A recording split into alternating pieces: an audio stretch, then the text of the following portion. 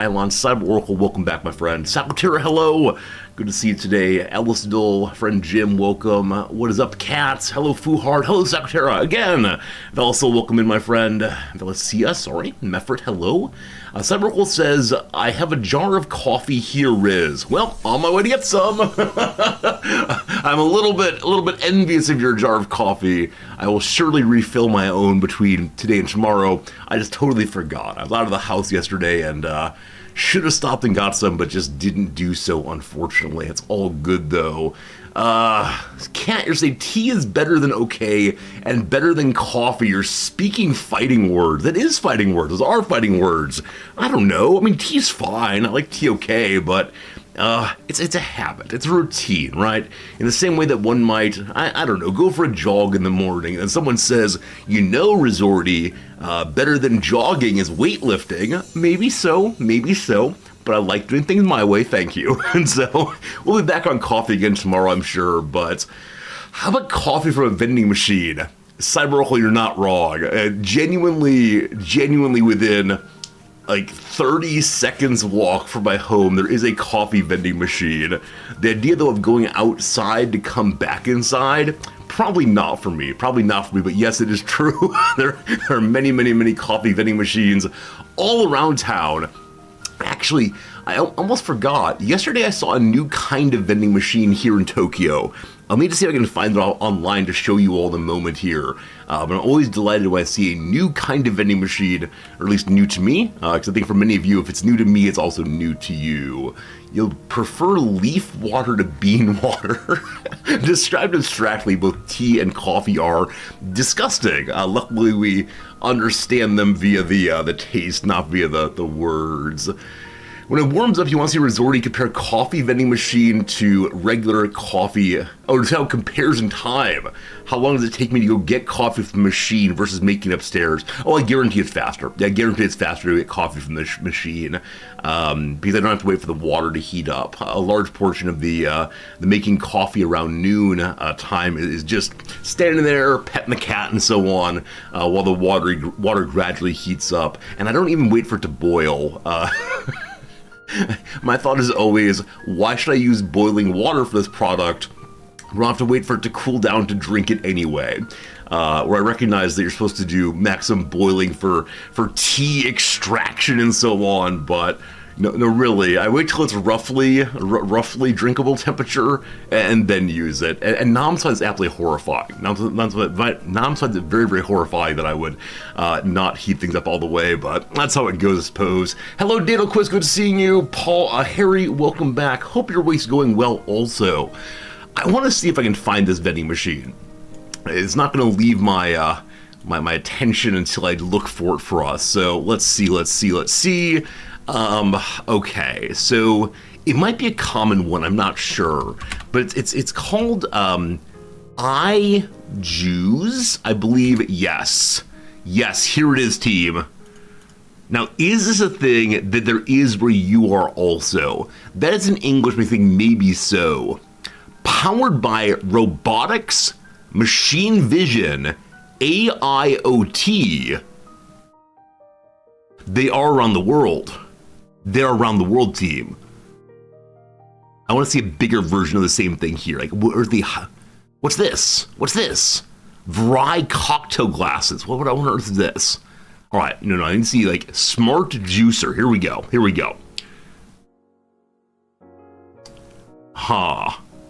Okay, can I see when I work possibly? Because yeah, it has like oranges inside of it. And the oranges go down the little tube. And once they go down the tube, presumably they get smushed up and juiced and pulped and so on. And they're made into a fresh squeezed glass of orange juice. Now, with that said, I don't like that I'm seeing all the things here about like, here is money, here is technology. I just want to see the machine at work. Let's see here. So iJuice machine video maybe? Can we do one of these? Here we go. Here in Japan, I'm borrowing someone else's content so we can see this together. Okay, hello friend. All right. Yes, full of oranges. Squishes. Oh, isn't this great?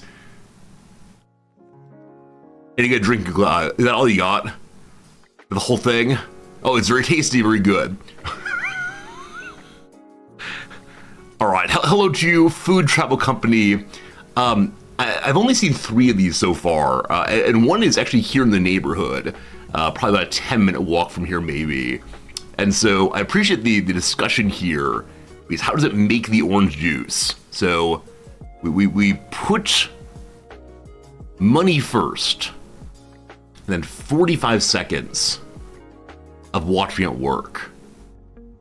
Totally, so many ways of paying. 4 oranges per. This stream is not sponsored, but look at them go. Look at the oranges go. Whoa. I don't know. This is probably like nothing exactly special. You can probably stop and talk to someone and get your orange juice at any store. But it's fun watching it get smushed. I think that's that. Fun watching it smushed. And then it's a lid on it, and there you go. Wait, no internet payment system. Wait, what's that mean? Like, this person did use cash, but that, my YouTube is responding very, very slowly right now. There we go. This page here are all of the ways you can pay other than cash. So these are all like local payment services. So Steel Drag, I was thinking the same thing. There's a part midway through where the orange juice gets poured down onto like this conveyor belt thing. Like right here. Hello. Let's please pause. I don't know if it's responding so poorly. Anyway, there's a certain point here, right here. It's dripping down onto this conveyor belt. And I'm guessing the conveyor belt works to get some of the pulp out. But is that part just like completely covered in sugary filth? Like, I don't know. Because Japan, I assume it is washed very regularly. I'm sure the maintenance happens on a very, very strict schedule. But yeah, I don't know. Anyway, a new kind of vending machine seen for the first time. Still my favorite vending machine, of course, is the Shibuya banana vending machine. Like this one is still absolute top tier. Do I have to close the Firefox again? We'll see. Yes, this thing right here in which you can buy banana that's inside of a plastic bag inside of the train station in Shibuya. What a delight. Good seeing you on Blue. Hello, Serena. Hello, Steel Dragon. Welcome in, Darby Cat. You don't like all that orange in your orange juice. Do you want just sugary water that's been dyed orange instead? Perhaps this is how you do it. I'm gonna grab a jacket here. It's probably a blue jacket day. Probably good. I know there are very strange vending machines in other parts of Tokyo I've not been to before. I'm sure you've heard of the stereotypes before. You'll probably never see those here on stream, but I find the rest of them kind of fun. I'm sure they're just labor savings devices. I'm sure there's, good profitability in not paying for a person to stand there all day waiting to make your orange juice, but it's fun seeing the robots at work, isn't it? It's a joy to see the machines doing the work instead of us having to do it ourselves. Though, can you imagine how strong your arms would become if you had to crush that orange yourself? There are probably machines that do it, like some kind of press maybe, but hand squeeze orange juice, giant forearms. Who needs gyms when you can do work like that? Anyway, team, big news from yesterday. It was my first day of teaching of the semester, and I'm going to say it went, drumroll, really, really well. Very, very good opening day. Energetic students who are definitely picking up what I'm putting down. And it was a really, really enjoyable experience in which, I don't know, we'll say 95% of the students seem like they're interested in the semester. Now, we'll see how this continues as the semester goes along, but it could not have been any better, I think. Now, of course, on first day, there's no note-taking. The ideas being presented are meant to be appealing, meant to bring you in a little bit like sugary snacks. And so we'll see how it goes. But definitely some students in there who I find delightful on a personal level, as well as some students that I'm going to learn a lot from. And I think that's going to be a very, very good thing. As part of my my opening for the semester, I always ask the students to introduce themselves, and I give them different questions that will hopefully be not too hard to answer, but also kind of fun, maybe. And so this semester I chose, who are you as question number 1. Question number 2, what's something that you think is interesting about yourself? Nothing crazy, just interesting. What's something uninteresting about you? And then number 4, of course, the standard question, what is the sound that some animal makes in your home language? And the last one's actually for a teaching reason. It's not just silliness, but the silliness is fun too. But yeah, students' interesting things are always just so delightful, because some of their interesting things are, man, I come from a town of like 14 people and here I am in Tokyo now. Or my interesting thing is I've been reading books in other languages since I was 5, whatever it is. One woman yesterday gave her interesting thing as, what was it? Something like, I've been to 12 countries. Cool, super great. My uninteresting thing is I'm a professional violinist. And we all had a good laugh over that one. How on earth is that uninteresting? And she said, well, people don't want to hear about it. And so I said, okay, let's take a moment. Please tell us about your being a professional violinist. And she said, I'm on tour throughout all of Japan right now on the weekends. People come to watch me play. And I said, wait, are you just trying to sell tickets here?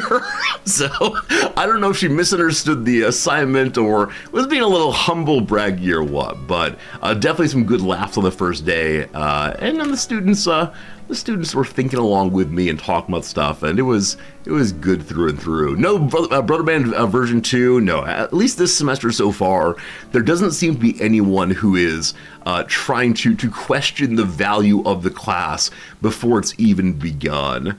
There was one student who came up after class and said, Professor, I love talking so much, you're gonna need to stop me from talking. And I told him, cool, I don't mind doing that. And I think he was very surprised that I didn't encourage him more. But I think he's going to be the one who tries to impress me the most, which, fine. Back when I was but a student, I wanted to do the same thing. So it's going to be good, though. It's been a good one. As Steve said, I have been kind of down on teaching for a little bit recently. And so I think I'm feeling up again. Hope that continues. Hope that it goes well. But I'm really, really pleased with day 1 at least. Cajun Killa, thank you for the 25 months of subscribing. Very generous of you, Cajun Killa. Your message is, the cow got promoted to udder management after years of moving up the ranks. Lovely. I appreciate you. I thank you. Gonna inject a little bit of humor in today's stream right at the beginning. Very, very kind of you. Very, very kind of you.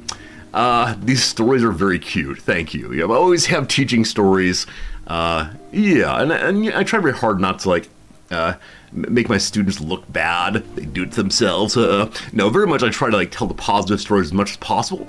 And you'll only start hearing negative stories when they're either so fragrantly awful that I need to talk to someone and you all get to be therapy time, or if it's the case that I'm really down on the job in general. So I'm feeling up, I'm feeling good, and yeah, hopefully it ends up as being an average semester, right? I don't need sparkly A+ everyone classes. I don't need students who are knocking out of the ballpark by any means. I just need people to show up, having done the work, and want to have some thinking with me, and will be absolutely great. And as of yesterday, at least, they were on board with this. So hope that continues. We meet again on Friday. I've given them a little assignment between now and then. I'm sure they'll all do it. I'm sure it'll be wonderful. Oh, the one thing to say, though, is I was missing 8 students. Maybe this is part of why it went so well, that I had so few students. Yeah, the class is 24. I only had 16. So that was very, very, very strange. That might be the negative moment. I don't know. I don't know what to say about missing a third of my student body on day 1. Now, I know that many of our students come from overseas, and so it is possible that they are, having flight troubles or visa I don't think so. It's also possible that they've decided that they are too cool for day one, right? Too cool for day one, and believe it's just syllabus day, and so they can skip it. When genuinely, 3 or 4 minutes into the class, I'm already putting course words on the front board and defining them and explaining how my vision of this course fits together. So I don't know. Because my class has been full, 24 students plus a wait list since the second day of registration. And so these people definitely got in pretty early and then just didn't show up. So we'll see how it goes. Stick to the man day one. You got to understand, Professor Risorti, we're in charge here. If we don't show up, you're going to talk to a wall. How about that? Oh, goodness. Yeah, we'll see. Your university had a policy that students that missed day one were automatically dropped. I've taught at one school that had that policy. This one does not have a policy. If students don't show up at all for the first week, they're then dropped over the weekend if I report them and so on. So I don't know. We'll see how it goes on Wednesday. We'll see. I'm off on what day it is because usually I start teaching on Monday. This year we started on Wednesday. So we'll see what happens. But one does worry that the kind of students who would intentionally skip day one might be the kind of student that will cause problems for me. Now, I'm not going to assume that. We're not going to believe that. Maybe they got lost. Maybe they got confused otherwise. But yeah, I'll report back on Saturday morning how that's going. With that said, we're ignoring that part of the story and staying with the things were a good part. So yeah. Feeling good. All right. Other than that, I got very little going. Could they have mistaken where or when the class was held? I suppose so. It is the case that every single classroom has a little sign outside of it. I think the branding is Jones, maybe. Let's see. Jones e-sign? Is that a thing? Yes. Look at me knowing brands there. Nope, that's not it. What would this be? I mean, they're very similar to... Yeah, I don't want e-signing like electronic signatures. They're very similar to like the iPads, I guess, but they're like really basic and all they do is list like one-page information. Schedule, will this help or no? Yeah, I don't know. I can't find it on Ford. I'll try one more time here. We don't need images necessarily.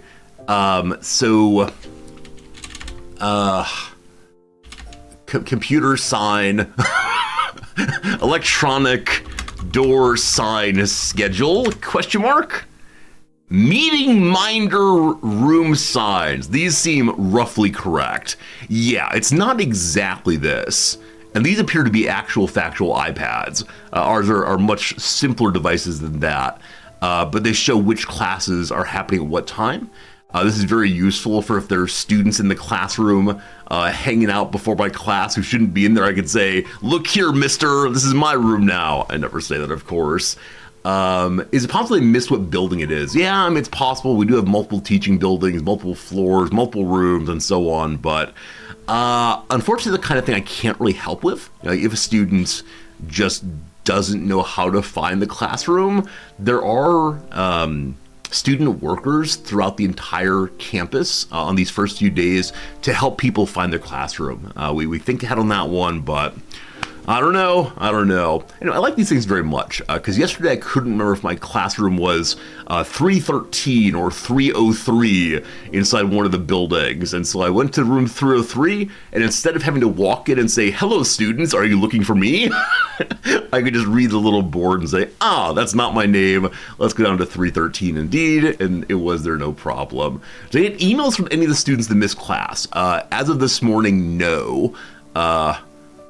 Yeah, no, I didn't this time. So, part of the story becomes, kids these days, but, it's hard for me to say more, it's hard for me to say honest mistake when it comes to, 1/3 of the students. So we'll see what happens on Friday. I probably won't bring it up.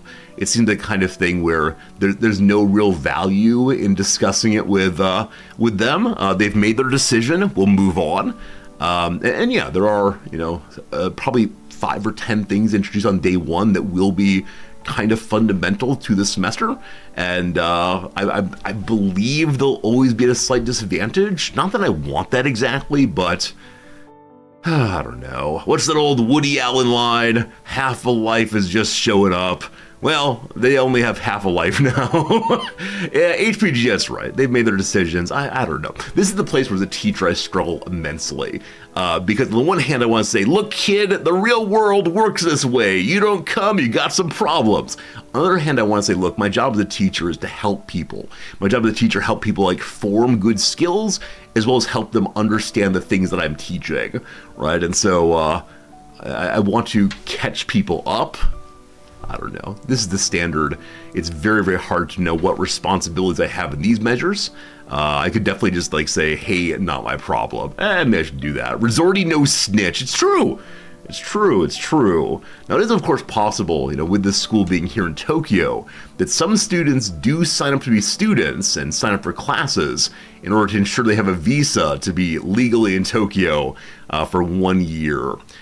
Because though it's the case that you have to be doing the thing that you claim you're doing to come into the country, if you fail out of a semester, your visa is not immediately canceled. You got 1 more semester to show that you can turn around and fly right. And so there are cases where students will say, yeah, I'm going to Japan to be a university student, when they actually mean I'm going to Japan to work illegally, or I'm going to Japan to hang out and have a good time with all my friends. And so it is probable that at least a couple of the students who missed class are people of that sort. And they're the hardest ones for me to track down, because they tend to respond to their email at least once, say, yeah, professor, please don't drop me from the class. I'll be there next week. And then they just never, ever show up. But this is what it is to teach in a desirable place. Every university at which I've taught previously, except for one, has been in a city of no more than 100,000 people. And one of them was in a city of about 4,000 people without the students. And so this is the kind of place where you have to convince people you will not be bored out of your mind if you come to. With Tokyo, though, man, it is very hard to imagine any student not finding the thing that they like here. So that's how it goes. Do I have a drop after X classes policy? If you don't come in week 1, you're sort of auto-dropped, but no.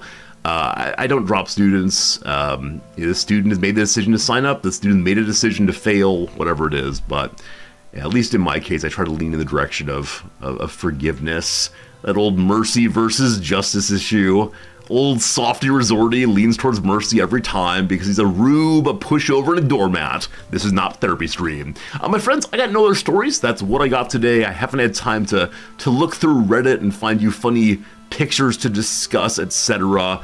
And yeah, because of that, do you all have anything you'd like to discuss?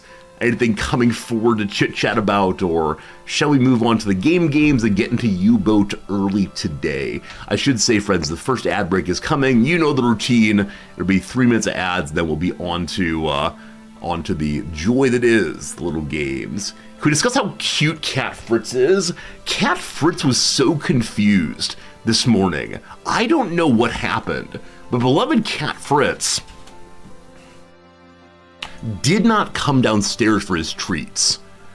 He came downstairs. So the way Cat Fritz's life works is he sleeps upstairs with us during bedtime. And then he comes to the second floor to get his breakfast.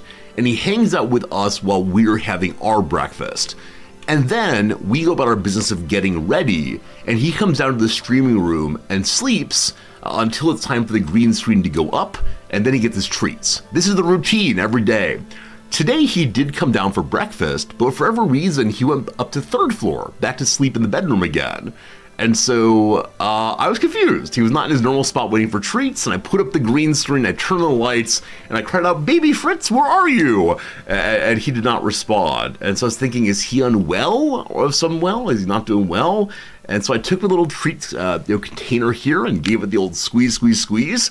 I won't do that for fear of upsetting your animals. You give the old squeeze, squeeze, squeeze, and went up to 2nd floor, and then to 3rd floor. And when I got to 3rd floor, he woke up with a panic, a startle, and immediately followed me all the way down to 1st floor. So I don't think he's unwell, in that he responded like, oh gosh, big exciting time.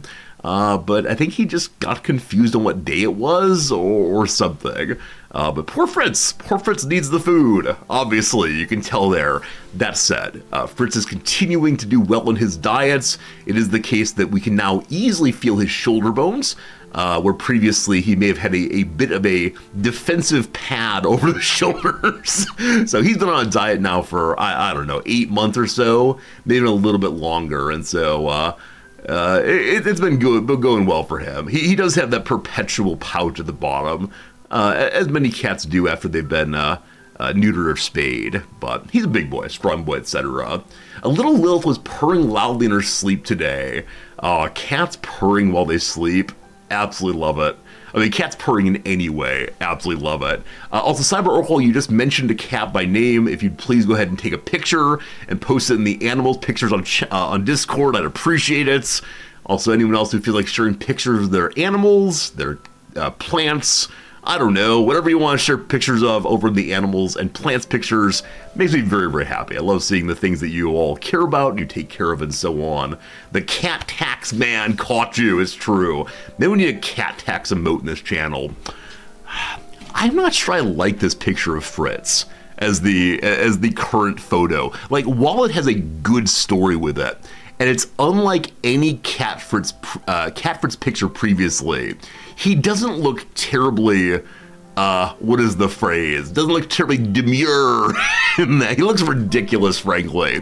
Also, that blue thing just above is my jeans. In my second floor, I have my PJ pants, and every day I switch back and forth between PJ pants and dress pants. And my clothes for the day ends up staying on the stairs there, because I don't want to climb up too much. Too many stairs up and down all day, no good, no good. As I mentioned previously, here in Tokyo, houses are built vertically. So though we have a 3-story house, each floor is just one room, is how it goes. Is the staircase a spiral stair? No. I may have a picture of the staircase somewhere, but I don't want to dig for it right now.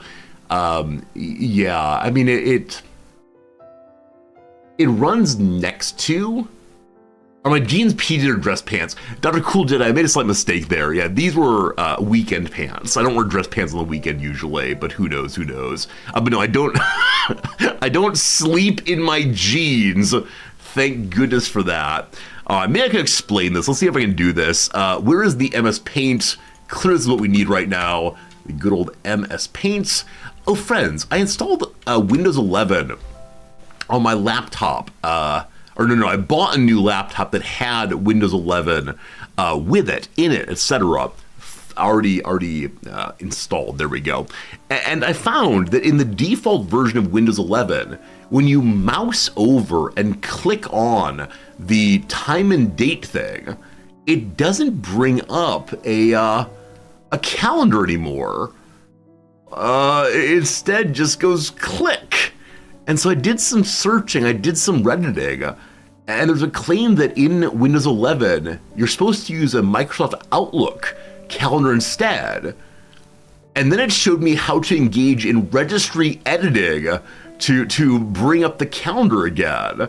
And all it is moving a 1 to a 0, and the registry entry is something like disable notifications or something. It was very annoying. You don't love install your calendar. Maybe it was only the version that I had, but other people on... Okay, one second. Here, let me prove it. Reddit, Windows 11, calendar. Calendar not showing when clicking on the dates. All right. A few things to try. Go modify your registry key and so on. So whichever way, at least some people have had this problem. I don't know why. It's very annoying. But I had to go through that and again, change a flag from 1 to 0. And the flag was something like disable notifications, which makes me think it doesn't work that way. Yeah, what is the purpose of the calendar? I don't know. What is it? The purpose of this calendar is so that you can look at a calendar. So you can't add anything to it, apparently. It's just they would like you to go, it doesn't even sync with Outlook accounts. What a waste. I don't know. I just like looking at calendars. Because when I'm, like when making my syllabus, and I need to say, okay, what is the first week of class? Oh, it's the 5th to the 9th. And then many of you can do math, right? Many of you can then say, all right, so the next Monday then is the whatever. I say, okay, week 2 is the 12th to the 16th. I do that a lot, though. But yeah, this calendar is the one that I love, that's good, but for whatever reason, it was not being able to be brought up by clicking on the time and date. And so apparently it's something that has happened for some folks and did happen for me. I swear I'm not making this up for content, although maybe I should. How to explain the staircase. Okay, I got this. I got this. I got this. I got this. I got this. All right. All right. Welcome, friends, to my home. That's where I live. I live inside this box. Okay. We then have the outside area. And so we have staircase, of course. Because we're ADA compliant, I'm going to make our staircase into a ramp. This is our home. Very, very good. Very, very good. I always do good. We come into the first floor. And the first floor is actually where we are right now. So welcome to the first floor. And yes, indeed, there's a little bit of under house storage because storage is at a premium here. There's a little like, what are we called? It's not a manhole, a trap door you can pull out. Trap door you can pull out and put things underneath your house. All right, so we are currently in this room right here. This room right here is the office room. Half of it has a beautiful green screen, which is currently, that's black, which is currently, hanging beautifully for your enjoyment, and the endless blah, blah, blah happens. There we go. Happens, right here. And so there is a small passageway that I walk to on the one side here to get past. Occasionally I bump the green screen. And then, as you all know, we have the slight disaster of being able to see what's behind the green screen, and nobody enjoys that. Okay, this is not the important part. Next to this, we have our shower room, which I've mentioned before. Japanese houses often have separate bathrooms and shower rooms, long story there, et cetera, et cetera. And so that's this thing here. Whoops, I need my box again. Surely this is a good way to spend your time today learning about my house. The bathroom shower room is there. We'll indicate that by indicating, I don't know, some blue, that's not blue. I keep clicking the wrong box. Some blue sprinkles, the showering, woo, okay. Floor number 2 then. Floor number 2 is where the action happens. Floor number 2 is where we spend most of our lives, in fact, when inside the house. So floor number 2 is like the kitchen and the dining room and the couch, etc. Here in Japan, we call it an LDK. Living room, dining room, and kitchen. They all get jammed together inside the box. Floor 3 then is just the bedroom. So occasionally I say, like, friends, I have a 3-floor house, and people freak out about it. But no, it's just like one room per floor, etc. Up top here, we have a little balcony that we use far too irregularly. The vast majority of Japanese houses and apartments have a little balcony. And the reason for that is so that people are able to hang their drying outside. If you want to, you can put out your clothes and they blow in the breeze and your neighbors get to see your underwear and so on. There you go. Also nice for sitting, for reading, for smoking, that kind of thing. Okay, very good, very good, very good. I should make the house in a 3D CAD program. Yeah, I'm isn't at depth of the problem here. Regardless, we've had a request to learn how the staircases in my house work. And so we're going to do that now. All right.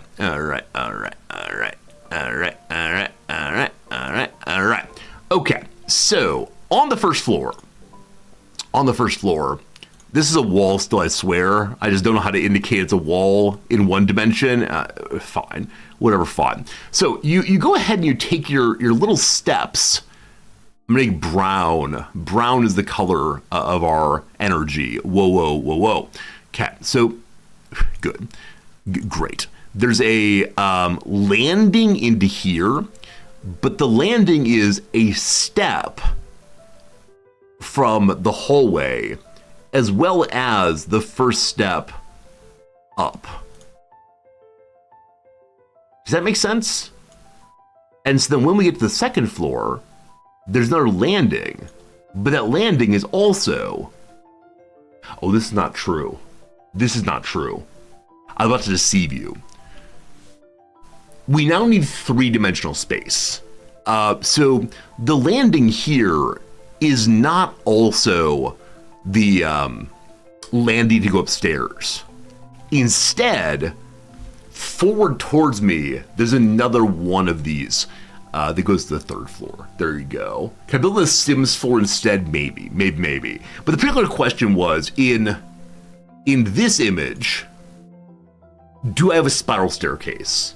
No. Instead, it's the case that it begins climbing on one floor, turns kind of quickly, and then becomes non-spiral, but instead a relatively straight, though very, very, very steep staircase. There you go. Hope that helped. The things I do to answer one question. There you go, team. There you go. The stairs are very steep, though I mentioned. Upsettingly steep, in fact. I think anytime I say let's open up MS Paint, I have a moment midway through the drawing where I say to myself, why am I doing this? This is not a good use of my time. And every single time, I just keep at it. It's like a curved landing. That's a good way of talking about it, sure. Absolutely. Friends, let's go ahead and get ourselves into the little games. We'll get the little games knocked out. Probably an early U-Boat day, but that's just fine, of course. It is the case that our U-Boat playthrough has been slowing down. I don't want to talk about yesterday's stream too much, because it is the case that at one point we had fired 8 plus 4 torpedoes and hit literally nothing. Absolute zero with 12 torpedoes. And I was told by someone in chat that apparently there is a bug in U-Boat right now. Apparently one of the excellent full-time U-Boat streamers has said there is some problem in one of the calculations, which say it's not my fault. I was taking no responsibility for yesterday's stream, but it was a really, really slow, grindy pile of disappointment. But yes, at the end of stream, we did finally hit one ship, and that felt very, very, very good. But we took a mission yesterday, and I said, okay, this is a good warm-up mission. It'll be fast to do. And then we spent the entire remainder of the stream, 5 hours or so, on that one mission, and it was a good time, but it was also a ridiculous, ridiculous time. So today, my friends, we will make some progress in the playthrough, etc. For now, though, I would like to try this game one more time. I keep saying this one game, I'm not sure if I like it. Today is the decision day. If this goes well, it will stay around. If it does not, we'll probably say goodbye. It is a fact-based game called Factal, but it requires really specific fact-based knowledge. I do like fact. I like learning and guessing a little piece of trivial knowledge about the world. I just don't know if I like it in this format. Regardless, let's rank the top 5 highest grossing mobile games worldwide in 2024. So I know there are some in the Chinese market that do crazy numbers. I'm going to be doing this based primarily on what games my students have mentioned, because I myself don't play any mobile games except for the mobile game of Let's Learn Languages with a very disappointed owl. So here we go. I know that Candy Crush is very, very popular, especially with one segment of population, namely older women, middle-aged to older, I believe. And I get it. Like, I understand matching colors and shapes, super fun. I'm gonna say this one is probably part of the top 5, but I'm not sure. Wait, Roblox. I thought Roblox was like a PC game. Huh. So Roblox abuses the children. Roblox tells the children, look, you can make games, and if people download them, you can make big money. But it tends to be the case that the cut is not terribly good for the producer, but then also the youngsters spend a ton of money in this game. Clash Royale, Clash of the Clans or Clash Royale. One of these I see advertised regularly. I'm not sure. Is there an Angry Birds 2? Because I believe the dev of Angry Birds, it was so popular, but they took it down ultimately because they didn't like something to do with monetization. So they got rid of one of the more popular games of all time because of something involving monetization.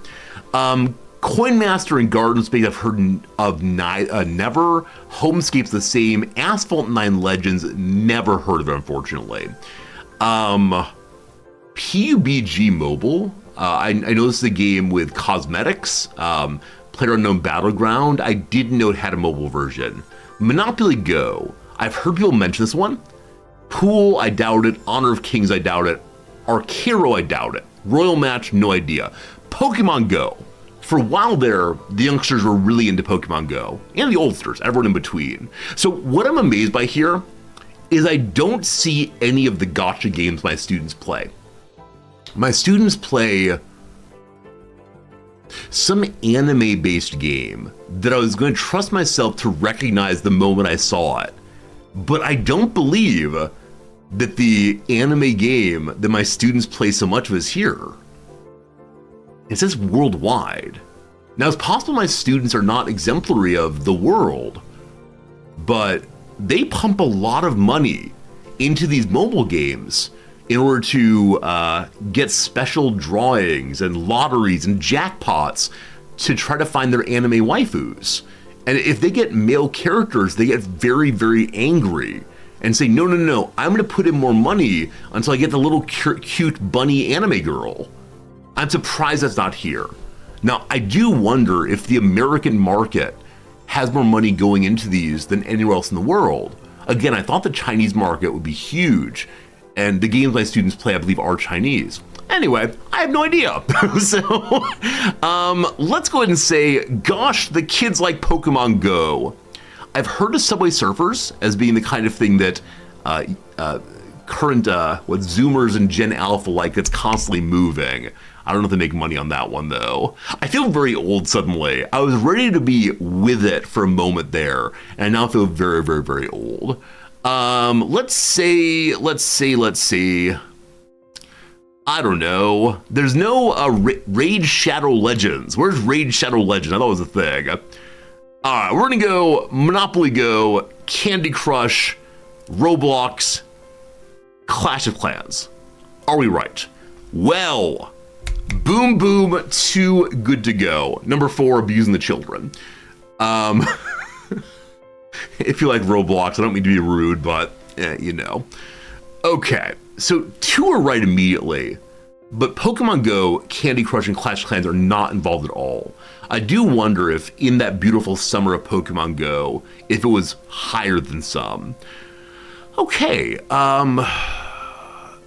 it might be the case then it's something I do not know about, honestly. I've seen Clash Royale advertised often, so I say that's probably 5th. It may be something I've just never heard of. I'm okay with that. Let's say Clash Royale. I said 5, going higher though. Monopoly Go, Subway Surfers for the Idle Heroes. I've heard of Idle Heroes. I just recalled that. Okay, so Idle Heroes, Roblox, Subway Surfers. I'm never playing this game again. Friends, this is the last time we're playing this one, because after a moment, it just becomes like guess random things and hope they work out. What is Rise of Kingdoms? Is that what it is? Is it Monopoly Go? Is it PlayerUnknown Battleground Mobile? Didn't know it existed. Is it Roblox? Is it Angry Birds 2? Is that right? Okay, never again. I'm guessing this is number 5. How about some Brawl Stars? How about some Monopoly Go? How about some Arcero, Roblox, and PUBG Mobile? All right. I've never heard of any of the rest of these. So I'm just here to display my ignorance. Let's go Gardenscapes, Monopoly Go, Homescapes. What are these? Okay. Well, there you go, team. What are the top 5 highest grossing mobile games worldwide in 2024? Unlike Wordle, getting one gives no clue to the rest. I absolutely agree with Will. To me, it feels very much like, very much that this game is not working on a set of data that feels limited to the average person. So Wordle's great because you're always working for, hey, here's a word I know. Something like that. Honor of Kings is number 1. I have never heard of the game as number 1. What is the Honor of Kings game?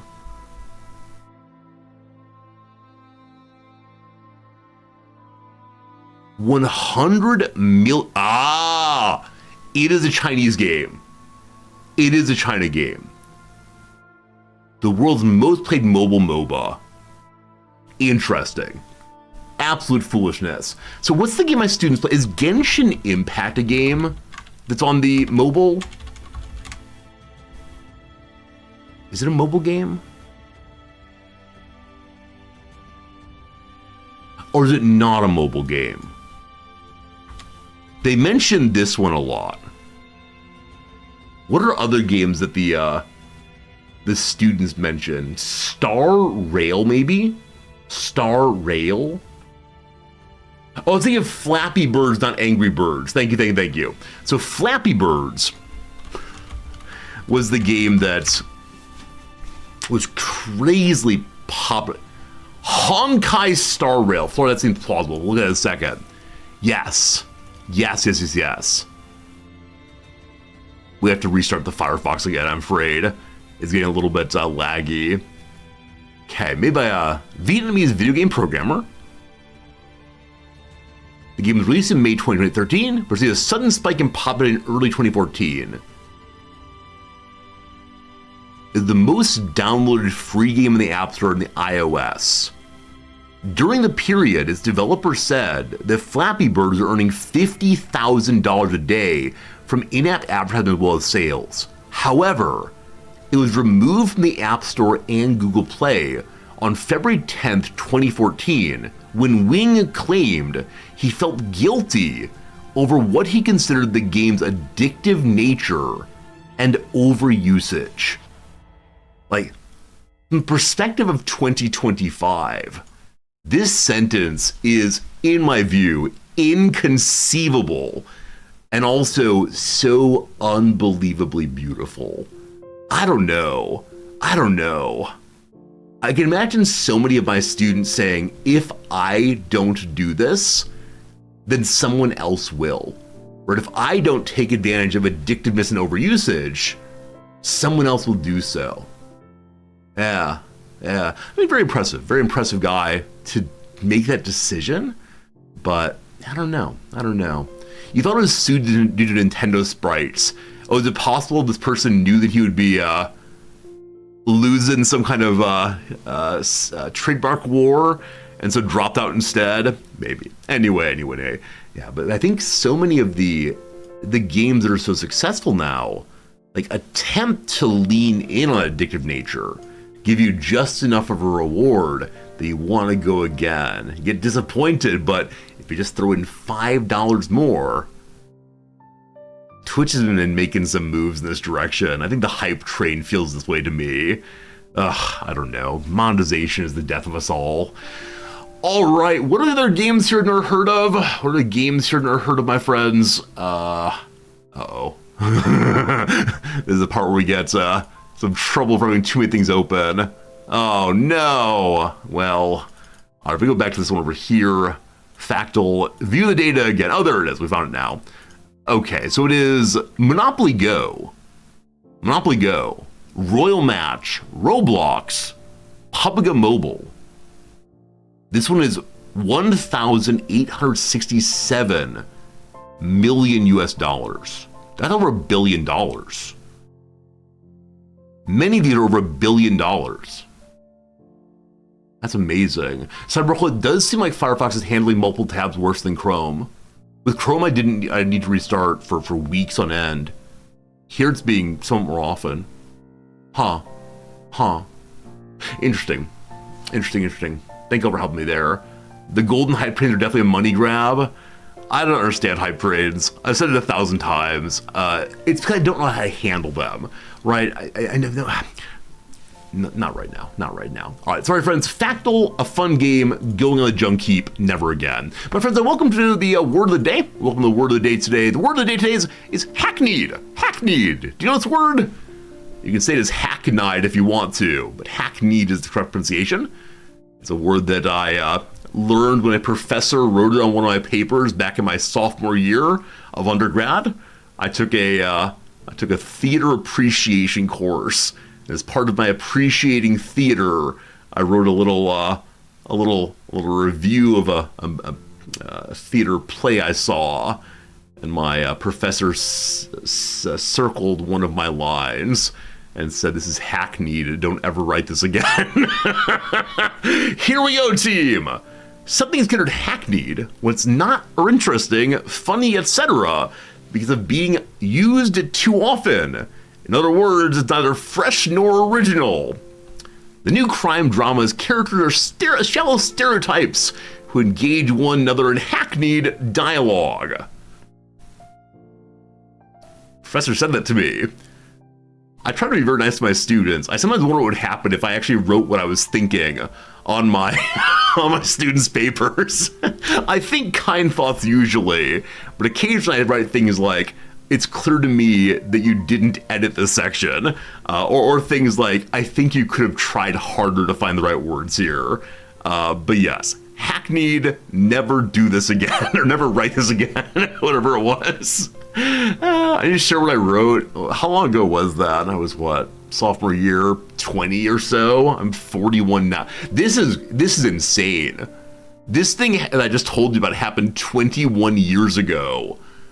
And when I said it to you, I felt a little bit of like a quick stab in my chest. Man. And I know for the professor, it was an absolutely throwaway moment. Right? The professor was in a pile of papers, I'm sure, and just graded.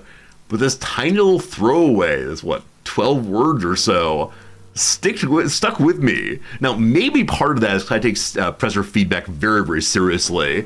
Man, when I turned those papers, all I wanted was my, good job, Resorty, you did well. And so having a single moment of, direct criticism, yeah, we're having a break. This is not therapy stream. This is old man stream, who's recognizing that things that we treat as uninteresting throwaway moments can stick around the real way, right? So that moment when you're unkind to somebody, even if you say, it's just nothing, it's possible someone remember for a very, very long time. That is a little bit crazy indeed. Anyway, here's hackneyed in context. Any positive lesson here is lost in all the hackneyed jokes, and by the end of the movie falls apart entirely. Repetitive, boring, old school, obvious, that kind of thing. I think the way to avoid feeling bad about that kind of thing is taking an ironic distance, right? Turning in the paper and saying, I don't really care what grade I get. I don't really care what anybody thinks about these things. Only God can judge me. Right? Taking that kind of attitude lets you really not care about the other person's words. What's the point in that? What's the point in that? Seems like a bad way to engage in the world. Newbalicious! I thank you for the very generous Prime subscription. Thanks for keeping that thing going. I appreciate it. It's not therapy if you're actively searching out trauma. Oh, I'm not searching out trauma. I'm searching out stories. Right? The intro is, here is something interesting for me to share with you. And if you don't want me opining on like the contemporary world around us, what else I got? If I can't discuss the present, I can only discuss the past. That's what I got here. I guess we can opine on like past things. Hey friends, what do you think about the Ghostbuster movie? Wasn't that moment when the slime gelled everywhere and they almost crossed the beams? Yeah, that was a banger. I can do this. I can do this for sure. All right, from now on, we discuss only the past. For example, in his 1926 tome, A Dictionary of Modern English Usage, lexicographer H.W. Fowler offers a good deal of advice under the heading Hackneyed Phrases. While some of the phrases he cautions against, too funny for words, my better half, will be familiar to most readers today. Others, such as hinc alia lacrimae, lacrimae is tears. I actually don't know the rest of it, unfortunately. What's the meaning here?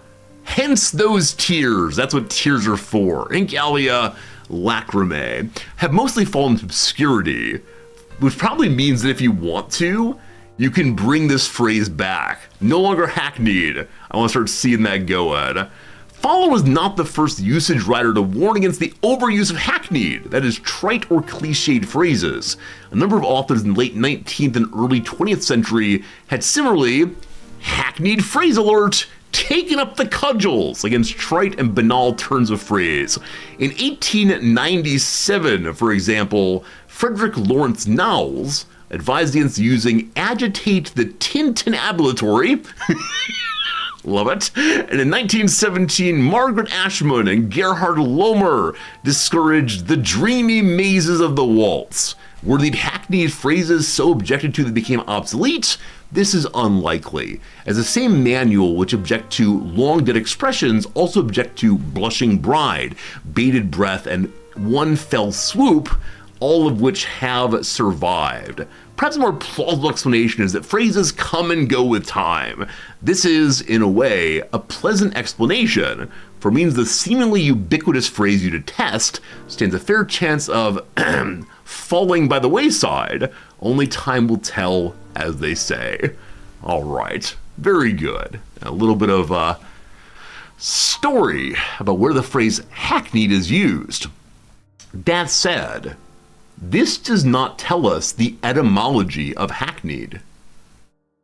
And I have absolutely no idea. It does not ring any bells inside of me. Hackneyed phrases. Okay. Let's go somewhere else today.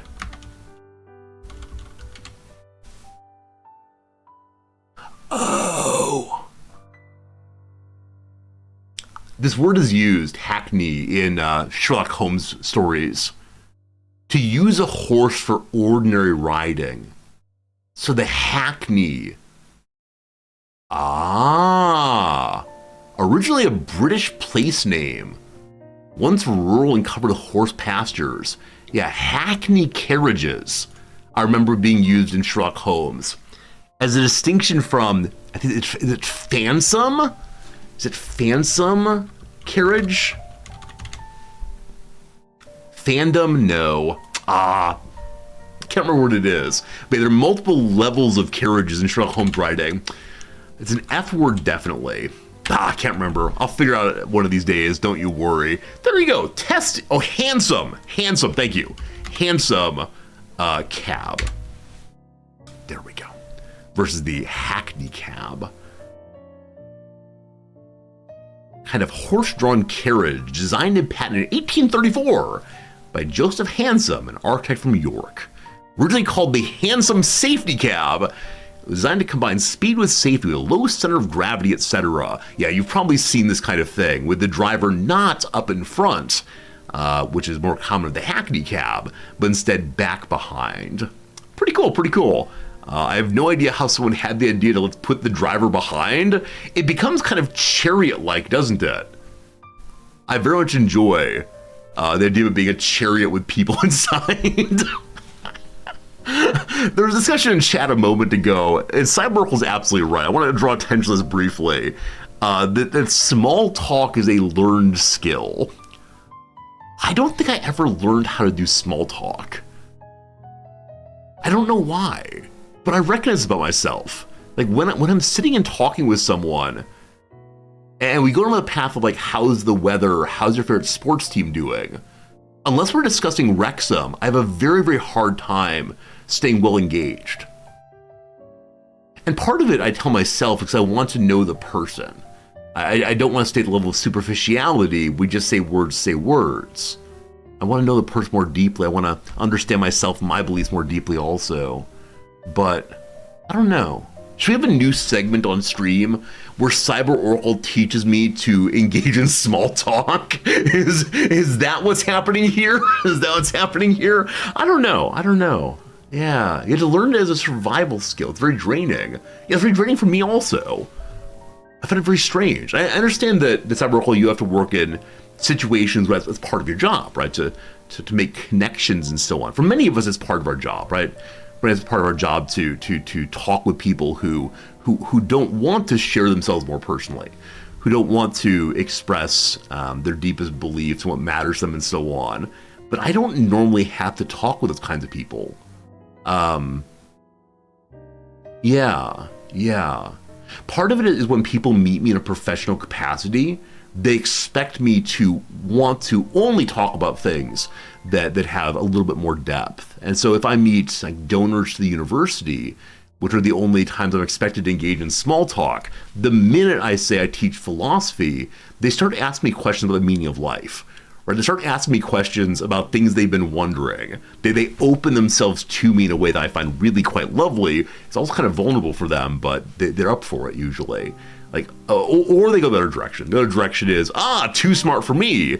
And then they want to move the topic. But I ask, well, no, why do you think it's too smart for you? When I say philosophy, I don't just mean like contemplating the meaning of being, but instead thinking about like how you spend your time. So how do you decide how to spend your time? Right? That kind of thing. I don't know. This might be a skill to be useful to learn just for the benefit of stream, right? Some of you enjoy it when I come in and say, like, okay, friends, today we're going to discuss the meaning of like teaching, right? This sort of thing. Let's see how to make small talk.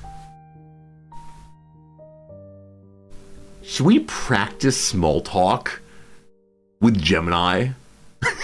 Is this the new stream feature? Use open-ended questions to encourage conversation. Well, I do this. I have lots of questions about like, why do you do X, Y, Z? You know, why is it important to you? It's a problem. I mean, it's open, right? Why is it important to you? What do you like about? Positive body language.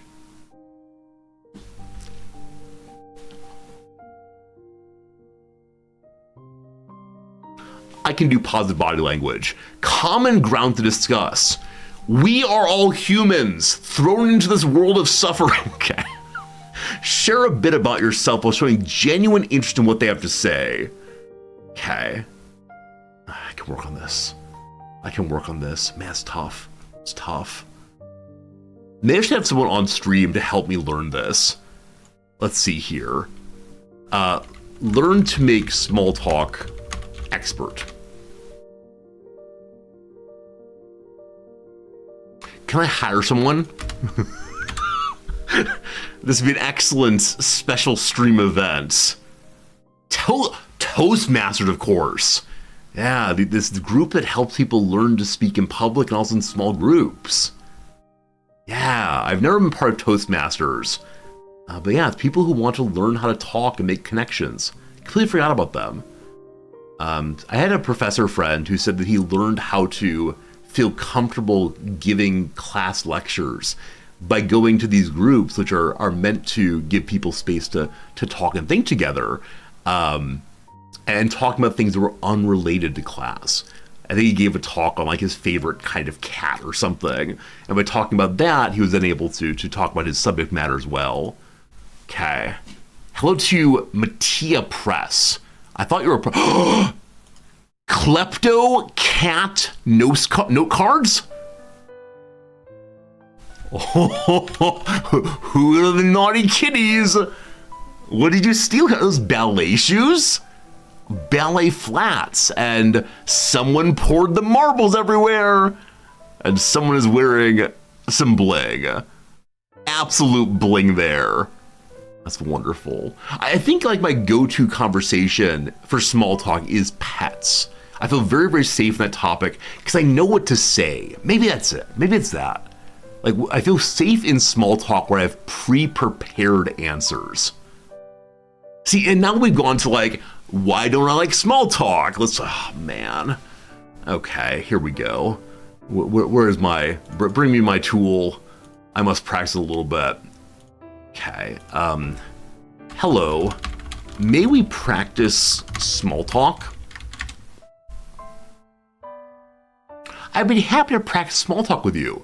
How about you tell me something interesting that happened to me today? That's great. Today I ran out of coffee and had to drink tea instead. Do you like tea? Ah! Oh, it is a bit of both. I don't have personal preferences, but tea is popular. Do you like black tea, green tea, herbal tea? Oh, okay. I prefer black tea, but sometimes as a treat, I have green tea instead. See, and now it has no preferences, so I struggle. Anyway, I'm gonna tell you something I don't usually tell people, which is we watched a show a while back in which people who didn't have great social skills were taught how to have social skills. The show is specifically about people who are on the spectrum. And as the instructors would talk to the people and say, like, you might ask this kind of question. You might take whatever they say and turn it immediately into a question. I said, yes, I need to learn how to do that. So,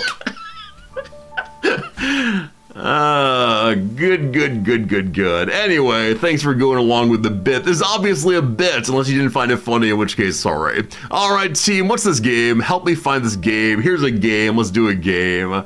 It's a game. All right, what kind of game are you? These look like they might be hides of some sort.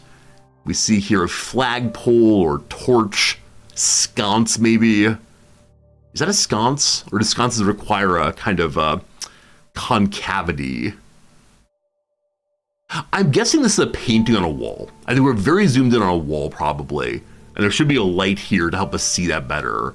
I'm gonna say this is a Castlevania game. Just like I can imagine it being a spooky castle somewhere. Let's do Castlevania 2, Belmont's Revenge. Wrong again, Resorty. Okay, too old for Metacritic.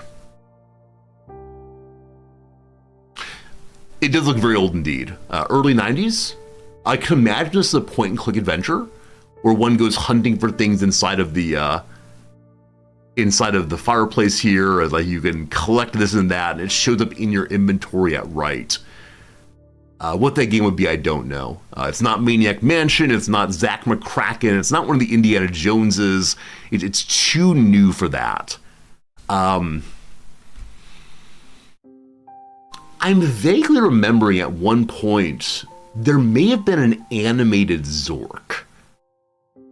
Those very, very old text games. I think there may have been animated Zork. I don't think it's that. I don't think it's that, but I think it's that era. I'm going to put in the word Zork just in honor of my rethinking of it. It is not. Okay. Moving, looking, opening, etc. Amiga and the PC. This, though, is from NES. So they're probably newer graphics than I would have seen. Some game with a dungeon? Some game where one is exploring? But what? But what? Yeah, this unfortunately is part of my childhood that's a little bit murky when it comes to games. I was playing a bunch of shovelware back then. I'm going to put in the word Ultima because, again, it's a game from that era, but I genuinely don't know. Ultima 3 Exodus. Probably too recent if it's Ultima. It's not. Various kinds of tools, from the gold coin to the skull star blade, wand, and orb. Adventure first-person graph adventure point and click. Yeah, I know the kind of game it is. There was some dungeon game back then. It's not like Dungeons and Dragons. Dungeon Master, sure, what's that? Well, it's not that. Oh, I have played this. Oh, what's it called? I have played it, absolutely.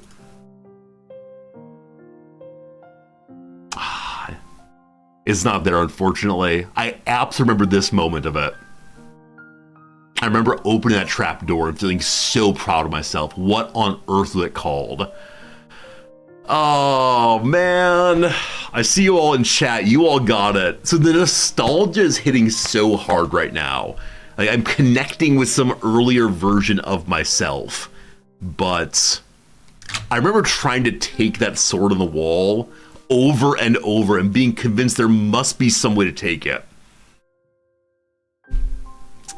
It's not going to be mine. I don't have it, unfortunately, but I know I played it.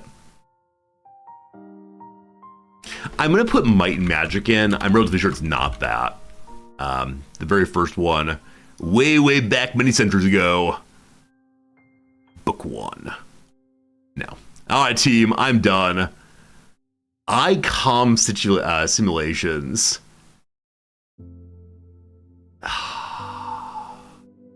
I'm looking forward to looking at chat. I'm holding off on looking at chat right now because I'm ready to be absolutely hit with, oh, that's it.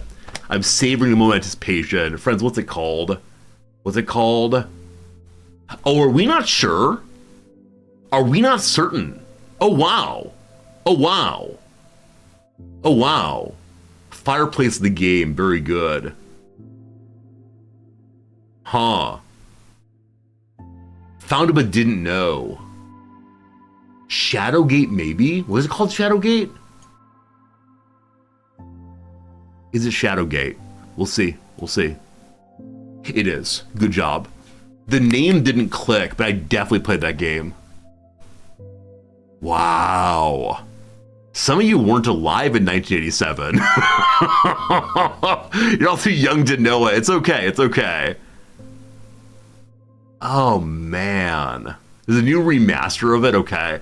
Well done, Sun Crucifixion, Grulion. Bacon I said it early. Black Points at Amber Moon. Looks like the earliest Shadowgate reference was Pulse Fusion. Pulse Fusion, well done. Thanks for getting that one for sure. Wow. Wow, wow. Man. No, this is too new and attractive. Wait, have they actually remade it? 2014. Thrust into the role of the Seed of Prophecy. Players travel deep into a living castle in hopes of defeating the evil within, the dreaded Warlock Lord. Wow. This is crazy.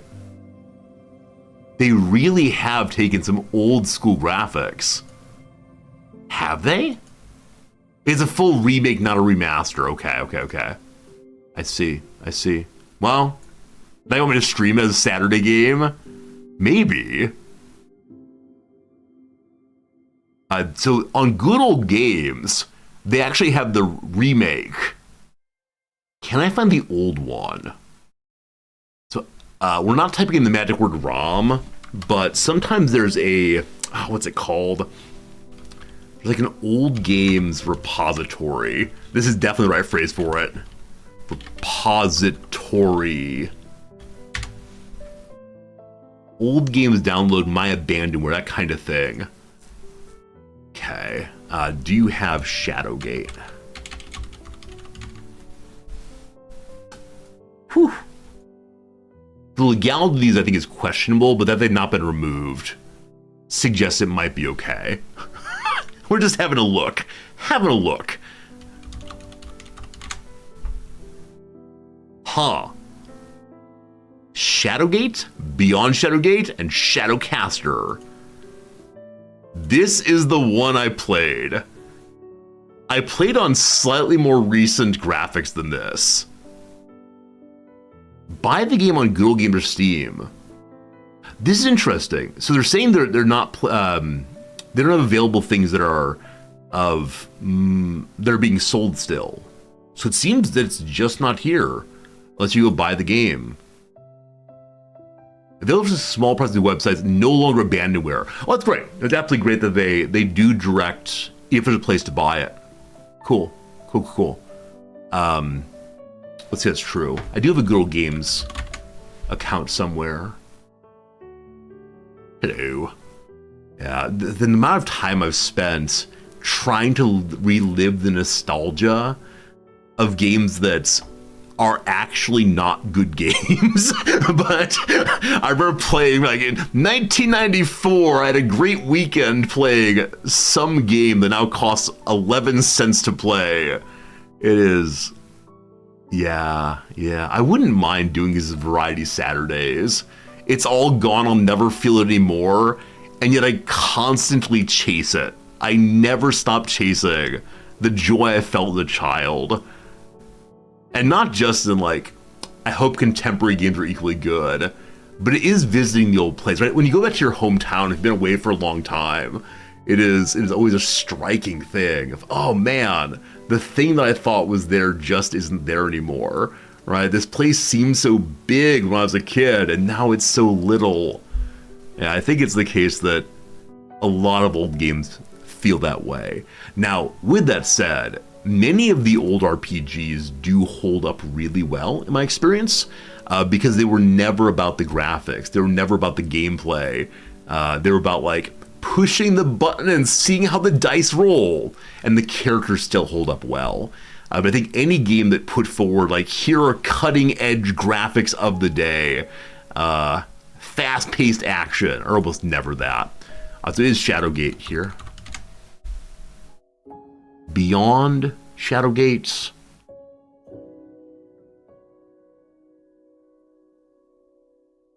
No, it's the remake. Huh. I'm definitely going to have to find an old NES and stream it from the old NES. What's the Beyond Shadowgate thing here? Okay, so Beyond Shadowgate presents it as the older version. So if I play Beyond Shadowgate, you get Shadowgate. Okay. Maybe. The official NES sequel. Okay, wait.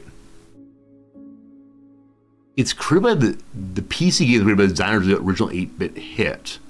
In a world that's 5 times larger. No, I want the old one. I want the very boring old Shadowgate. Anyway, team. Wait. Wasn't there some detective game that used a very similar kind of UI? Like, seeing this room here reminds me of some detective game in which you have to find a revolver in your jacket's pocket. Oh boy. I need someone who is old like me to help me. Is it called Deja Vu, or are we having a Deja Vu experience? Deja Vu game. Oh my god. This is it. This is the opening scene. You awake from a stupor that oh my goodness. You awake in a toilet room. Gotta get your coat. Oh my goodness. Chicago in 1942. Released in 1985. Wow. Youngsters, I'm sorry. This has gotta be like the old people talking about the sock hop and going to get a malt. I didn't play it on NES. I'm sure of that. It was definitely on PC for me, but... Okay, this is made by ICOM Simulations. This is the same people who made the last game here. So what else? So they made Shadowgate, MacVenture, they call it, MacVenture Games. Deja Vu, Uninvited, and Shadowgate. What is Uninvited? Ooh, spooky, spooky. Yeah, I played this also. This one doesn't connect as well. I don't remember it's fully here, but... Wow. Should I do a Resorties Boomer Month where we play throwback games?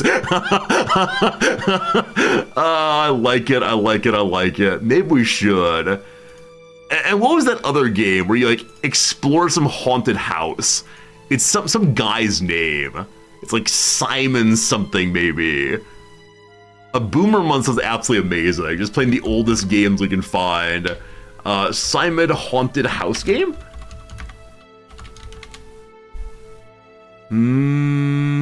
Hugo's House of Horrors! Hugo's House of Horrors, indeed. There's two versions of this one. Oh, I remember dying in this thing endlessly, because I think they had, like, patrolling folks. A parser-based adventure game. The game follows the character Hugo as he searches for his girlfriend Penelope in a haunted house. Did I play Battle for Atlantis? I don't remember it exactly, but I do remember this game. Oh, wow. Oh, wow. Life was so much simpler. Life was so much easier back then, wasn't it, friends?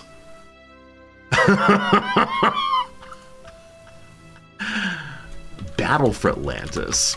I played some Atlantis Indiana Jones game. It's like Maniac Mansion. I love that game also. Absolute Maniac Mansion. Not news, sorry. Battle for Atlantis by the Bad Boy people. Friends, an ad break is coming in right now. And so, this is part where we should be playing the real game. But no. I feel like I've seen this game. I wouldn't be surprised if when did it come out? 1992. I was 9 years old then. I wouldn't be surprised if I saw this game and said, I am too stupid for this. And maybe this is why I play strategy games today, as an attempt to heal the wound, that poor 9-year-old. Yeah, I don't remember this game at all, unfortunately. As a player. There are no other images here. Oh, there's a video, actually. 11-minute long. I'm going to click through some. How's the game actually played? I'm seeing a lot of numbers. Okay, so you move armies around. A la Risk, I guess. You feel so old seeing all of this? Hey, happy to help. Happy to help. Yeah, so armies attack armies. You get armies at the start of each turn. Yeah, I guarantee I saw this and felt too stupid for it. Absolutely, positively. The Olympians are winning! Well done, Olympus. Well done. I don't want to make today's whole stream, let's look at old games and feel reminded of things that were once beautiful. Oh, this is Commander Keen, isn't he? A little buddy there, Commander Keen! And he, like, crash lands on planets, and there are so many of them. Yeah, they're these platformer games, I believe. We have to collect different kinds of stuff. Please click forward. Apogee Gaming. Apogee. Remember learning the word apogee from Apogee Gaming. Yeah, it switches back and forth between overworld exploration and collecting lollipops via jumping. My hatred of jump-based games started right here. Remember Prince of Persia? Absolutely remember Prince of Persia. A game similar to this, but exotic because you're in Persia. Oh, man. craziness, craziness, craziness. Craziness. We could spend all day doing this. Wait, there's a shareware license of $30? Wow. That means... Yeah, so back in 1990, the recommended price for this one was $30. 1990 to today. 72.42 today. This is in one discussion I find really interesting, which is how much will the average video gamer pay for a single game? I think for a lot of us, it's been, $19.99, $29.99, that kind of thing. But if someone comes forward and says, my game is me $75, I think a lot of us recoil at that. I think one interesting example here is the brand new Civ 7. There are multiple levels of sponsorship and purchase as pre-purchases, right? The base price though is $70, and if you want to, you can up to $130. I don't know. Like, obviously for me, because this is my job and because you all pay me to play video games, I don't mind paying most prices. But for some folks, the idea of some game that traditionally paid $20, $30 up to, and it starts just piling in more and more money, it says $80, $90, what's going to happen there? I don't know. But I think that kind of conversion says, now again, shareware means you can play it and keep it forever, right? And it reaches out then and says, or they then have a little pop-up, I think every time you play it, it says, hey, you can play this game for free, but we sure would appreciate it if you like it to send us the money here. Very similar to WinZip, or whatever one it is that the shareware-ish limited license. Oh, and some of these games were limited shareware. You could play them like 10 times before you had to like send money to get some key to unlock it.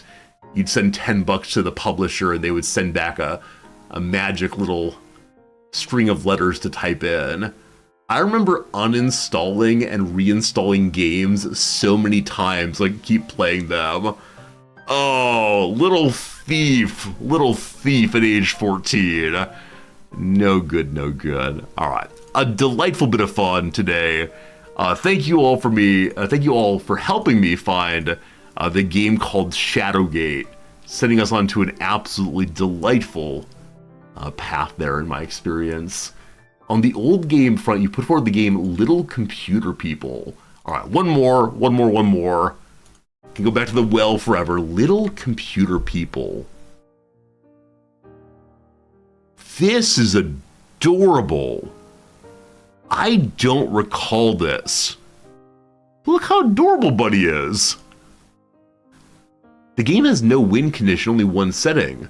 A sideways view of the inside of a 3-story house. An anime character will move in and occupy the house. He goes on a daily routine. Okay, I'm looking for images of gameplay here. Little Computer People. Pepple, very good. Oh. I feel like I've seen this. Wait, real quick though. Human-like beings actually found living inside computers. So it is very much, as Game Urchin joked, the origin of The Sims. Please play another song. Is the player then expected to, oh no, you tell them to do this. I think I saw this at some point. I don't remember playing it, but you ask your computer people what to do, and they do things. I think a little computer man is lonely. Good thing he has a dog. Also, what a crazy large house is this? He's fancy American guy with space here. He's still alone. I'm happy as could be here. You know that I feel pretty happy. That crazy canine of mine still acts like a puppy. He's happy. He's happy. He has his dog. He has his bedroom. Has the ability to watch some TV in multiple rooms. 2 TV house. This is very cute. This is very cute. Thank you for showing us this one game, Urchin. Maybe in the future, we'll pull up more of these. Gotta keep the stream going, though. That is nice. It seems much less stressful than The Sims. Friends, what game is this? What game is this game? Looks, vaguely anime. I'm always on the lookout for anime games now. So there's some white explosion. Maybe someone's hair. Maybe an animal. Is it not like, that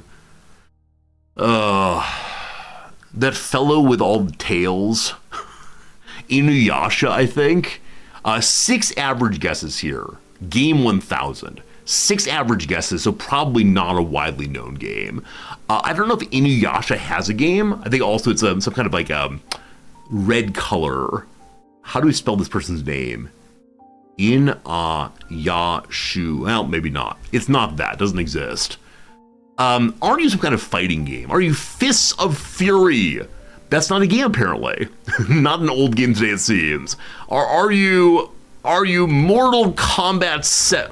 K is for combat. Combat 7, 6, 3, 2. It is not that. We give you a little bit more of a seal. We learn it's a horse inside. The characters on the outside edge are of a language I do not know.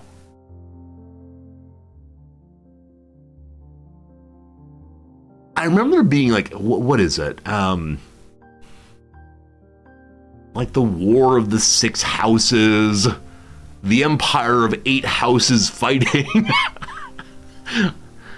It's a horse person though, or possibly Barbie Horse Sim, not sure.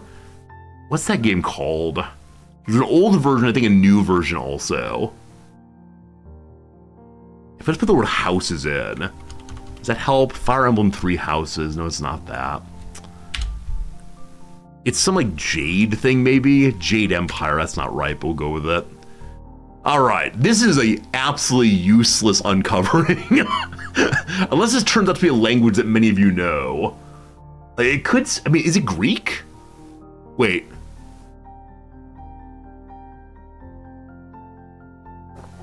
Are you the Assassin's Creed in Greece game?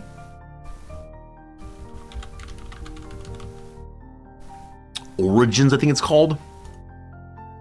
You're not. Okay. I give you more of the horse. Skin-tight clothing on the back of the horse.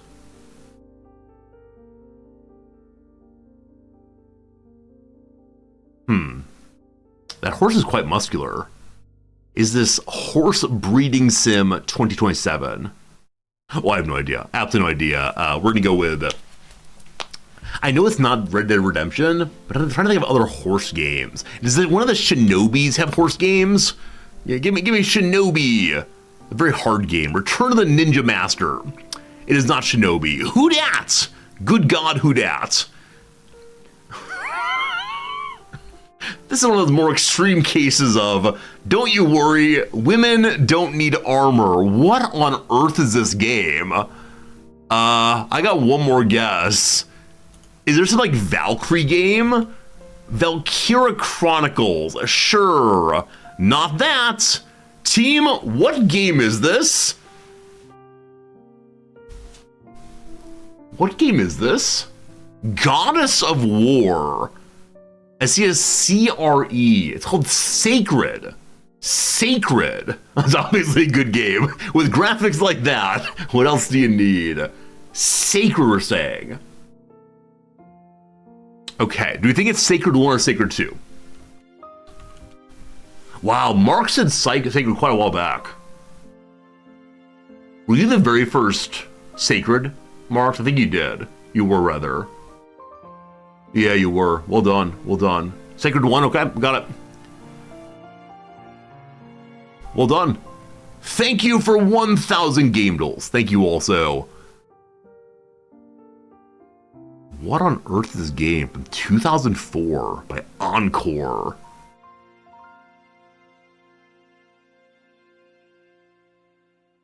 Enormously densely populated world. Is it an RPG? Is it a run-on Smash Things game? Huh, it's Diablo for masochists. I like the idea of just riding over top of one's enemies. I've never seen this game. Never, ever, ever. Huh. It does look very Diablo-esque, or very like Path of Exiles-esque in some ways. Sacred. Huh. Oh. Thank you for knowing that one. ARPG. I was very much like Diablo then.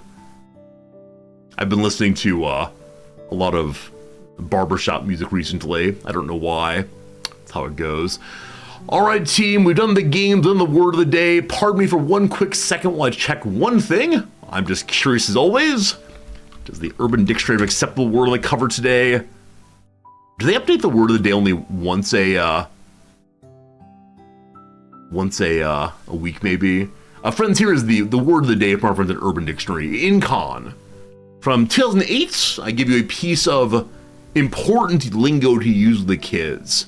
An abbreviation of inconvenience, thereby making it more convenient. The Big Mac was supposed to be without pickles. Sorry for the incon. I realize your job is excruciatingly difficult. This reminds me of Kevin from The Office. Why use many word when one will do? Something like that. All right, team, we've played the games, except for the one game you're actually here for, the one you truly want to see. My friends, I give you a little game called Hunting for the Redactyl. There's Redactyl. It's time for us to figure out a Wikipedia page. Why do many word when few word do trick? Thank you much for getting the quotation correct. As many other people, for a while there when I was somewhat not in a great place, I watched so much of The Office over and over again, absolutely loving it the whole way through. I know for a lot of people, The Office has been their comfort show. I want to ask you what your comfort show is if you have one, but I don't want to have you waste your words on that. So here we go, team. 2 words. Let's start with a word called philosophy. No philosophy, nor their potatoes. Rough start. What answers do you got, friends? First word is first. 32 first, then states. There are 35 states, then England. There's 0 of those, then system. 1 system. So many people guess system early. Is there a reason for that? Again, I know you can't actually talk right now, but I do wonder, why is system always so popular? Other than just tradition. Theory. None of those. Mongolia. Not today. Great. 1 of those. War. 40 wars. It's always wars. All that matters here is wars. What's your comfort show? It's not The Office, the resorty show. I thank you. 5 middles. 3 novels. We already did first a bit ago. There've been quite a few wars. Movements. 10 of those. Empire. 4 of those. American. 48. Coup. 1 coup. Trial. That's misspelled. So that's spelled right, actually. 1 of those. Thank you. Bats hold today. 29 battles. Strategy. 0 strategies. History. I like that. 18 of those. Conquest. Such violent words today. Why can't we have one that's about, like, I don't know, like some peace group or some group that's interested in, I don't know, hanging out and smoking a J, as the phrase has it. Why can't we do this? All right, conquest done. Up to Africa now is none of those. America, 1 of those. Roman, 0 of those. Story, 1 of those. Technology, none of those. Civil, 12 civils. Byzantine, none of those. Spanish, 86. Conflict, 7 of those. Mesothelioma. If you or someone you know has mesothelioma, please call this number. We can get you the, what is it, the remuneration you deserve. How about rebellion? 6 rebellions. How about Spanish? We had that a moment ago, I think. Anyway, Spanish there is indeed. How about massacre? We're thinking very violent words, none of those. How about Sino? Or Sino? None of those. How about the word campaign? None of those. Independence? 11 of those. Well done. How about economy? 1 of those. Rebellion we did a minute ago. Campaign we did. Indian? No Indians. Abolitionist? None of those. Naval? 2 of those. Concur? None. Fluff? None. Vibes? Thank you for the positive words. This is surely a war, but I appreciate the positivity, so my little heart doesn't break over this. Oh, you want Mesopotamia, not mesothelioma. Okay. That's fine too. Mesopotamia. Good. None of those, unfortunately. Armada. No armadas. Building. 1 of those. Aztec. None of those. How about the word Philippines? That's PH. Is it double L? IPINES? None of those, unfortunately. People. 12 peoples. Conquested a bit ago. Church. 6 of those. Incan. None of those. Win. 5 of those. Russia. None of those. Texas. None of those. Effort. 1 of those. Commonwealth. 1 of those. If I missed your word, I apologize. Quite a few of them today. Succession. 1 of those. Revolution. We may have done before. Wow, we did not. Revolution, 53 of those. Amherst with the first word of the title. How about Boulevard? We do have no Bolivars today. How about Thoughts? 10 of those. Puppies! Puppies are nice. No puppies. We like it very much. How about the word Thought? Thought? Did a bit ago, actually. Latin? There's 0 of those. How about Free? None of those. Aztec? Did a bit ago. Soldier? 10 soldiers. Royalty? None of those. Italy? None of those. Blockade? None of those. 1 of those, sorry. Italy? None of those. Colonialist, or sorry, columnist, 1 of those. Inquisition. I did not expect the Spanish Inquisition, but there it is. How about Colombia? None of those. Mexico? 2 of those. We're guessing all the colonies. Good luck, team. Invasion. 1 of those. Mexico. We may have done a minute ago. We did, actually. Invasion. We got 1 of those. Simon. No Simon Bolivar, unfortunately. Netherlands. With Netherlands involved, they were not, unfortunately. How about strategy? We did that a moment ago. How about country? 9 countries. How about occupation? 4 of those. Waged. 1 of those. Cuban. Where's a Cuban reference? 2 of those. Also, Fluffy, good seeing you. Mexican. I think we had Mexican a moment ago, did we? 4 of those. Argentina. None of those. Attempt. 3 of those. Philippine. None of those. Fleet. 4 fleets. Brazilian. None of those. Basque. None of those. Dutch. None of those. Uh-oh. Uh-oh, team. Filipino. Spelled with an F instead. There are 43 Filipinos. Now, it's entirely possible that someone has misspelled Philippines. It's probably me if so. We'll see, we'll see. How about the Ottomans? No Ottomans today. How about, okay, I'm gonna go ahead and just copy paste Philippines to make sure I've typed it in correctly. It's very hard to see the L's and I's. Hey, I typed it in right this time. Terribly sorry, terribly sorry. Copy and pasting is the way to go with words like that. Sets, there's 7 sets. Portugal, none of those. Rights, 3 of those. How about the Habsburgs? No Habsburgs today. How about region? 1 of those. Separatists, 0 of those. Latin, did that earlier. African, none of those. Gras, none of those. Revolutionaries. Revolutionaries. 34. Well done. How about our boy Guevara? 2 Guevaras. How about, oh, none of those. Indigenous. Did I spell it right? I'm now doubting every time where I put in. How about Granada? No Granada. How about Moro? One more. Oh, how about people? I did that one earlier, unfortunately. How about Philippine? Philippine. There you go, team. It's the Philippine Revolution. I need to scroll back and see if I screwed that one up early or if people misspelled. It's been a while. Let's see. Rebellion and such. Inca. All right, first Philippine reference was where? So Amaris says Philippines Revolution. Okay, I caught Heichel's double L Philippine. This one you were all saying Philippines. There's one way back here also. Okay, the first person to say Philippines did double L single P. The first one was not my fault. And so because of that, I think I then said Philippine had already gone in and I didn't catch it. Now, luckily, lots of you then started saying Philippine, and I eventually caught that one.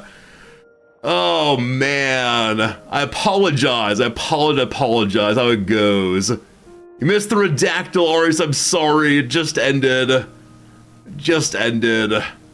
You're gonna blame me for not properly inputting it? I mean, the rule has been that I will not correct people's spelling. Now, with the word Philippine, random combination of L's and P's every single time. That's how it goes. My apologies for getting that one wrong. I'll take 1/3 of the blame on that one. Can we share that way? Of course, it is my stream. It does say Resorty, so I'm responsible for all of it. 100% of blame on this guy. Speaking of which, the big Twitch drama right now is a major World of Warcraft player not taking blame for part of a mistake he had earlier. World of Warcraft drama. Sounds like a fun game for sure. Anyway, good job. You want to stop for just like a break to scroll down a bit? Wait, do not enjoy me just typing in things forever? Usually when it comes to Boostar, you are correct. Boostar was the Philippine person who spelled backwards. No problem, my friend. So usually at number 100, we stop and say, you can now cheat and so on. And today we just kept going because the moment of O was the moment of someone recognizing that I had typoed Philippine, I believe. Anyway, good job, team. A fun intro through and through and through. It is time for us to now go check out a little game called the U-Boat. Returning to yesterday's playthrough, which was so very much missing. Today, though, I'm going to give you what you want to see. Today, though, we're going to have a very exciting beginning. Because today, though, I misunderstood a game mechanic. So, a game urchin very helpfully told me after stream that if you miss a ship that is going into port, it is not possible to find it once it's at port. So the mission does not fail. It still says go hunt the ship, but no matter what you do, you will not find it. That said, we went all the way up into the northern port of Norway. It was a very, very long way to go. All the way up there. And we snuck in, only ramming our torpedo tubes into the ground twice. And because we're now here in a port, the ship we're looking for is not there. But behold, 4 ships are waiting. Oh, I forgot the hat, thank you. The hat's right here, don't you worry, team. For U-Boat, you get the hat. There we go. So, all of these are tasty targets. Surely destroying them will get us over the 4,000 tons we need. Now, after we make a single shot, we gotta get out of here. And getting out of here is, again, a dicey proposition because the water goes down to only 5 meters below keel in a few places, and so possibility of scraping in a big way. Unfortunately, because we still have the outstanding Find the Empire Air, we can't fast travel back to base. So it's going to be a little slow. First, though, the fireworks. And I want to get to a firing angle that'll work well for us. I think what we're going to do is go to here, fire, fire, pivot, fire, fire, run. And I believe it's the case that all of these can be sunk with a single shot. As right now, we've not been noticed. We are at periscope depth, where we will remain until we scoot out of here. And this has been a major victory for us, because again, yesterday, we destroyed almost nothing. Currently at a distance of under 1 kilometer, which is mighty, mighty, mighty silly. But I am enjoying it very, very much. So we sneak to here, I guess. Blue light, silent run, here we go. I don't know if they don't have like deck officers keeping an eye on what's going on or what. During the redactyl, I asked the question, what is your comfort TV show or movie or whatever you do to like chill out? I said for me, it was The Office. I would watch The Office over and over again, have it running on Netflix or whatever the service was for like the entire evening while I was trying to settle down. And I found myself being able to quote the various characters in a way that felt so unbelievably satisfying. It felt really good, really good, really good. Big Lebowski, Frasier, oh, I get that. Frasier was that way for me also. We're facing this way. Again, I want to take these two first. Yeah, I mean, say whatever you want to say about Kelsey Grammer, and you're probably correct in saying it. It is the case that is one heck of a TV show. And I love the David Hyde Pierce character so much. Anxious but intelligent. I don't know why I'd enjoy that, but it's something. It's something. Futurama, Simpsons, DS9, Nova. For a lot of you, it seems to be science fiction shows. For a lot of you, science fiction is ruling the day here. And I get that. Okay, unfortunately, I have the problem of turning. If you've seen the game called Farm Sim, you'll not be surprised. I believe one can like manually set up turns with this thing. But I've always been clicking. We'll see. Your veg are easy to repeat things. Yeah, I guess the broader question here is, what is your thing to do to chill out? So independently of, what movie do you watch? Like, is there a game you play? For me, it's the trading card game. Right? The trading card game is one that I can play over and over and over again and feel very, very comfortable doing so. And the time just flies by. And part of it, I think, is a game that does not have like an obvious failure condition. And so as I play it, I can just do what I want to do and not think about the strategy behind it in some level. Dharma and Greg, Al Newsy. I forgot the existence of that show. What a weird premise. The premise is this like high-powered attorney who's trying to live an ordinary life and has enough money to afford a fancy loft apartment of some sort. Gets married to this absolute hippie woman.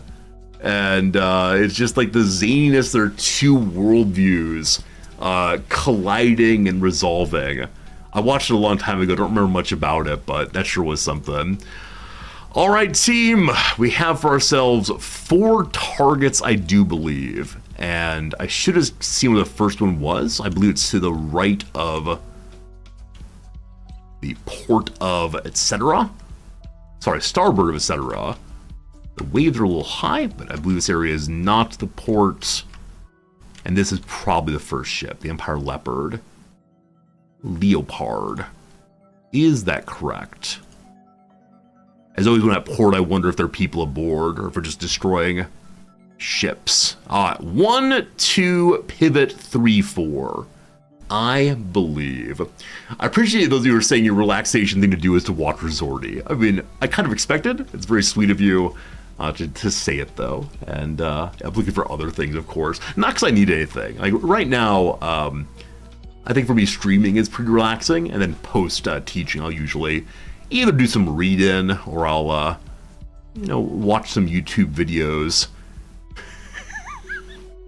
I also watch old football matches in which I know that my team is going to win. I intentionally choose one where I know we're gonna win. And often it's not good games. Often it's not games that are exactly aesthetically pleasing. But I just know that however the grinding goes, we're gonna wind up winning at the end. And that feels pretty good. It feels pretty good. People who watch the same shows over and over again tend to have anxiety. Watching the same shows is comforting because nothing unexpected happens. Seldom that makes a lot of sense. I definitely understand why that would be the case. Yeah, just the regularity. You don't have to think too hard, nothing confusing. I mentioned before that in my late teens, I was watching a lot of like PBS children's shows, including Teletubbies, just because it was so regular, and I knew it wouldn't be too terrible at any point. All right, team, how fast is this thing going? I believe it is indeed 0. Has Mr. Resorti already calculated this? It's possible we already have good calculation here. We gotta do it ourselves, though. We gotta check on the old calculations. So if I were standing on this ship, I mean, this is a case where we can probably fire without calculating. We can just order, like, fire straight ahead, and we'd probably be fine. They're calling it 86. Mr. Resorti says 88, close enough. Yeah, we're gonna say Mr. Resorti got it all figured out. So, Flood 1. This is so unkind. I realize that war is not a place for kindness, but at the same time, they seem completely defenseless. There are some guns here. I haven't looked close enough to see if they're anti-air or possibly anti-ship guns. I think they're probably anti-air guns, actually. But, yeah. Fighting defenseless enemy forces. I mean, shame on them, etc. They're on shore leave. We're not going to see the, we're not going to see the, lifeboats go out. We'll see. Can I shoot 4 torpedoes and hit 4 different targets simultaneously? I don't think so. Okay, good call to flood them all. I just need to make sure I don't fire them all. Right, this is the thing. Because they can fire all if you have them all clicked on. But just click them off. God. Why are you so bad at calculation? I don't think it's the case that I'm going to be able to hit simultaneously, but I'll try my best anyway. Do I want to sink them out at sea where they can drown? If I sink them out at sea, I'll be able to give them cheese. Alright, what do you think? Is that a good shot, friends? Stop going. That appears to be a pretty good shot, if I just say so myself. Fish in the water, as you people say. Alright. I'm not going to pause the game. I want to pause the game. I'm not going to pause the game. Ship 2, hello, the Empire Puma it's called. All right, velocity of 0. What kind of ship are you? You are you're not an explorer. Because you have the thing in back also. Are you a Bell? Someone should have sighted all of the ships. Someone didn't do that. Are you a tower? You're not. Uh-oh. It doesn't really matter what it is, right? It's just sitting there. It does not matter what it is at all. Just shoot straight ahead. Let's not shoot straight ahead. They shoot to the left. Oh boy, let's try again. If I miss here, we're never ever gonna let it be lived down, is it? It's be this way forever and always. We're calling this one 8384. Does that function? Is that good enough for our purposes? And then distances. It's a good ghost. I believe the one in the reticle is the ghost. Doesn't really matter. It's probably wrong. Just get ready and shoot one. It's saying synced already. It appears to be. Fire. Okay. Torpedo 2 is out. Cool. Pivot. Hello to you. Empire Warrior, it calls itself. What a great name that is. What kind of ship are you? You have a flat back. I believe that you are indeed a... I'm not going to say it lest I'm wrong. Are you the Explorer? I believe that you are. AOB. Let's see. Next one over. Oh, I said I was going to turn at this point. Apparently we can fire while turning. But even if we pivot... Okay, I think I'm going to... So it's a negative. That's backwards. It's a negative something. For the next one, I definitely need to turn. The torpedoes can turn and they can fire while I'm turning, but still, we need to begin turning out of here. 43 left-hand side. 45 left-hand side. Sure, seems good. Distance seems sensible. I think Mr. Resorti is actually calculating these, so shame on me, shame on me. All right, everything out now. Did I fire that third one? Did I calculate it and not fire it? Good.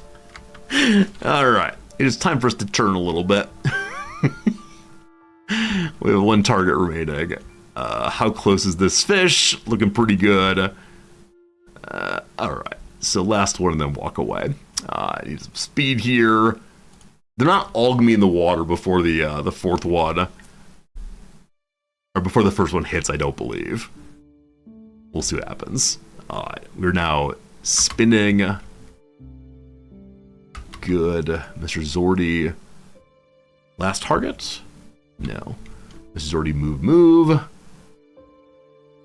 Okay, hello. Bermuda. What a cool name that is. You are flat-backed, so you are the Explorer. Event 0, that is correct. Moving infinitely fast, love that. AOB should be negative, but we are turning.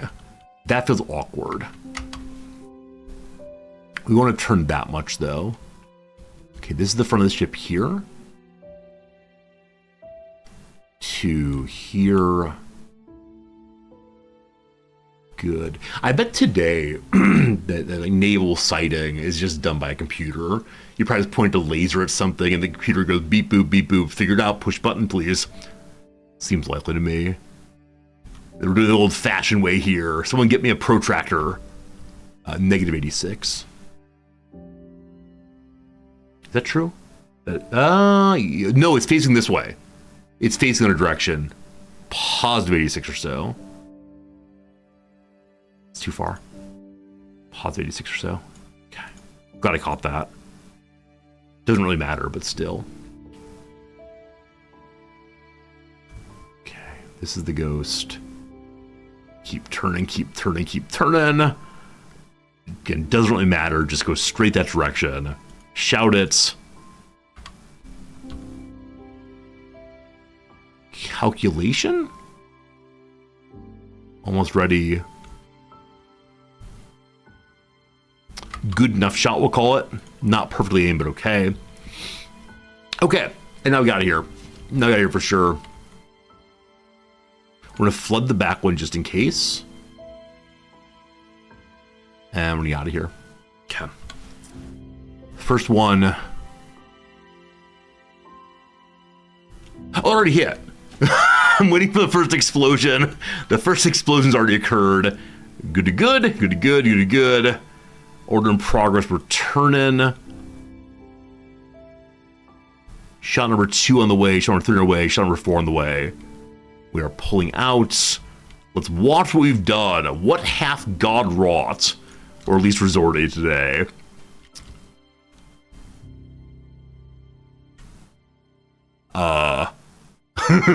Where's the first target? It's a miss! Oh, just bad distance as usual. What's new? I believe you're gonna be hit next, correct? Torpedo hit the enemy. Hey, there it is. I'm just scrolling right past them all. All right, next one is this one. 20 seconds. It's a hit. Oh, hit 3 different ships with torpedoes with a maximum of 120 seconds. I just got an achievement for hitting so many ships. It's a hit. All right. 4 ships have been struck. Lifeboats out. Those are auto lifeboats, I'm sure. No duds, the best of this, of course, right? No duds means we've actually accomplished something valuable. The path out of here, this is straight enough.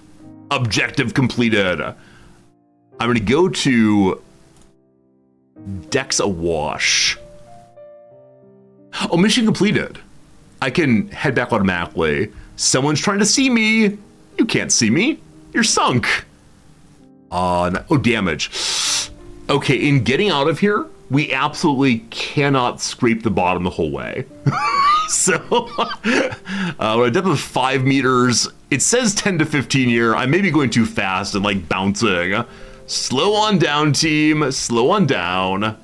I have to sink them. I believe they're sinking on their own. We can check and make sure on that, but I believe they are sinking on their own. Sunk. Okay. So we have 1 sink. We have allegedly a second sink right here. I mean, I'm not seeing a single ship. One moment. Who do you think you are? Not taking on water. Well.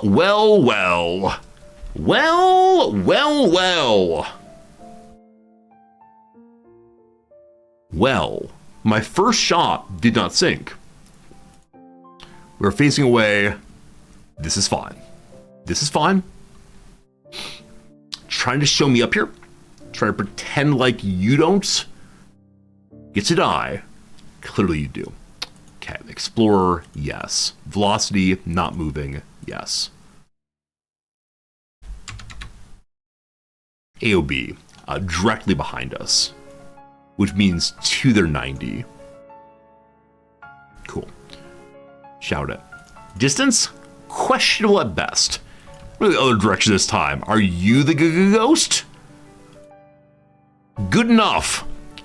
Give me the tubes. Shadows rotating. Was that the miss? I mean, they called a miss, but it's at half health right now. So something happened to it that seems hit-like at least. Yeah, gotta go slowly out of here. Time for the gun. I don't want to use guns here because they do have defenses we saw. I just don't know if their defenses are anti-air or anti-sub. It'd be very, very silly if I could just like drive my vehicle into the middle. Drive's not the right word. Submariners, how do we refer to moving the boat around? Driving? Sailing? Is it sailing when you have no sails? Steer. Pilot. I like pilot very much. Looks good. Looks very, very good. Fire. Position, navigate. These are all lovely words. I like the word pilot very much, partially because Plato often talks in Republic about, would you let the owner of a ship be the pilot, or should you look for the captain to be the pilot? And my students always think about airplanes, and so I asked the joke about like, why is it talk about pilots? Aren't there didn't airplanes get invented much later? And occasionally I can get a student to say, Plato must have imagined airplanes before they existed. They don't think of piloting boats, which is fine. It's a weird phrase for us today. All right. I rotated rear torpedoes and then turned 180. Yes, but the 180 turn was with it to my rear now. I turned 180 to leave. So we'll see. Next week's philosophy course is Plato. Hey, someone hope you enjoy it. Let us know what kind of Plato you're reading if you don't mind. If it's an intro course, I suspect it's the Apology. which is Plato's big defense of philosophy against the demagogues and democrats of Athens. That's how it tends to go. Crito often is very popular with first week of class. Crito is where he talks about the importance of following through on one's duties, including the duty to die. That's how it goes. Lucky that Plato called himself Plato, because the name will be famous in the future. I love it.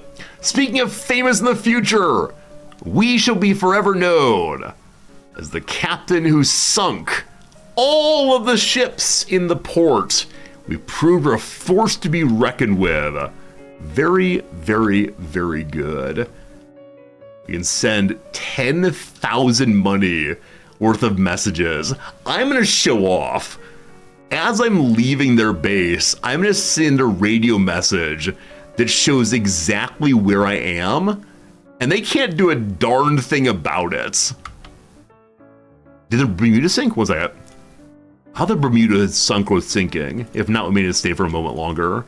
Not that it really matters. Are you the Bermuda? It's clearly sunk.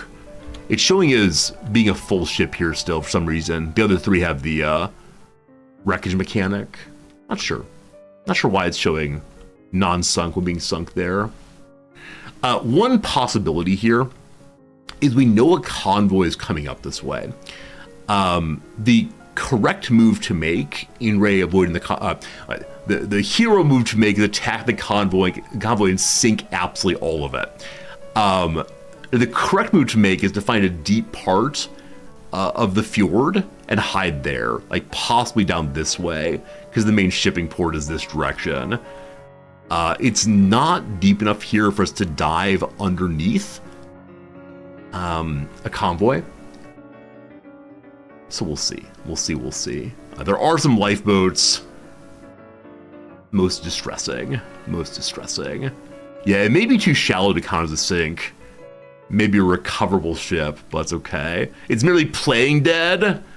How ungentlemanly. Okay, the depth here is 20 to 50. I kind of want to go hydrophone, just so we can hear what's farther up here. It's 10:30. We're currently at decks awash, so we have a little bit of hiding possibilities, but not very much. 5 meters. We may end up scraping again. So I calculated the path through here very, very carefully on the way in. We're going a little faster this time, just straightforward. Because of that, there is a possibility of our consistently scraping the bottom and damaging ourselves. We do have some scrap metal with us, probably not a lot anymore. We should probably go off of Silent Run and let Mr. Zord do something other than watch. But I need to check and see. Yeah, I do have scrap metal left inside the ship, which is down in the cabinet, which is, as always, a bit lost here. It's off to the side in one of the rooms. I think it's the other direction, unfortunately. As we get new ships, I consistently forget where anything is. This is the cabinet. There we go. Wrong room. There's another storage location that shows mechanic storage. It may be in the engineering room towards the back. There's the hatch. I asked somebody to go open a door there. I don't know what that is. Okay, engineering room. They're having a listen. Huh. The workshop? Nope. The workshop can use scrap metal for something. To make parts, maybe. I don't know where the storage is then. If I use the cabinet, are there actually other windows I can go to more easily? I think you can go to the food storage from the basic cabinet. Is that true? You cannot. Well, whatever. I'm sure we have the things we need somewhere. We wouldn't have set to sea. We'll have the ability to repair ourselves quite a bit. Maybe. I'm currently looking for anywhere that's below 50 meters of diving. I see no such thing. So if I push hydrophone, it doesn't always dive to 50. So we won't have the best possible listening. But there's 50 to 75 right here. We're gonna stop and listen. Why is there water inside? So occasionally we pick up bilge. Oh, that's actually quite a bit. That's quite a bit of bilge. Usually it's a tiny, tiny little puddle on the ground, but they're in fact wading through water in the main hold or the main command area. Now it's not going high enough to leak over yet. All right, we have compressors to help with this, I do believe. There's like a bilge pump, is that right? Pumping water outside the ship. All right. I ordered someone to go do that. Someone's on the way. Don't you worry, team. I think we were in silent run that they refused to turn on the pump here. Who's going to do it?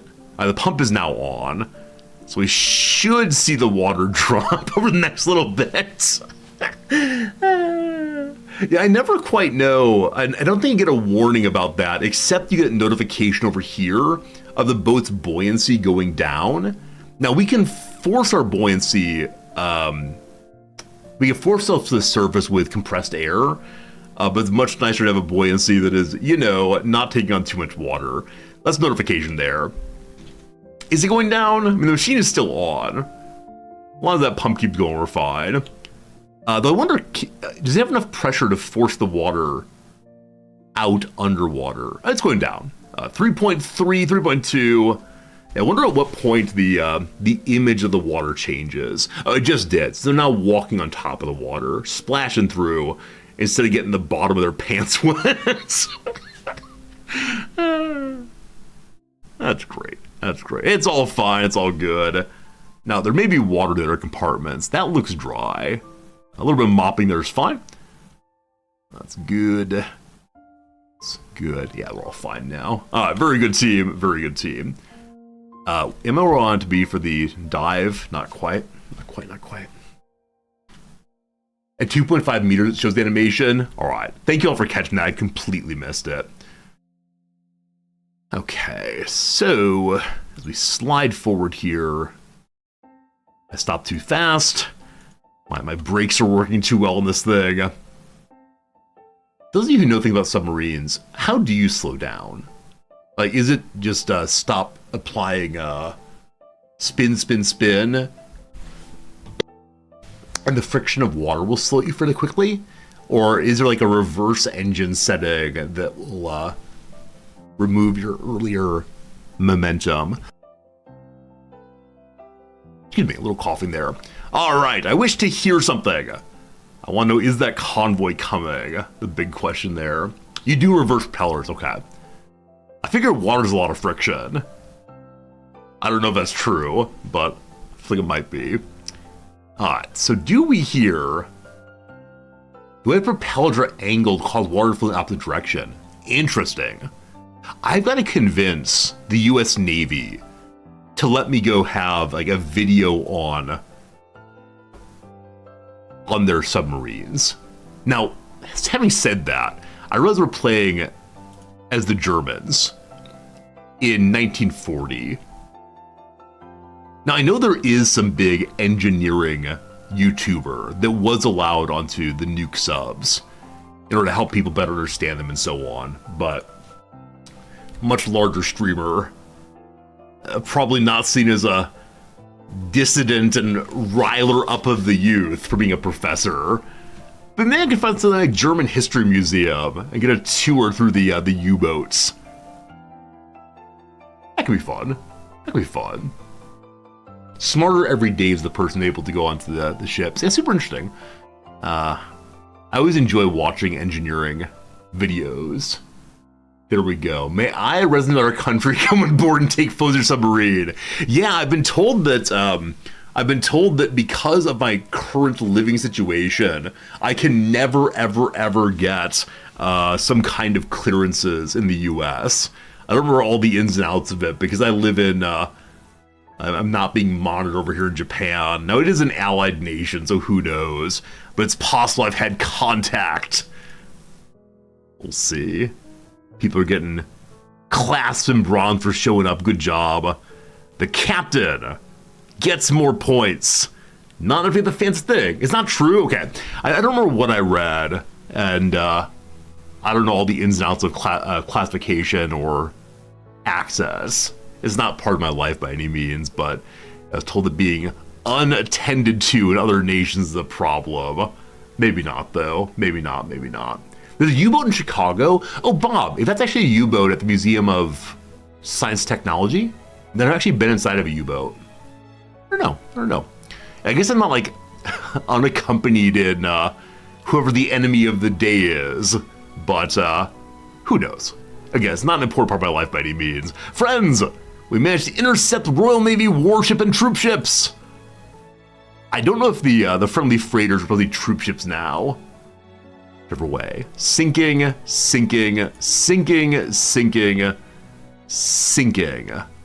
Transporting utilities from unknown origin dative to unknown destination dative. Is this a signal of our lack of German intelligence? Or just maybe a slight game bug? Not quite sure. Alright, surely our most successful raid in a long time. We did not manage to defeat any ships of war, though. We had a very, very long time out there. The men probably need a break. We'll see. Hey, Dale, how's it going? Alright. It is now the 6th of May, 1940. Our current campaign, ZA, must be finished by when? June 1940, April 1945. We're asked by the Abwehr for an operation on the enemy coast, the Atlantic Theater, dropping off spies by 45. This is the more immediate one. So we're, I think, the last element of the campaign. We have to do 2 more bits. The majority of our work here has just been sink whatever you can find, and occasionally protect convoys. So we'll take on a mission like that, surely. First though, how's the men's discipline? It's still 100%. Man, my troops are doing well. Very well indeed. So sorry, try sailors, not troops. So what is the mission of the day? More Norway fun? More Norway fun! Or we can go send one to Ireland again. I wish to do escort duty. Because with escort duty, we will actually find military ships. And that will be very, very nice. I can't wait. First, though, we need to restock. We need to maybe take a couple days break. We'll see.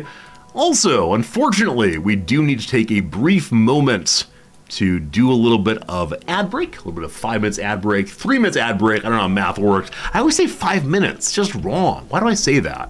I think it was because I was moving 5 items over. But no, don't you worry. Only 3 minutes ad break. Can you imagine if I made it 5 minutes? Like I said previously, the good people of Twitch have said that viewers or streamers of my size tend to run 7 minutes per hour. We'll see. Hello, Grobzilla, good seeing you. Fascination.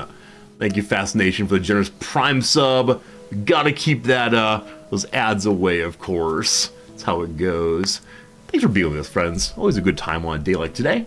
A day when I don't teach. I do have to do some thinking about tomorrow's class, of course, but always a really, really nice time with you folks. Okay, we're gonna do some crossword. We're still working on the Monday of this week, though it is indeed Thursday here. So a couple other ones to catch up on. We'll see how it goes. We should be able to get to one fairly soon, though. A barrel contents. A barrel of rain. I almost said a barrel of ruin. Can you imagine? How was first day of teaching? Daigle, so good.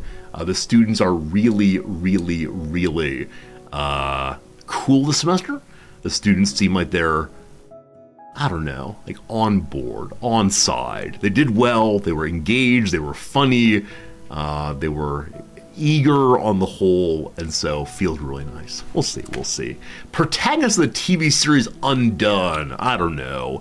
Suffix for senioritis. The idea that when you're about to graduate, you got other things to do and don't care about school quite so much anymore. A summer clock setting in Moab or Missoula. I believe this is mountain daylight time. I do believe. Okay. So, showrooms.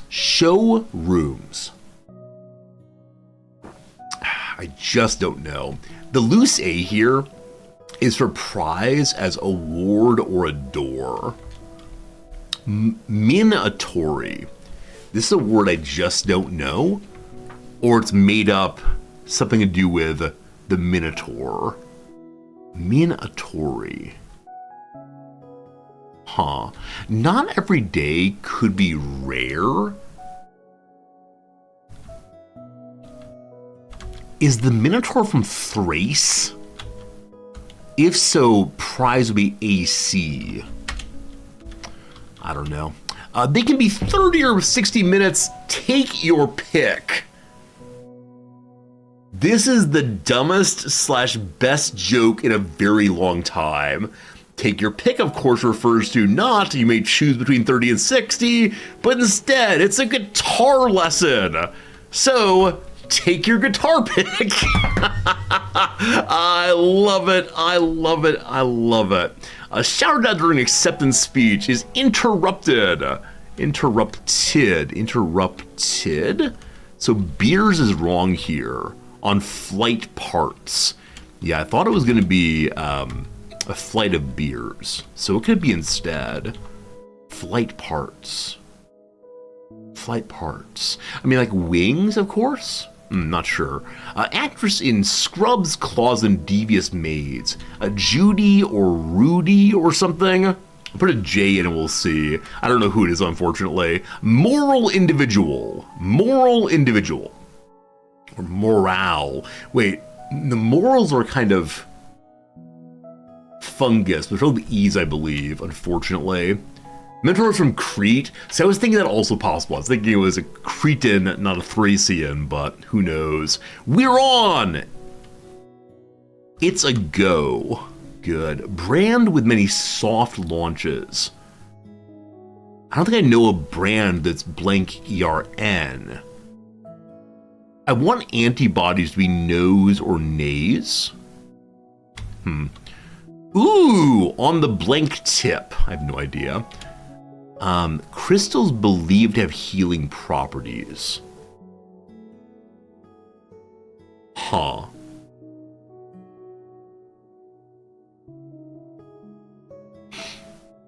So vowel Samites? Huh. Car max the speed limit. Good. All right, we made progress. Towel fabric is terry cloth. Prize. Ooh, it's not a door. Prize. Ooh, not sure. Flight. Okay, we gotta stop. Good start though. Okay. Back to that in an hour. We will get done. All right, food. Largely full.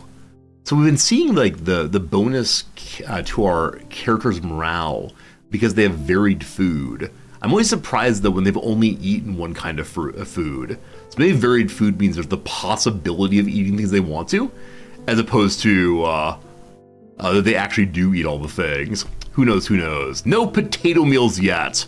Ammunition. Again, we didn't use the deck gun.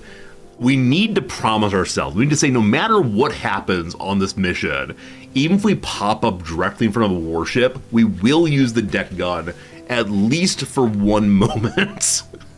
I will climb to the surface, fire once, and say mission accomplished. Let's go home. All right, give me the torpedo tubes. So this one is not using the correct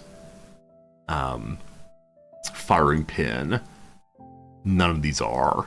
Bring me the new fancy pins, please. There we go. 4 of those. Ideally, the back torpedo tube, I want the same thing. That's the back torpedo tube can be basically anything. It's fired only in emergency, as you might know. Okay. This is the old kind. I don't know if we'll have enough of the new kind to use them all, but let us see. It'd be a wonderful quality of life if you could just say, give me as many as possible of this kind, but no such availability here. T2 is fine. Looking good and full down on that. Why is that red, I wonder? Huh, maybe it needs maintenance of some sort. Okay, good and full, ready to go.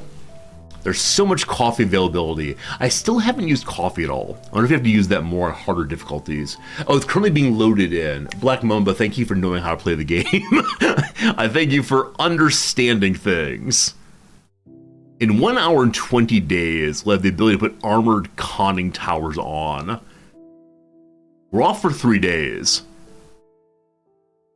I don't want to skip all of them. If I skip some of them, although you can't. Oh, you can stop it. Good, good. Research is complete. I think it auto stops actually. We can now refit our U-boat with stronger conning towers, which are apparently better against airplanes. But we have no reputation points, can't get anything else. But how long does it take to retrofit the conning tower? I assume a very, very, very long time. I'm not sure I want to wait here right now. But 2 days. The tier 1 conning tower. It's heavier and better armored than the default conning tower. Also equipped with 2 additional 13.2 millimeter Breda anti-aircraft guns. Wow. So we actually have a better chance of fighting off airplanes. I'll need to assign people to those guns instead of just trying to do it myself. But that is absolutely fantastic. Okay. Past time now. I hope the conning tower looks different when it's installed. Appears to look about the same. Appears to look about the same. I don't know for sure. Okay. So the big gun, little buddy. It said 2 of them. Oh, both of these. So this is the MGC 300, and then the Breda 13.2s. Kind of hard to see as guns here. Let's see now. Hello, Mr. Zordy. Let's look and see. Do you have to get them out? Strange. Okay, maybe when you leave port, they're more fully installed. Or maybe you have to like go downstairs and get them and carry them up. It's always in the captain's pocket, don't you worry. More guns, more good. I wonder if that gives access to additional carry capacity for ammo then. Does it, does it, does it? It does not. We can still carry 3,000s all. It's a lot of shots, but now being consumed twice as fast as before. Okay, it's time for mission. Time to fight something. Hello to you, leading officer. What jobs do you have? Escort duty, here we go. Here we go. Got to do 2 more campaigns, and then we're a torpedo crisis veteran, which I'm guessing will give us like better accuracy or something. It's for the engineers. So probably faster reloading or faster maintenance on the torpedoes. We'll see. All right. Escort duty. Skip escort's annoying? You think so? I thought escort duty was my opportunity to find a military ship to fight. But we'll see, we'll see. Our last escort duty was so much fun. We ended up having all of the warships destroyed. All of the defensive warships, and we were the only ship remaining to defend the troop ship. It was a good time. I really enjoyed it. I think our final move was to distract a convoy to make sure that the troop ship got there safely. It was a good one. It was good for sure. Wilhelm shaven. It's weird to have a city name where Wilhelm's beard was shaven. That's amazing. Excellent joke. Sign me up for that kind of humor. Not Wilhelmshaven, Wilhelmshaven. All right, let's go leave the port, catch on up. So the first portion of this is always catch up to the ship you're escorting, but don't get too close, or the Admiral gets very, very, very angry, unfortunately. Admiral's big cranky if you're too close to them. Which does seem like a better way of doing defense, but what do I know? Who am I Just some random captain, I suppose. And one annoyance is there have been a few times we've been away from it as requested, and then they cry the SOS. So I don't know if there's ships waiting here or where exactly. I was going to have a listen real quick and see if we can find out. Dive and listen, please. Propeller detected. Oh, we're here in our own fleet. I may have panicked briefly over my own fleet. No problems, no worries. We good, we good. Some random highly decorated U-boat captains. True, I should know how to do these things. Let's go move forward this far and then we'll have another listen. What do you say? What do you say? Do any of you use this hop shooter thing? It just bounces back and forth endlessly for me. I'm sure there's some way I should be using it, but not quite sure what it is. We're only at 10 meters deep here. I'd like to find a deeper portion to check out, but again, no problems. I can cut across and listen on this side, I suppose. Maybe this will be the mission where we don't get in trouble for getting close to our escort ships. Maybe. Let's see if anyone has sailors attached. Don't need it. Yeah, I like Resorty having additional sailors to keep an eye. I like having my engine man also be able to speed up as much as possible. So, good stuff. Wonder if we'll find no one possibly. Depth here is again 20 to 50, so not going to do a great hydrophone, but let's go. We hear ourselves again. Have another listen. Hope we're having a good day. Always a good day for me when I get to play U-Boat. Something for me that's like really exciting and really, I don't know, what's the word for it? Like this game makes me feel possibilities. When I always find something, and I don't know how to strategize sometimes. The possible randomness of, oh gosh, out of nowhere it's some enemy is really cool, in my view, but it doesn't allow the same kind of strategizing as in the various Paradox games, I do believe. What games have the most similar vibe to this game? This requires probably a lot of people to think of a lot of games.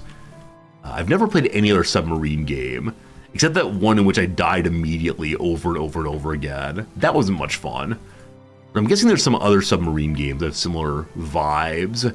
You like watching me play this one, but have no interest in playing it yourselves. Yeah, I mean, I get that. As I often say, there's no particular reason why one needs to play the games I play. And I know for some people, the complexity of games is just not super interesting in their own play, but they like seeing me deal with it. It's like CK2. You think so? You think it's like CK2? Got that roleplay action? You never know what's around the corner. I get it. All right, friends, we have targets. It's 2 to 3 mediums here. Have they made the mad dash? We have some targets, though. It's like a game called Computer Bismarck from the 80s. I love that idea so much that the game is fundamentally like something we played back in the 1980s or so. Love it. Except you are playing as a Nazi. Whoa. We're not a member of the party. We're a member of the Navy. We don't know what else to do but to protect our family, our country, by using the skills we have. Now, maybe late game we'll find a way to defect. But for right now, we're proud of the Empire. We're confused by the politics at all, but really, we're not here for the politics. We're here for just taking care of our people. Little Liesel back home. Our dear little, what's our wife's name? Frau Helena. That's what it goes to. Maybe. All right, have another little listen. Probably cutting on in more and more. Okay, so at a distance of, there are 2 to 6 units. 2 to 6 units. Closing in at 10 to 20. Well, this is not good. I mean, it's fine, but I can't possibly fight 2 to 6 units. So this is the part where we need to sight them for the warboats, and that is that. We're going to go periscope depth and just do our job. Our job is not to fight. Our job is to see. We're going to move forward for 20 minutes at a slightly lower speed. So at 1940, we listen again.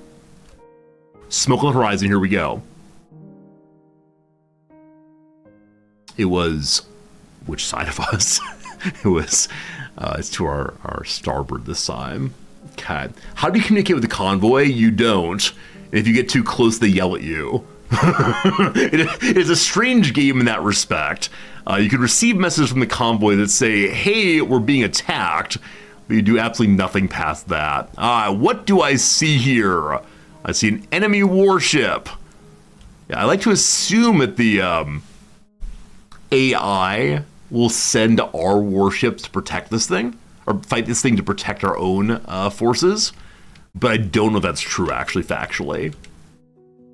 But for now, just market them. Corvette right there. This one's not visible. They're chugging right towards us, though, and that's fine. My intention, after I scout them, is to fall back and to... We're actually going to turn already. Is to fall back and move into protective position so that when they engage the escort, the warships move forward and I can fire from the side. If I do that, I'll have a good soldier this day. So moving a little bit. I'm going to give Fresherin assistance so we can see farther. Don't quite know how that works. We're going to move to red light so we can see farther as it gets into nighttime. Okay. And now we're going to stop for a moment. They're going to come in our direction. We're not going to panic. It is 5100 here. We can dive if we need to.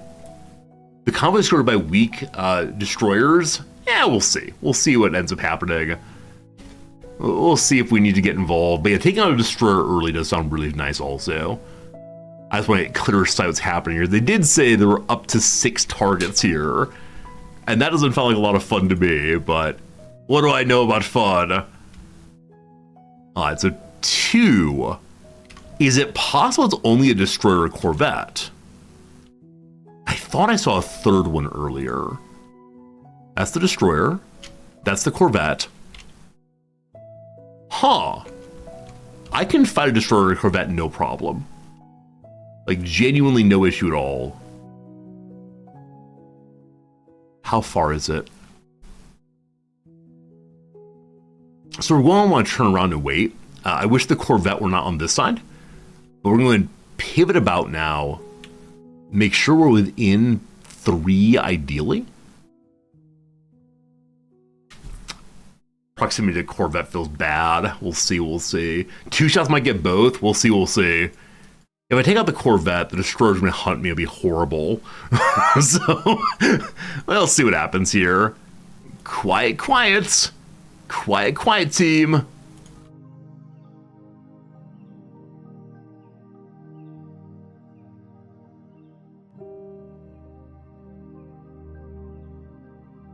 Okay. Just hang out. Just hang out. Am I too close? Maybe. We'll see. All right, it is time for some Seawolf action. This is what I love so much. If we can make this work, it's gonna be amazing. It's gonna be absolutely amazing. So front target first, if I want to go for both of them. Hello, hello. I'm okay up to 500 meters if I stay still. Really? I don't know. I've gotten close before and it's gone very, very, very poorly. So maybe I need to feel comfortable going in closer faster. Okay, you are the Isles class. Cool. Learn about velocity now.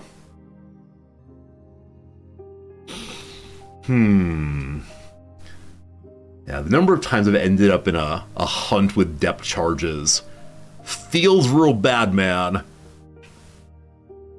And so because of that, I end up staying too far away, probably. All right, show me some AOB on number 1. Give me you. 66. Positive is good. Show me some distance, please. You are the ghost. Looks good. Okay. Your draft is 4-3, so 2 is fine. Why don't you use the compass to get an AOB? Oh, I have no idea. I've always done it this way. If you're coming here expecting good math, let me tell you, I do not teach math, unfortunately. But sure, the compass makes sense also. I see why one would do that, definitely. I will do that on the next ship, I promise. Spin, ye beauty, spin! The aiming instrument is manually rotating. I think it might be a new symbol. I've not seen it previously, but I don't know. I don't know what this thing means, other than it screws me up, I'm sure.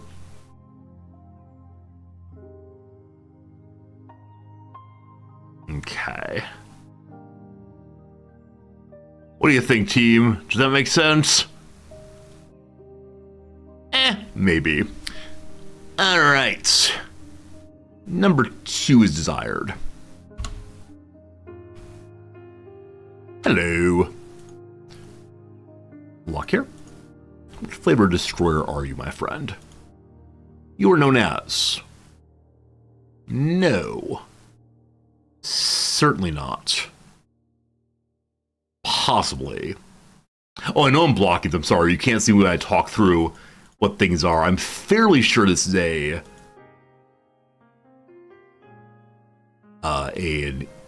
EF, but I recognize that you can't see it. You'll have to trust me on that one. Gotta believe. This thing is probably matching speed with its friend. We'll see. We'll see. We'll see. Black Mamba, am I right that you're an expert at this game? You got a lot of hours into it. I'm a relatively newer player. That's okay with me. But yeah, you're gonna see some mistakes here, I guarantee.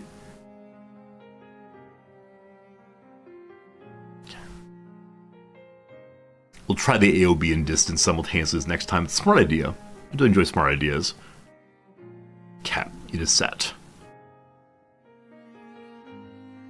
It is shouted. So it's going the same speed as his buddy. I think it's going to speed up after the first one hits. So we go to 14 instead. It'll be close enough. Like, can we get AOB and distance simultaneously with the compass?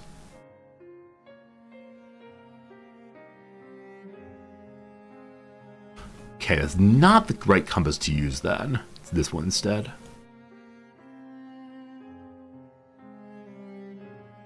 .8 kilometers on 55. Does this change absolutely everything? This is the most amazing tool that God ever invented. When Prometheus stole fire, this is what he stole. I have never thought about using this tool this way. This makes it too easy. This makes it far too easy, I'm afraid. It's a 55 on 3.8. Back to easy mode. Hey, what's up, Brew? Good seeing ya. It was 55 positive. Is it 54? It's fine. And it was 3.5. Hello. It's not typing 3.5, unfortunately. Wait, go this way. Wrong button. CUNY. 3.5? 3.5. Perfect. Cap. Eamon? It said synced already.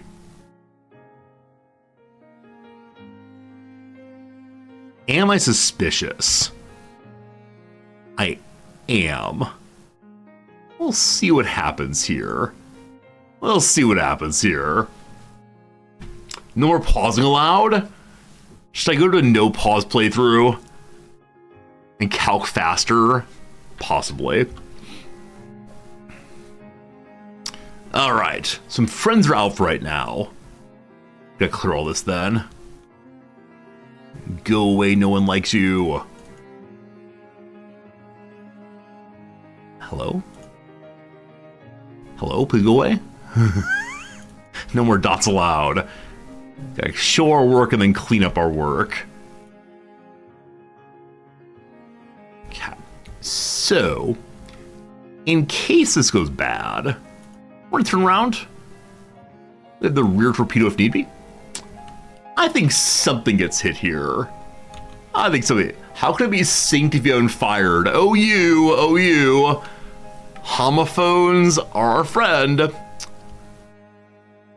We'll see. I know I paused right now, so I want to get onto this to look and see at our friendly Corvette here. Man, I'm gonna be a war hero in a moment here. Lock it in. Watch it go. We don't have a name on it. I don't know if the British don't put names on a warship or haven't seen the right angle for its name. Because normally there's the indicator on the front end here, but it doesn't need a name.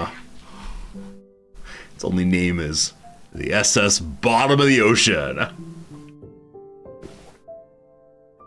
I start talking big, and then I miss, of course.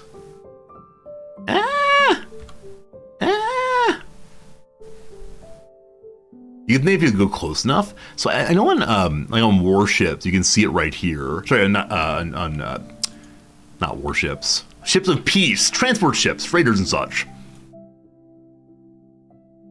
We'll see though. HMS Flotsam, exactly right. Okay, team. If we sing the destroyer but not the corvette, I will go to surface and begin firing wildly, and it'll be the best moment of my entire life. We'll put people onto the anti-aircraft guns, make them fire onto the ship too. We now have 4 weapons on the deck, I believe. 10 seconds. Got a big smile on my face, a big hope in my heart, and it's a miss.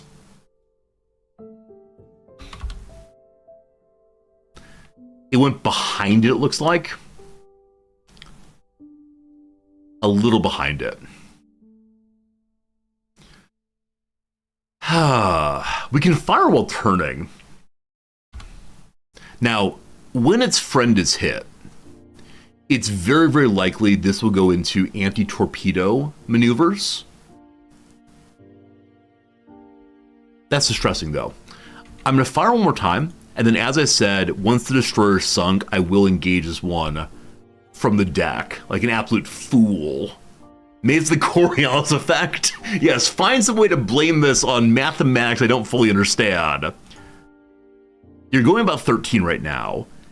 If it was anti-torpedo, it will slow down probably. 12 seems fine. Actually, is this all right? It's possible that they shouted for me before I need to do any calculation.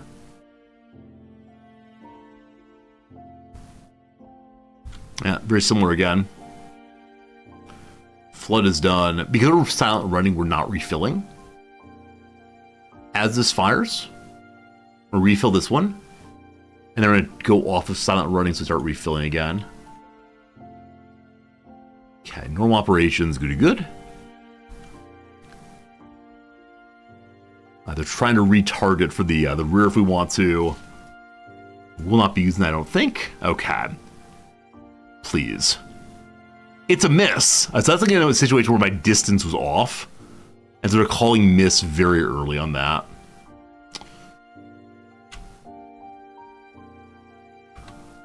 Two out there.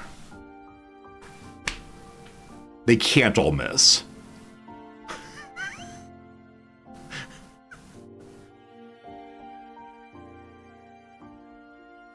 I might be too far away. I might be too far away.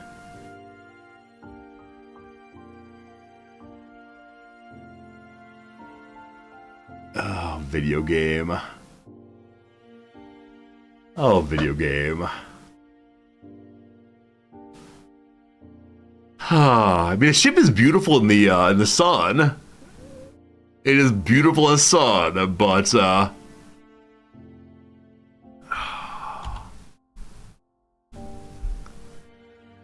what is the meaning of this? I believe that flares are out. Back to submarine school? I mean, look, those at least were unbelievably close. But they're now hunting for me. And so I gotta get out of Dodge in a hurry. Maybe they went under? I didn't check the draft on the destroyer. That's a good call. The EF is a draft of 3-2. I fired at 2-5. I don't know. Huh. So this torpedo was aimed at this. As its pivot, it's not happening. I'm gonna fire on this one here, and then run as fast as I can. So that's the EF class, very good. Its velocity, it says it's 14. That seems roughly correct. AOB. I'm not gonna pause. I'm gonna do math. It's turning. I don't know how you've done this, Resorty. 103 at 3-4. 103, close enough. 3-4, close enough. Welcome to the day of close enough over and over and over again. There's no way this hits. Absolutely no way it hits. So can I predict how it's moving then? It's gonna go this way. So I can change its speed and AOB, I'm guessing. It's time for manual calculations. It's not. We're just gonna fire and go away. This is the desperation firing, we'll call it. All right, let's go home. Let's get out of here. Maybe magnetic, probably not a bad idea if we're dealing with the possibly shooting underneath, but well, at least we distracted them for a while so the escort can go on farther. Maybe. So I guess because we're farther out, it's not going to find us as fast. I guess the advantage of running away. Now, with the destroyer distracted, I could get the deck gun out. But that seems kind of foolish right now. All right. Let's go and lower the periscope. This can't be today's entire stream again. Absolutely not.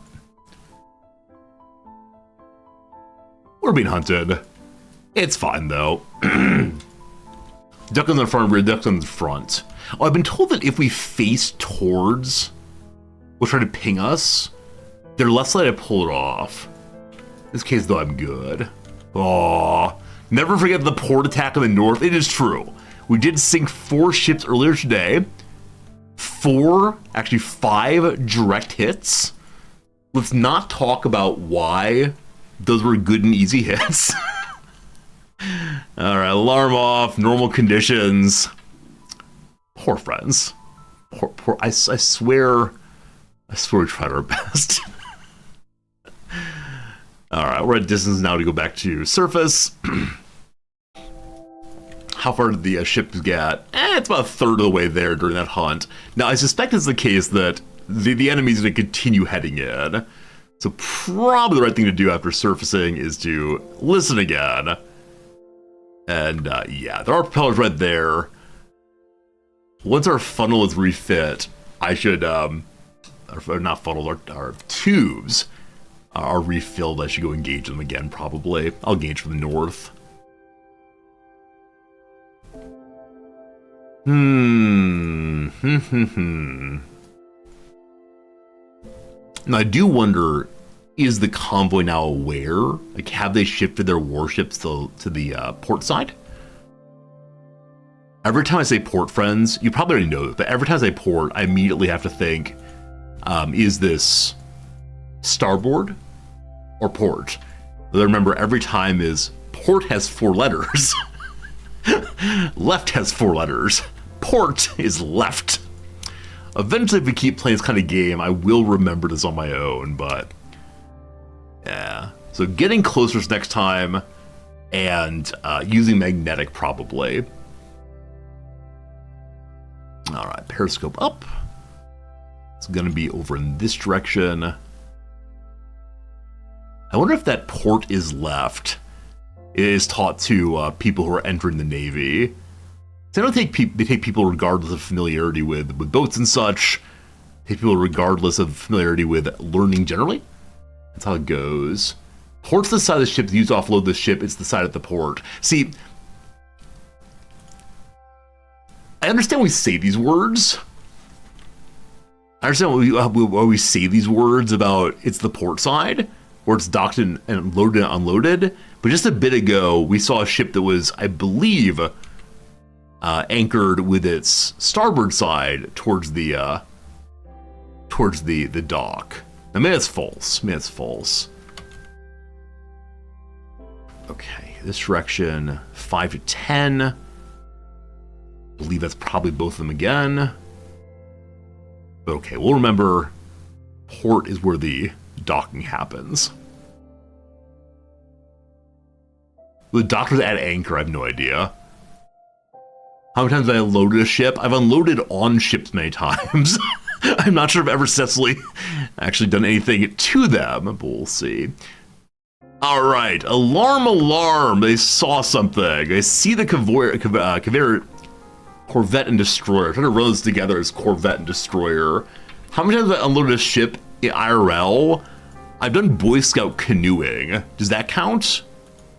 Because like with Boy Scout canoeing, I have indeed unloaded it in ways that are probably not appropriate. And then the canoe has been unloaded from whatever side happens to be nearest the water, nearest the dock. Who knows? Who knows? Who knows? Who knows? All right.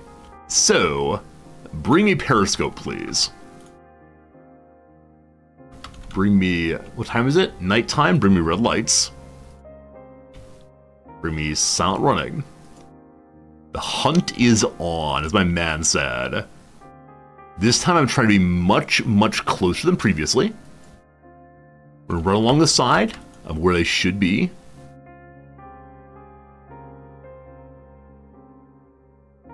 Where do you want to bet I go up right in front of them? Alright, we appear to have lost them. We should be roughly where they were, at least. So I guess we stop and listen again. What do you want to bet they've gotten past me and are attacking the ships already? Alright, have a listen, folks.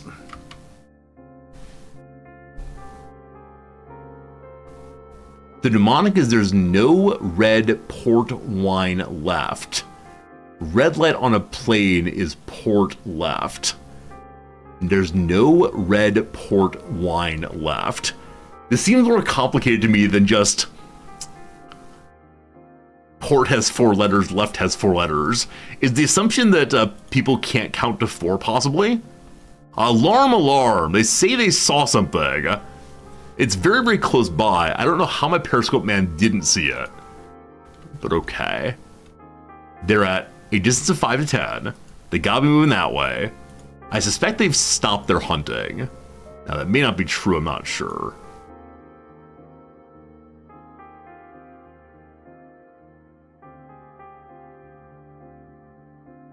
Periscope guy, periscope down. So we should be looking at about 180 or so. Scan and scan and scan. Not a darn thing out there. As we discussed previously, it's possible that when underwater we move too slowly to catch up with things. So I'm going to go to decks awash right now. Or, if I got my engineers on duty, we can go top speed underwater. We're taking water on, I believe. Hit the pump. Do contemporary submarines need to have their bilge pumped occasionally? Like, are they leaky in the way that my sub's leaky? From time to time, the water just goes flowing in. Or now is it the case they take, like, bilge into so-called bilge holds? I remember I played some game, I think it was Deus Ex probably, or maybe one of the, again, they see them allegedly, maybe one of the Metal Gear Solid games, and you had to work your way down into like the bilge rooms of these giant ships. Ships do still leak from time to time. It's like a problem. I mean, are they meant to leak, or just like a recognition that it's not possible to make a non-leaky vessel?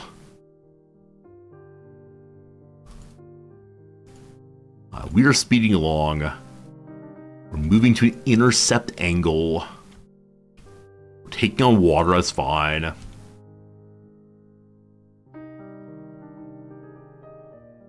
Hello? There they are. So, what is that? Like, do any of you know what that is? Like, our clear sight was like this, and then surprise, they were right there. I just don't get it. I don't get why we get the pop of clear sight well beyond where we had clear sight a moment ago. It's the exact same person who's on the periscope. Is it that he thinks to look that direction when he thinks to look that direction when the alarms sound? How many people are on it? Yeah, in this case though, the attack periscope guy has both of his friends already. Is it fog to my right?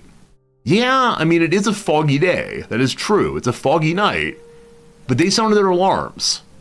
So we got close enough. I don't know. That's unfortunate. So their alarms are sounding. I think it means we run away again. And that's really annoying. It's really, really annoying. All right, top speed. Get out of there. Whee!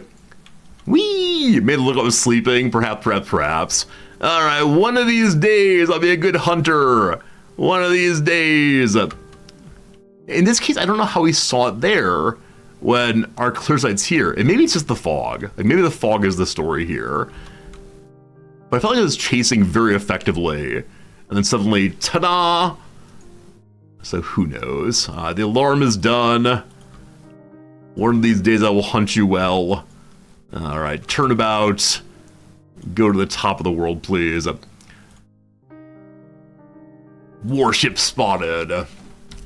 The starboard refers to a steering oar. That's interesting. So the steering oar can't fit on the dock side. Yeah, that's really cool. Thank you for teaching me that. I don't know why we're getting so close. Like, in all cases, I mean, is it we're going too fast since the water bounces up and down? I'm gonna slow down and see if that gets me additional sight. It does not. Something is weird with my sighting. I mean, it might be weather. It may really be weather. So we're gonna hang out here for a while. We're still between the warships and the escort ships. Someone said earlier that these missions are an absolute waste of time.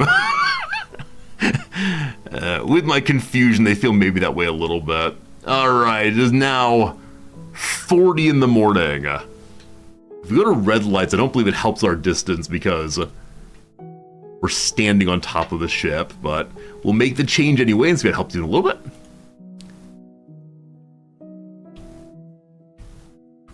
Is it just red lights? So red lights do help even up to, now let's see at 2 here. Okay. They may still be on alert. Let's listen and see. And like we said before, if nothing else, we are doing a good job of keeping them distracted. Okay, those are my propellers, fine. Okay, more that way. 10 to 20. Just mark them for now. No hunting, just noting. We'll then move forward and listen again in an hour or so. I feel like it's time to use my old timepiece. That's what we need here. Just go at a reasonable speed.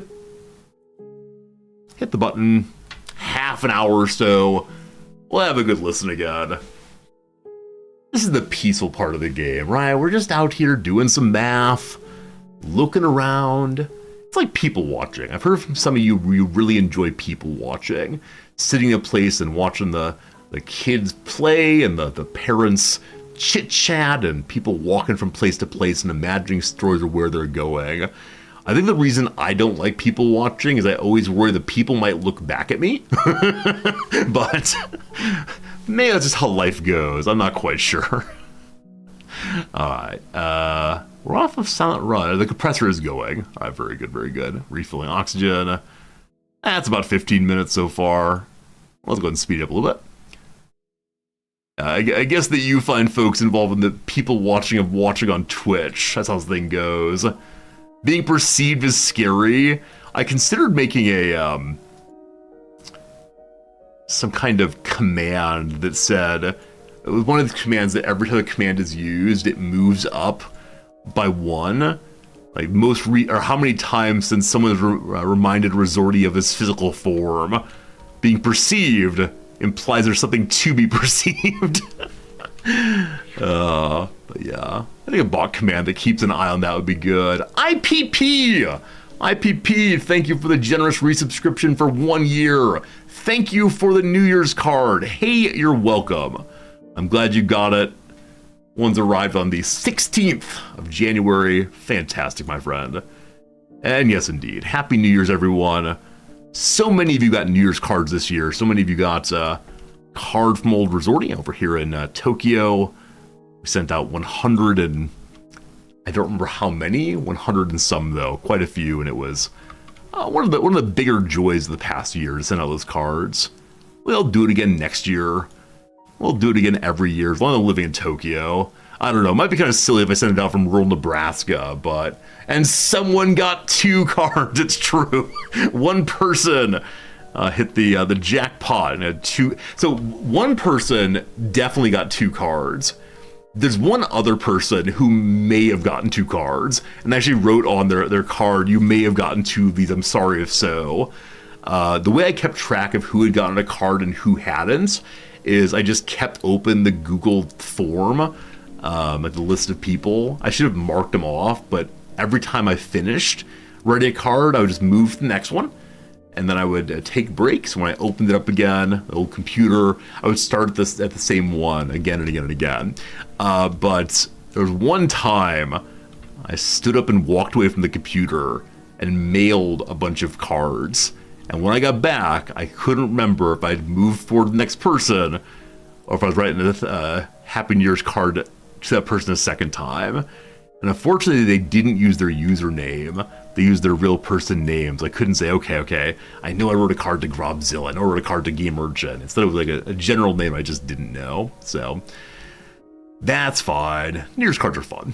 Again, more next year, definitely. All right, have we seen anything? I believe we said the distance was, hello? I believe we said the distance was 10 to 20, but they were at 10 to 20 rather. But what is that there? Over here, I believe I saw there's some smoke. May have lost it now. Ah, shoot. We're going to finish the complete go around here. Avert your eyes if you get the tummy ache. And I know I saw smoke. Oh, it's gone now. Must have been a trick of the light. Okay. I'm sure Mr. Zordy will spot it. Or someone else on the lookout. They have sailors helping them. They'll be fine. So, let's stop here. Let time run for a moment. We're spinning. That's great.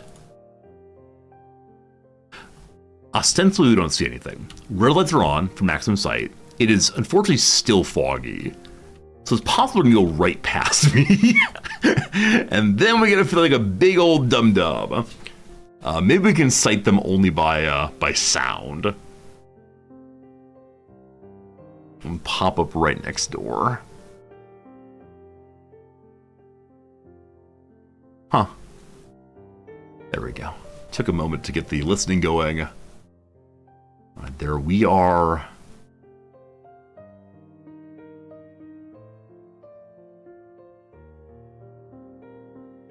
Okay. I didn't get a notification of the enemy ships. that could mean they're directly behind us. That would fall into the unfortunate situation of fog, maybe not see them, and they slip right past. Having turned around, we're going to listen again. Please.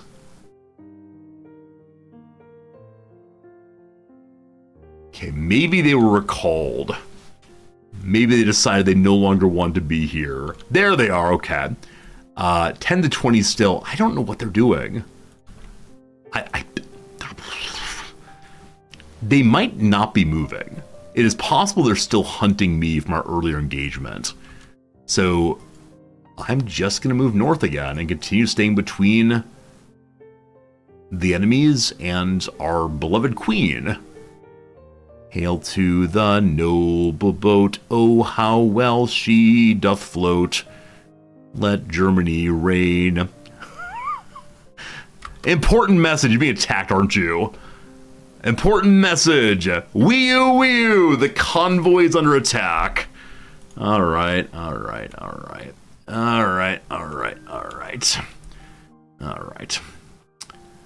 Well, last time the convoy was under attack, we surfaced right next to a warship, and our destroyer's been sunk or pulled away very quickly.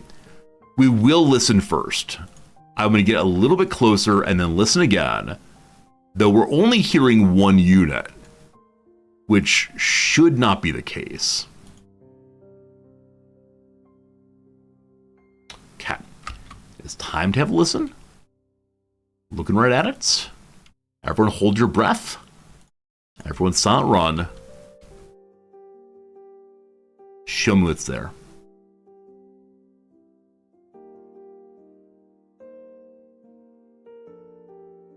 Two behind. They're closing in.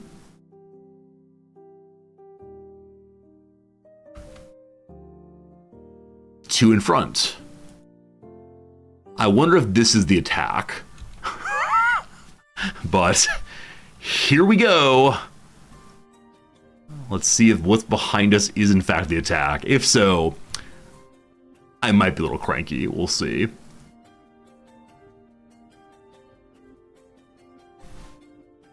I don't know how the escort decides it's being attacked, but we'll do what we can to help. Okay, that is the ship that matters. There's one unit on the horizon. Okay, you are the one protecting. Behind that, there's actually a ton of ships. Now, are they convoy, or is that where the attack is coming from? I'm gonna move in a little closer and we'll see. And be ready to spin around about from behind if need be. Okay. It's the 1934 destroyer protecting us. And I thought there were others, but it's just that one. So I believe they're calling the attack that we cited as an attack on them. And that surprises me, but okay, video game, whatever you want. So, we need to listen again to figure out where they are exactly. Okay, straight ahead. There's 2 to 6 of them. I believe there are only 2, but maybe they brought some buddies along.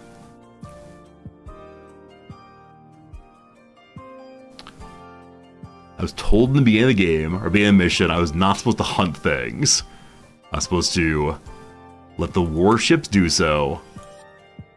However, I was told earlier the warships are very, very bad. So, it's time for us to make another run at trying to destroy the destroyer before it notices us. Going back to red light, green light. It is a rainy night. However, we do see 2 ships ahead. Hello. Rain is better than fog for our purposes. Okay, you are the destroyer, I believe. Yes. Behind you is the exact same Corvette as previously. Cool. We are not Silent Run, and so that means the tube's been refilled. Okay. They're moving that direction. They're heading towards our ships. Ideally, I want to be on the other side. Like 100%, if I can see that destroyer from the other side, it'd be so good. As of right now, we are really, really far away. I think it's the maximum distance of my better torpedoes. So, I'm moving faster than they are. We could set a trajectory, that's not the right word. We could go this direction and pivot about if we go top speed.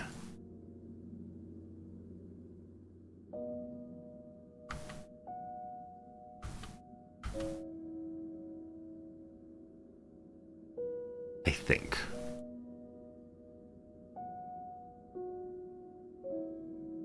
If this is not working, it's actually going to work fine. The question is just, what kind of angle do we take so they don't notice us? Periscope depth, please. Don't get too close. Okay. At this point, we're driving directly into them. So, having lost sight, things got a little bit rocky and confusing for a moment. We're still fairly far away. The Corvette and the warship are having a little kissing moment. I had a moment here to begin firing onto my ship, so I need to probably hurry up and do something. Oh boy, oh boy, oh boy. All right, here we go. So the ideal shot for me is something like this. Though they're going to continue turning into my ship, I should have taken the earlier shots, obviously. This was a dreamer.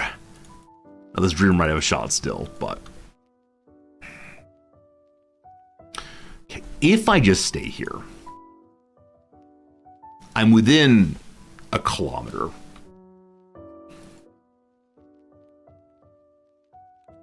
If I pivot like that, I'm within a kilometer and a half. That's fine. By the time we get here, they'll be firing, I'm sure. So, they're turning. All right, here we go. Here we go. Perfect opportunity. They do not know I'm here. I'm going to sink a destroyer. There's no way that I miss this destroyer. We are within... We're not as close as we'd like to be, but that's fine. Friends, in 3 minutes' time, you're going to see Resorty actually contributing to the cause.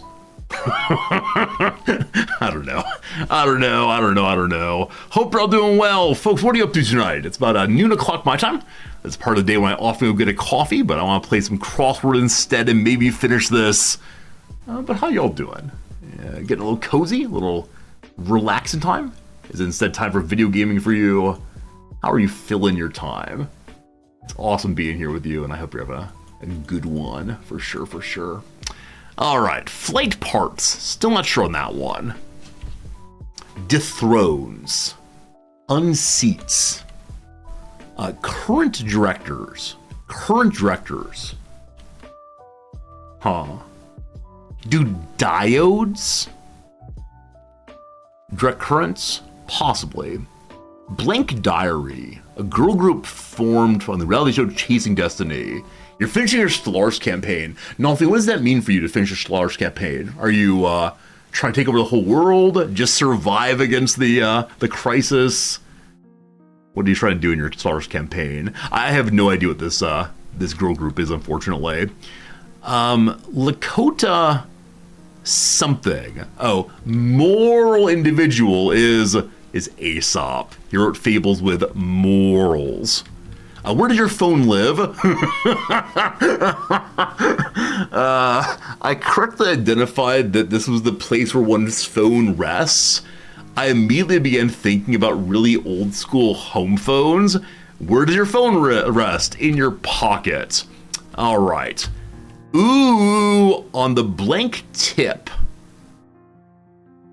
Or Lakota something. On the tick tip? On the tack tip? On the tuck tip? On the tech tip?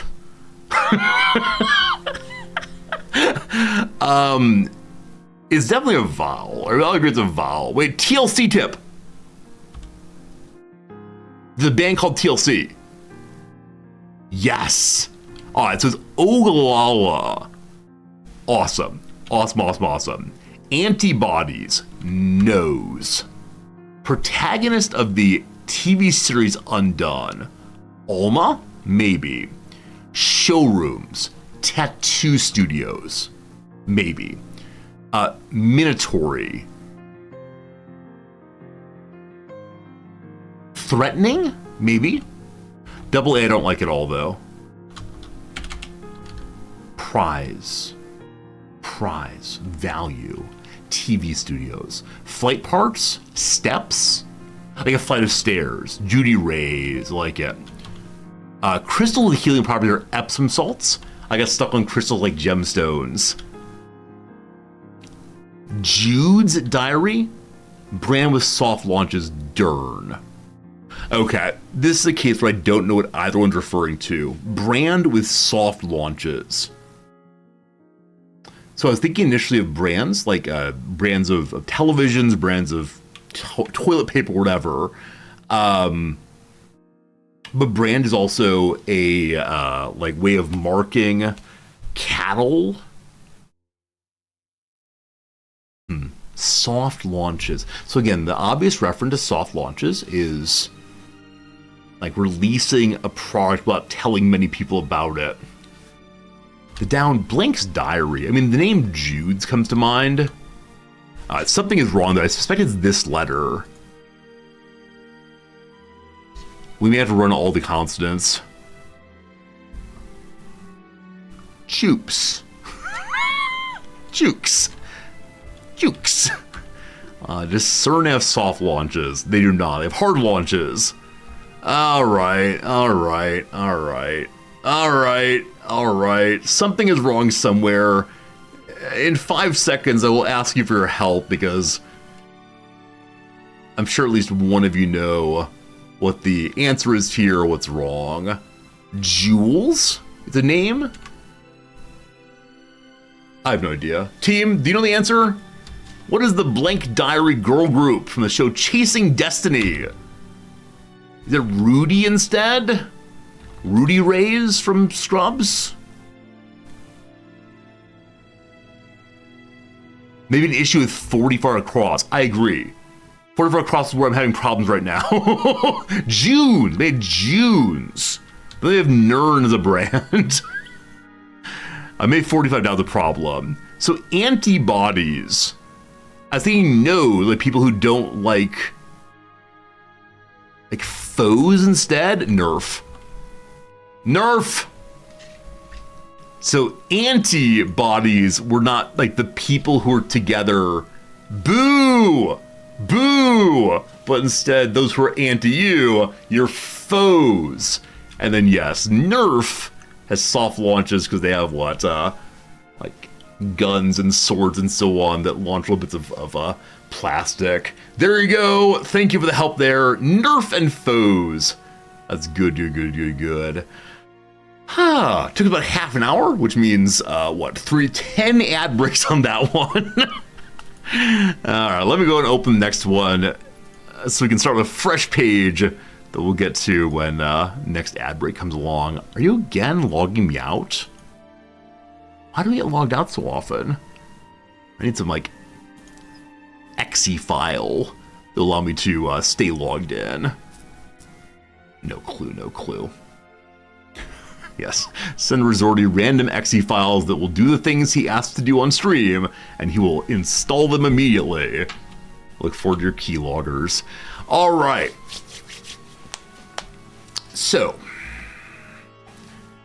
It's possible we've waited too long to do this, because these are going to be moving to intercept our ship. I don't know, do they have torpedoes? Like, what kind of weapons do these destroyers and corvettes have? I know the corvettes have depth charges and deck guns. I don't know about the destroyer. I assume they have big guns on deck that can ruin our lives. Now, I'm surprised that our warship has not moved to help. But here we are. We're going to do what we can. The destroyer is where?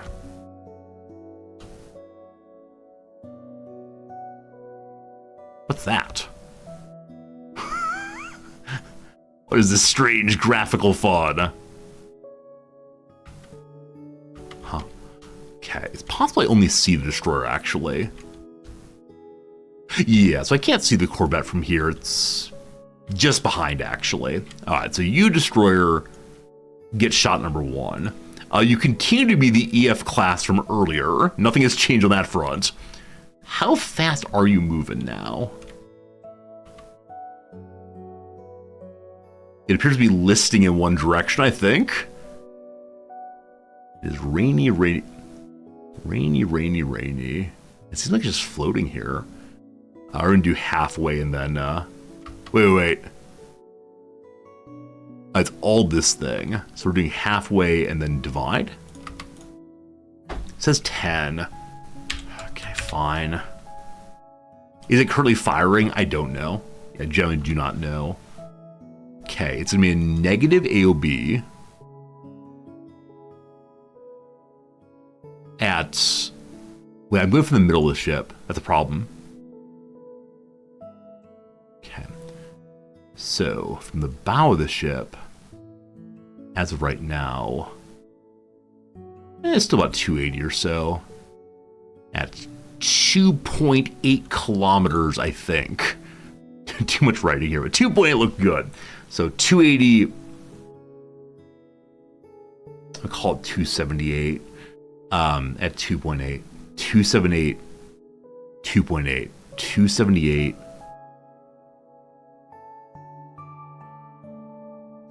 27. Oh shoot, okay.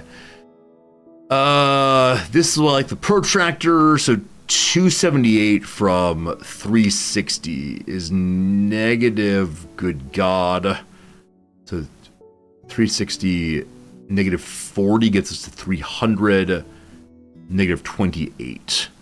Past 40, negative 68. Is that right? I've got no idea. Looks sensible enough. Sure. I need a calculator, of course. We said this is 2.8 or so. I'm moving the ghost. You are the ghost. 2.8, I like it. Okay, this should be 52. All right, thank you, chat, for doing the math. Appreciate that very much. I reshout.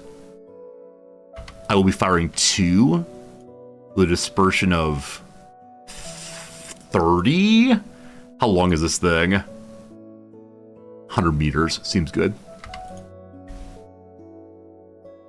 Its draft is 3-2. I'm going to go magnetic on 1.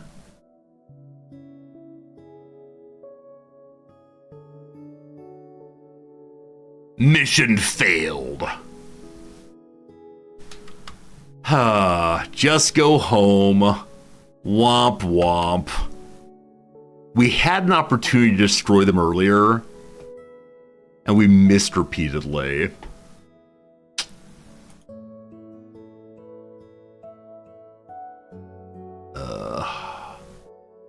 Incidentally, the warboat hasn't moved. Incidentally, the warship did nothing throughout all of that. Oh, I am not a good man this day. I have failed substantially. We're just gonna miss a bunch. Is that gonna hit? I don't think so. Yeah, they were moving into attack formation. I had a chance for that. But again, why has the warship done nothing? Okay. This is fine. This is fine. This is fine. This is fine. One more opportunity. Never say die.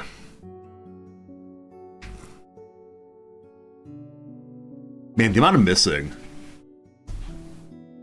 I really do wonder what I'm doing wrong. Like, I could replay the tutorial, but it does feel like I've forgotten something very, very, very important. Because last time we were definitely syncing things successfully. Do I just go ahead and use the deck gun endlessly? We must hunt it down. That's the big issue there. Like, I want to say the thing that went worst there. Worst is they called an SOS.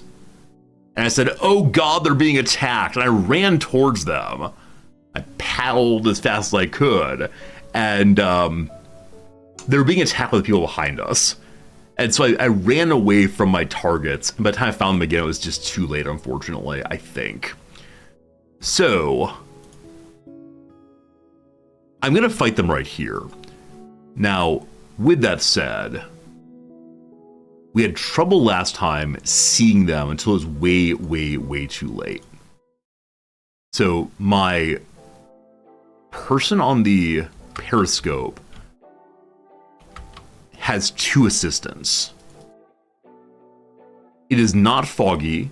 It's a kind of dark night. Okay, I'm going to move to this angle. I'm going to stop. I'm going to listen. I'm going to look first. Okay, they should be in front of me in this direction if I can see them right now. As of right now, I cannot see them. Hello.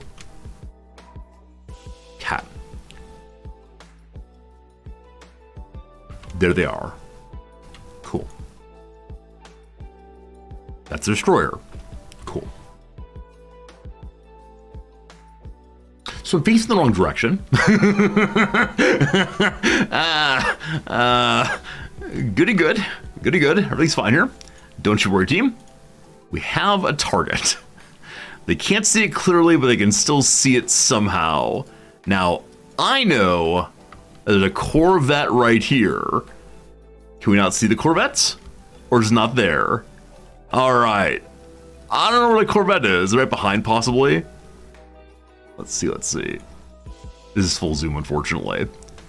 Cat, how far away are you? Really far. So I would like to sneak up close to them. What do you want to bet that the Corvette's gonna see me as we get closer? And it's still a Corvette that I didn't see before.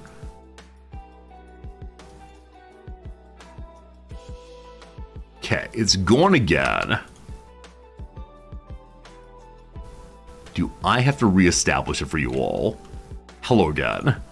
Okay, that's the Corvette.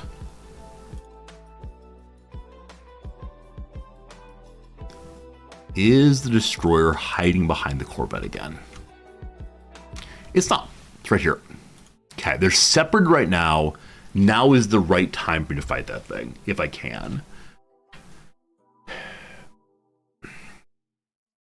Okay, we got this. Distance Corvette 3961. We're gonna continue moving in nice and slowly.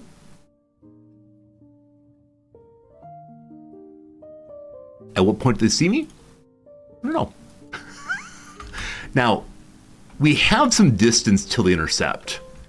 It could be sensible to do the move I was trying earlier to get around them and approach from this side. I'm gonna say it's really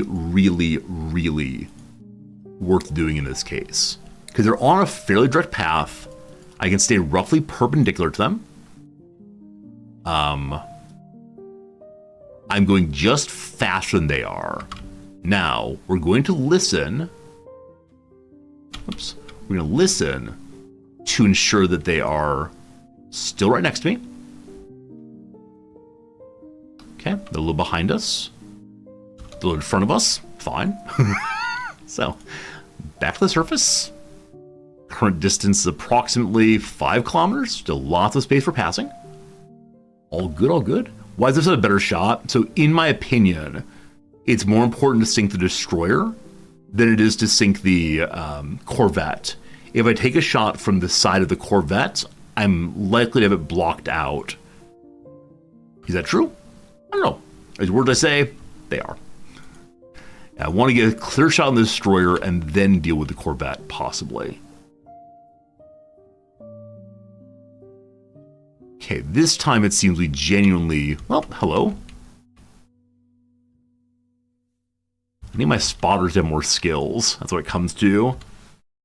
Okay, we're still going directly aside them. The Corvette is right here. So the distance where I feel comfortable passing them is probably here. So we go beyond a little bit more and then try to pivot across.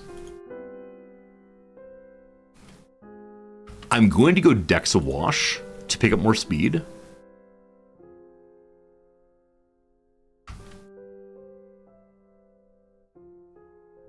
I should stop and listen before we cross the street. Let me just do the looking instead. This was like an excellently well done naval maneuver right now. Okay, there they are. Hello, 2 Corvettes. Hello, destroyer. Marked again. That's the Corvette. So I'm now at an angle where the destroyer is, I don't know what the word is, like more apparent than previously. Just mark it again. Please keep an eye on it. I guess I'm just confused why my spotter keeps losing the sight of it. But I want to see an excellently made pass. Okay, lots of distance. I then am just going to turn around and sit here, I think. That will be 4. I want to get a little bit closer then. So we're going to go now to periscope depth. Okay. Forward a little bit more, slow on down. Spot him again.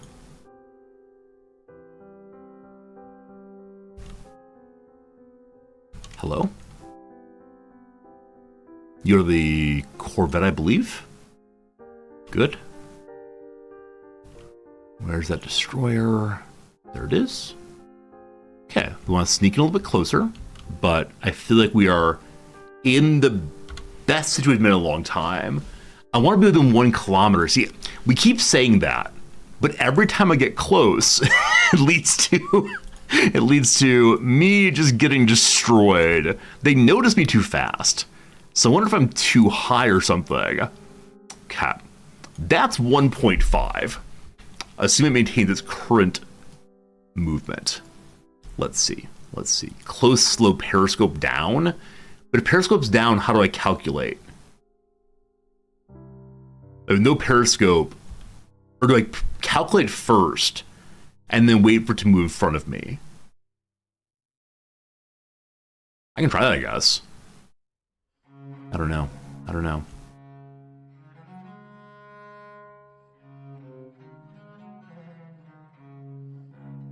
Sneaky.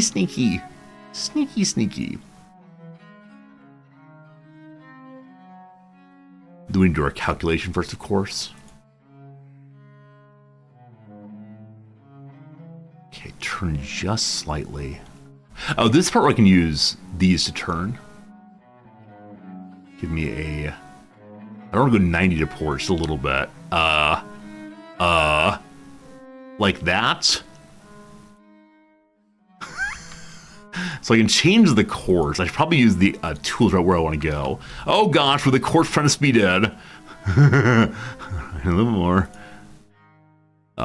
Clicking is the way to go. All right, we have clear sight to where they should be passing. So I now want to spot them. Hello, periscope. Cat.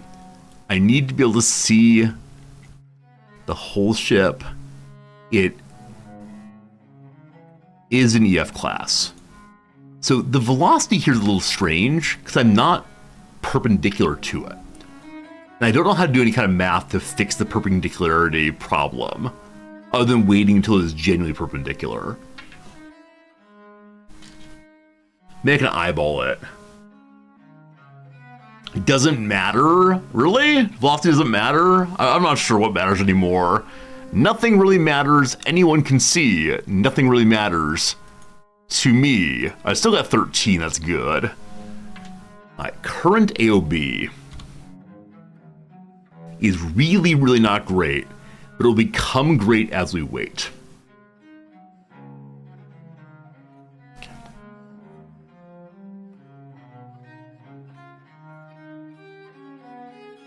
Okay, it's at 345, which is negative 15. The distance is really far, but we'll get closer. Negative 15. Okay. Distance currently is 515. That's correct. Angle doesn't matter. Velocity doesn't matter. Does anything really matter anymore? I have no idea what matters to you. No idea. All right. Depth, 3.2. So we're going to move it a little bit higher to 1.5. We're going to have one magnetic, one ordinary hit. As of right now, it hates the angle. My hope is, as it gets closer to us, and it updates consistently, which I think it does, it will then be a good shot.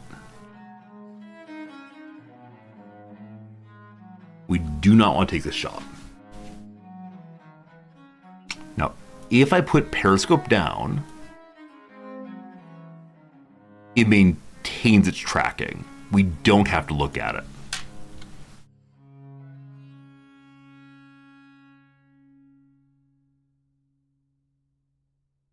Uh-oh.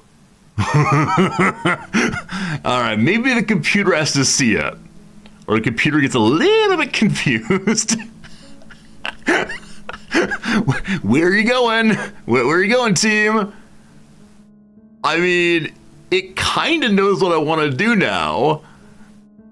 So just wait till Buddy gets inside the red line.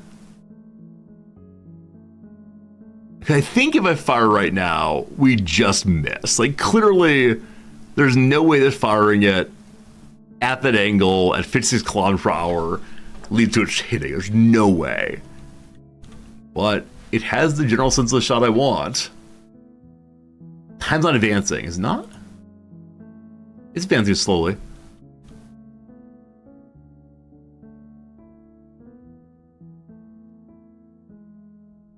Okay.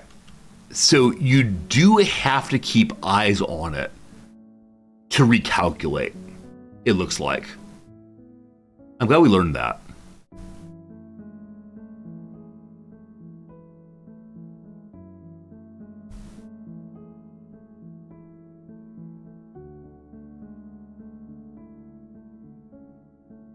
Huh. At least we're learning things, right? Okay, you are Corvettes. Destroyer's much closer than before. It is. Calculate again. So we're very, very low in periscope.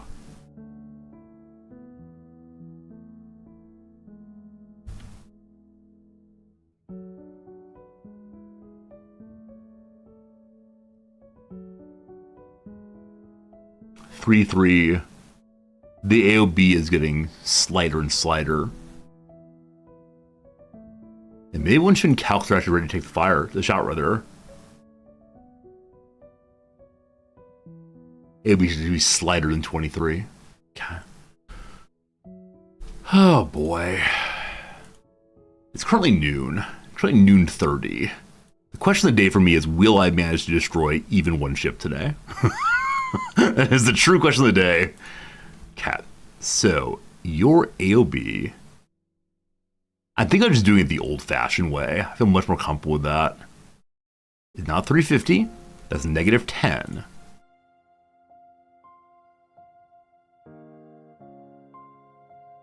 Okay. Your distance is now much closer than before.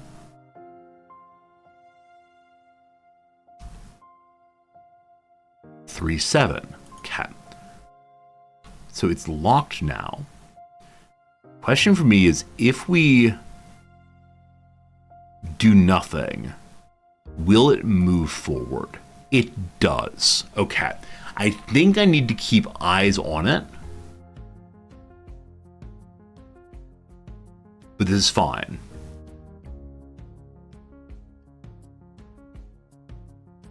It doesn't seem to be updating. Okay, it is updating slowly. So I think it'll be very, very pleased. It dropped it again, team. Can the computer only hold for a while? Or is it that once again, my spotter has lost sight of it? So do we only calc once it's right here? I'm fine with that if need be, but it's just kind of weird. It looks like my spotter lost it again, yeah. That's too bad. I'm trying to be a responsible person and plan early, but plan for the wrong event, it seems. We're very close now. Need more coffee. That's actually a good point. That's actually a very, very good point. What's his... Actually, no, his stamina is still 3/4, so he should be okay. I don't know. It's strange. Okay. Wait just a little while longer. The spotter sees it. The spotter sees it. Just don't blink. The spotter sees it.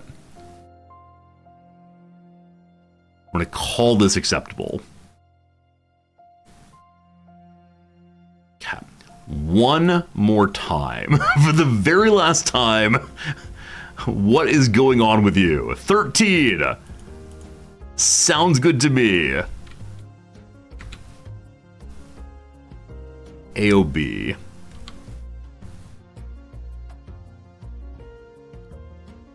Is 303, so negative 57. Distance of under 2.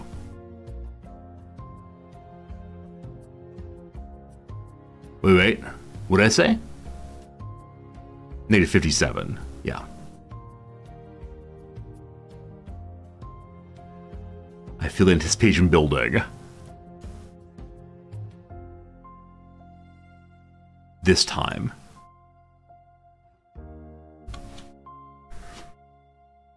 It likes this shot. I was hoping we can get the true 90, but it seemed like that's not going to happen this time.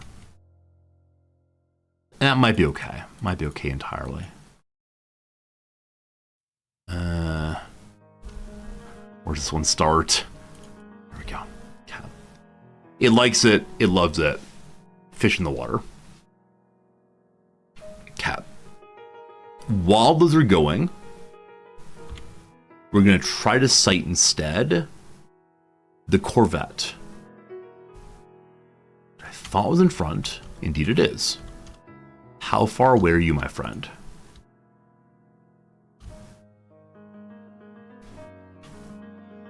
Can't only care about distance right now. I don't know its height yet. You're in Isles, I believe. Flower, I believe. You are a in Isles. All right. What's your distance? All I care about is your distance. 3.5 acceptable. Your velocity recall 13 again. AOB. And back in the good old days, I would just guess this is like 90 degrees or so. In the early game, I didn't actually screw up too often. 100. My confidence is impressive. What else do I have but my confidence? Negative 100 is 260. Wait, that makes no sense. Just negative 100. There we go. If we don't have confidence, there's kind of just no point. Kind of no point on this one. All right, load it. So it's ready. Good enough. Firing 2. 1 magnetic, 1 ordinary. We're gonna go back to the destroyer, don't worry. We're gonna fire and then spin. Okay, fire, fire. We have 5 seconds. It's a miss! No, there's no, okay, it's only 1 shot. It's only 1 shot. Only 1 shot. No panicking, no panicking.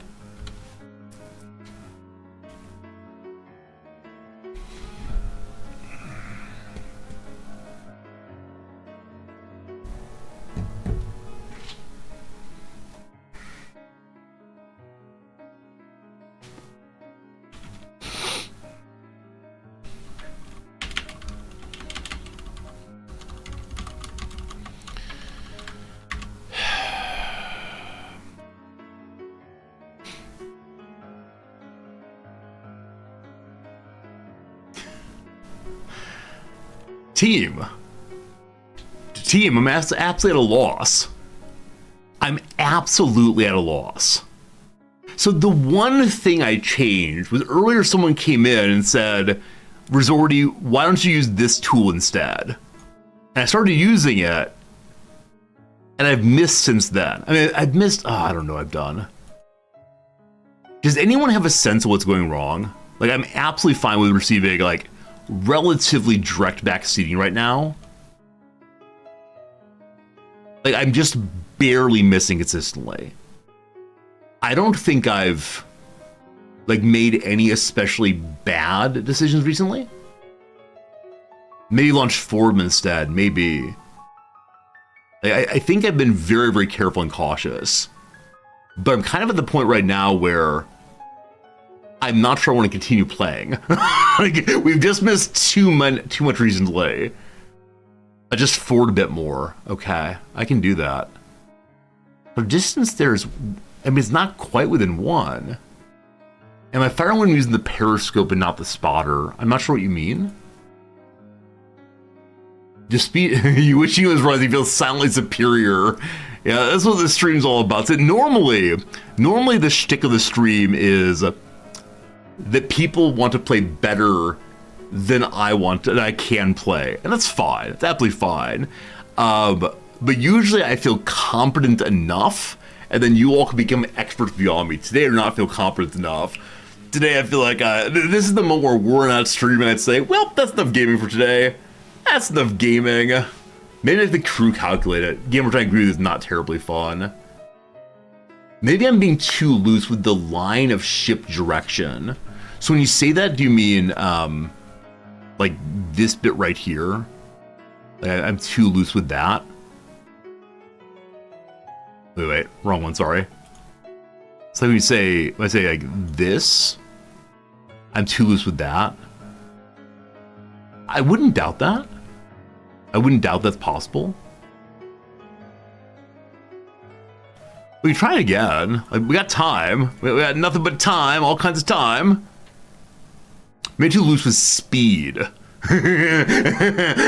we now going to say, Resorty, we're loose with everything?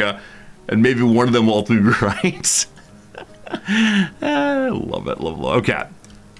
We're going to do it all correctly, as slowly as possible. One more time. Do I have torpedoes loaded? One is loading right now. I'll need one. This is fine. All right. We got this. No panic, only focus. Cat, I'm going to do this perfectly. Now, when the Corvette gets hit, if the Corvette gets hit, it's going to lead to panic and evasion and so on. We'll see what we can do. I'm hoping a second torpedo gets loaded in time. I'm not sure. Okay. Look at her go. She's lovely. We're actually not tuned on a 90 to us yet, so this shot may actually be better than the prior one. Oh, isn't she lovely? Little English flag, full of all kind of talking with plums in their mouth, so-and-sos. Okay, I give you 13 kilometers per hour. This is what was in it previously. In Ray, the AOB. I'm gonna clean up everything.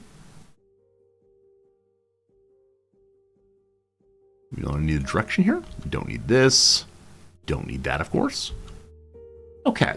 AOB means if I were standing on the bow of this ship, which is just past this point, it's clicking in too easily, and I were looking at my own ship, what would the angle be? 83.1.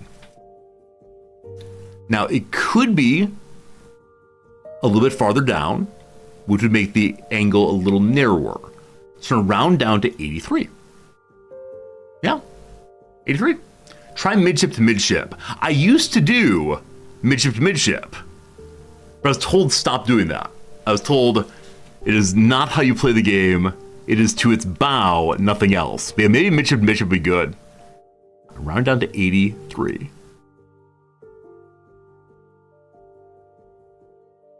Okay. Perfection. Now we do its distance. We are controlling the ghost ship. Make sure the ghost ship is at the top, that its sea level is at the level of the highest mast. I think that's right. Everything's been shouted. We are loading still. That's fine. That's fine. Please load faster. Sure would appreciate it. Helped a friend complete Monster Hunter Iceborne. I've not played any of the Monster Hunter games. Hopefully a good time, though. We can see how close we are to loaded, can't we? Here.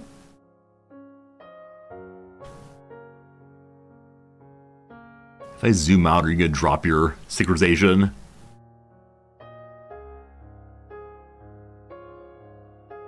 Okay, show me reloading. Okay, is that green bar how close you are?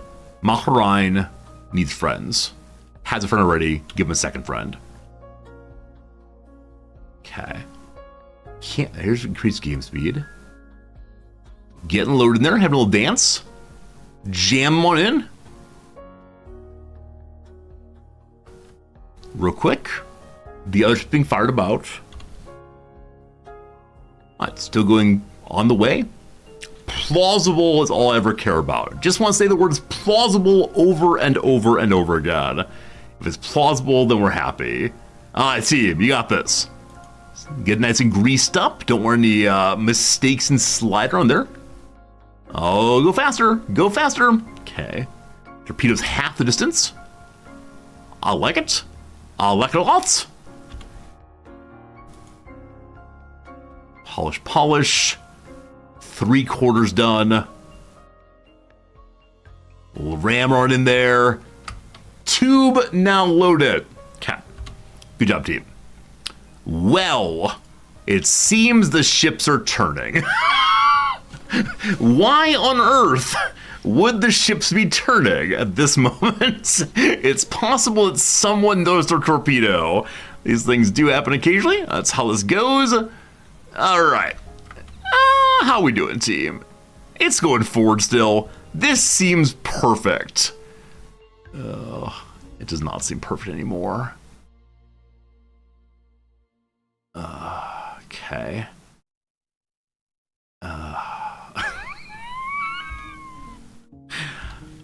What game should we play tomorrow, folks?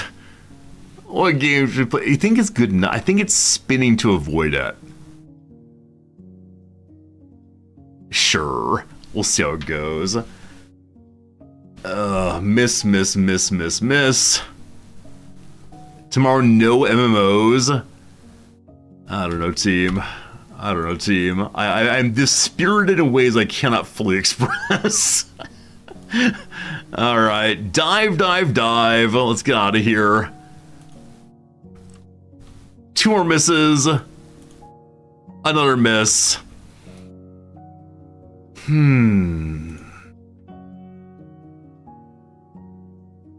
We're getting sonared.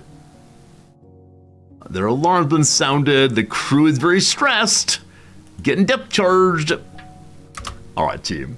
I think that's enough for today. I hope you've enjoyed yourself. Hope it's a fun time hanging out.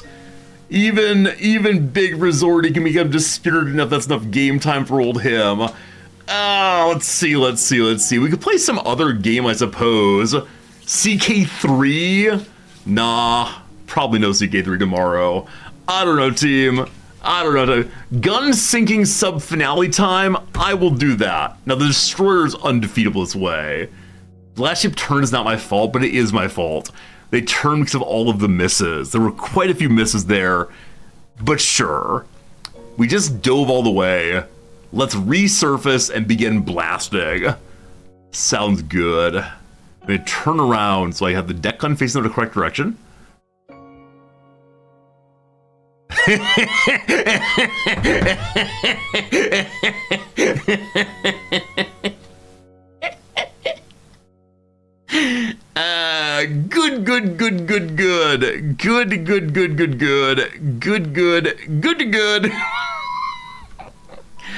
I have some other games installed, don't I? Hello! Good seeing you all today. Wait, where's the Destroyer? Shouldn't we have a, like, obvious picture of the Destroyer? Oh, there we go. A leak on board! We're ramming to the front of it. Alright. Hello, good seeing you. Good seeing you all. Captain Zordy, you are up here right now. Captain Zordy, I need you to please, don't be dead. A sailor's downed apparently. Let's get upstairs. Everything's fine, get me out of here. It's a lovely sunny day. It's beautiful out here. Okay, where's my down? I wish to go down the stairs. Can't find the stairs, there they are. The captain's gonna go down with the ship clearly. Where's my main gun? There's the main gun. Is it broken? If it's broken, it's no fun. Oh, it's broken. Well, ramming speed apparently. A little bit of scrape there. Very good. Can I defect? May I join you? Oh, no. Oh, my goodness, team. Oh, my goodness. All right, I think I have some other games installed. Let's go ahead and look and see what games I've installed or purchased recently, and we'll play something else. I don't want to rage quit. We have 1 hour left to play. I do not want to rage quit. I mean, I do want to rage quit, but we're not going to rage quit. So let's go ahead and pull up the old Steam Marino thing, and we'll find a fun game to play together. Play some Minesweeper? No, Minesweeper is a game where people get to feel superior to me. I can't have that. So how's the Caves of Cud playthrough? I actually do have... So the one that we did on stream, I absolutely lost. I went and played on my own, and we did lose. I do have a level 5 or 6 characters alive, though. We could go play Caves of Cud, play Tarkov. My computer's not good enough to play Tarkov and stream at once. How about an easier mode of U-Boat? So we played easy mode U-Boat for our first week or so playing it, and it was kind of boring. So at the difficulty we chose, like, for today, we were successful before. I don't know what happened. I don't know what happened. Did I buy... I think there's something on my wish list I was thinking of playing. Caves of Cud is a real possibility. Yeah, this Peglin and Dungeon Crawler mix. Claw mix I think of getting. And it's part of, like, the weekend variety stream. And then Uncle Chop's Rocket Shop. You know what? Tomorrow we're going to play this, I think. Probably play Uncle Chop's Rocket Shop. A roguelite fix 'em up. It looks very similar to Keep Talking and No One Explodes. So you're going to use all kinds of little books and tech sheets to figure out what's broken and to repair things. I don't know how it goes. It looks like it might be a ton of fun. We'll see, we'll see. All right, Caves of Cud it is. So Project Zomboid is next week. Not to spoil things, but yeah, definitely we'll be doing Project Zomboid next week. Unless some game comes out. I don't think anything does, but if Project Zomboid's coming, should be a good time. Caves of Cud, let's see here. Incompetent... what's it called? Like some kind of like Swamp Tar, I believe it's called. The basic character here. Alright, very good, very good. See people join us in the CUD directory. Let me get that pulled up now. Thank you for tolerating a brief moment there of crankiness. Occasionally this happens. It's actually been a long time since I got so frustrated by a game I don't want to play it anymore on stream. It's very unusual for me these days, but when you're not having fun, you gotta admit you're not having fun. The new Project Zomboid build is really tough. What makes it really tough? Steel. And yes, Slivers, were I to play Project Zomboid, I would definitely play the unstable build. I tend not to do, but it seems like people are really, really, really enjoying it. That's all I ever want. Freehold Games, going to capture this one. Okay. Yeah, what's making the new one so challenging? Caves of Cud. I can't remember if this game has music. Let's find out together. Indeed it does. Very good. Too much crafting in 42 build. Okay. So less looting, more crafting possibly? The game is brighter. Was it really? Okay. Okay. I'm up with trying it. Okay. So, Cud Zordi, level 5 only. Going into Red Rock. So something I've been doing recently in my Cave of Cud playthrough is I've been leveling up outside of the dungeon and then going into the dungeon. Level 5 is the highest level character I've ever had. So we're pretty early in this thing right now. I've never successfully cleared this dungeon and gotten back home. I have cleared it once, but then we died on the way back, I believe. So maybe today. This is the standard Swamp Tar. I believe she's level 4 on legs, maybe? Is that true? Let's see. If you've not seen this game, what can I say about it? It's level 3 on legs. You play as a weird mutated creature who's trying to build up their inventory and figure out some mysteries. And what do we have right now? We have some salty, slimy, engraved spiked steel gauntlets. We have a little face mask that gives us heat resistance, a back piece that gives us cold resistance, and a piece of lacquered fur that repels liquids and cannot rust. Seems very, very good to me. Bunch of other items, some which are probably worth selling. These books. We have some fancy swords. Unfortunately, we are still using a really basic bronze battle axe. This character is deeply into axes. That carbide longsword will be so nice to use. That 1d8 versus 1d2. But I'm staying with axes all the way. And that's because we do have an axe build going right now with 114 skill points. Oh, I don't know why it didn't level us up already. Cool. So we're deep into axes. We have the cleave thing, so we have a chance of hitting with axes. We have a chance of damaging armor value. Charging strike. When you charge with an axe and hit, if you cleave their armor, there's an additional -1 pound armor value. So when you hit with an axe on the charge, 75% chance of removing 2 armor. Also, if you have dismember, which we do, your chance to dismember when charging is doubled. When you charge with a cudgel and hit, I don't have that. All right, so lots of fun with axes. We've cleared this floor. I see that my character's hungry. The other thing to say is, one second, what did I just push? Oh, push downstairs, that's good. I keep pushing the wrong keys. It's been a little bit since I played. So our unusual ability is time dilation. What that does is, given an enemy's proximity to us, we slow down their move speed by a fairly decent amount. It's been very good on meleeing harder characters. What I meant to do is make camp real quick. Can't cook with house nearby. Just go upstairs, LOL. All right. Already camp on northeast. Do you want to go to it? No, it's fine. Okay, if I say no, they won't let me build a new one. Sorry, we don't find our own campfire. There we go. And we'll use this to cook real quick. Toss a bunch of food into a pot. Not hungry anymore. Very good. All right. So we'll go ahead and use the, let's go down again. Is this a new game to any of you?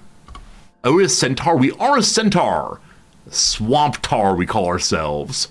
We're a strange mutant. We have many legs. Extra legs. That's our centaurness. have a higher level of mood, speed, and carrying things. We have a freeze ray. We can freeze enemies. Doesn't do a lot of damage, but does slow movement sometimes. Amphibious. We pour water onto ourselves like we're a frog or something. We can teleport away. It fails often. And then we can slow down enemy movement nearby. Those who are closest to us get half quickness penalty. New Game 2 is so good. So good. It feels like the old Dungeon Explorers. I've been fired on from the southwest by a seed thrower. We can charge at them. We finish the step, find the vermin of the quest, What's Eating the Grapevine? So behind us there's this purple crab-looking thing, a wet defanged Gershling. So this creature's been coming out of the cave here and eating the food of the poor workers, poor farmers. We leveled up. I think you can level up for free. So one mutation point. There's a mutation that one can get where you have multiple hearts, which increases your constitution by so much.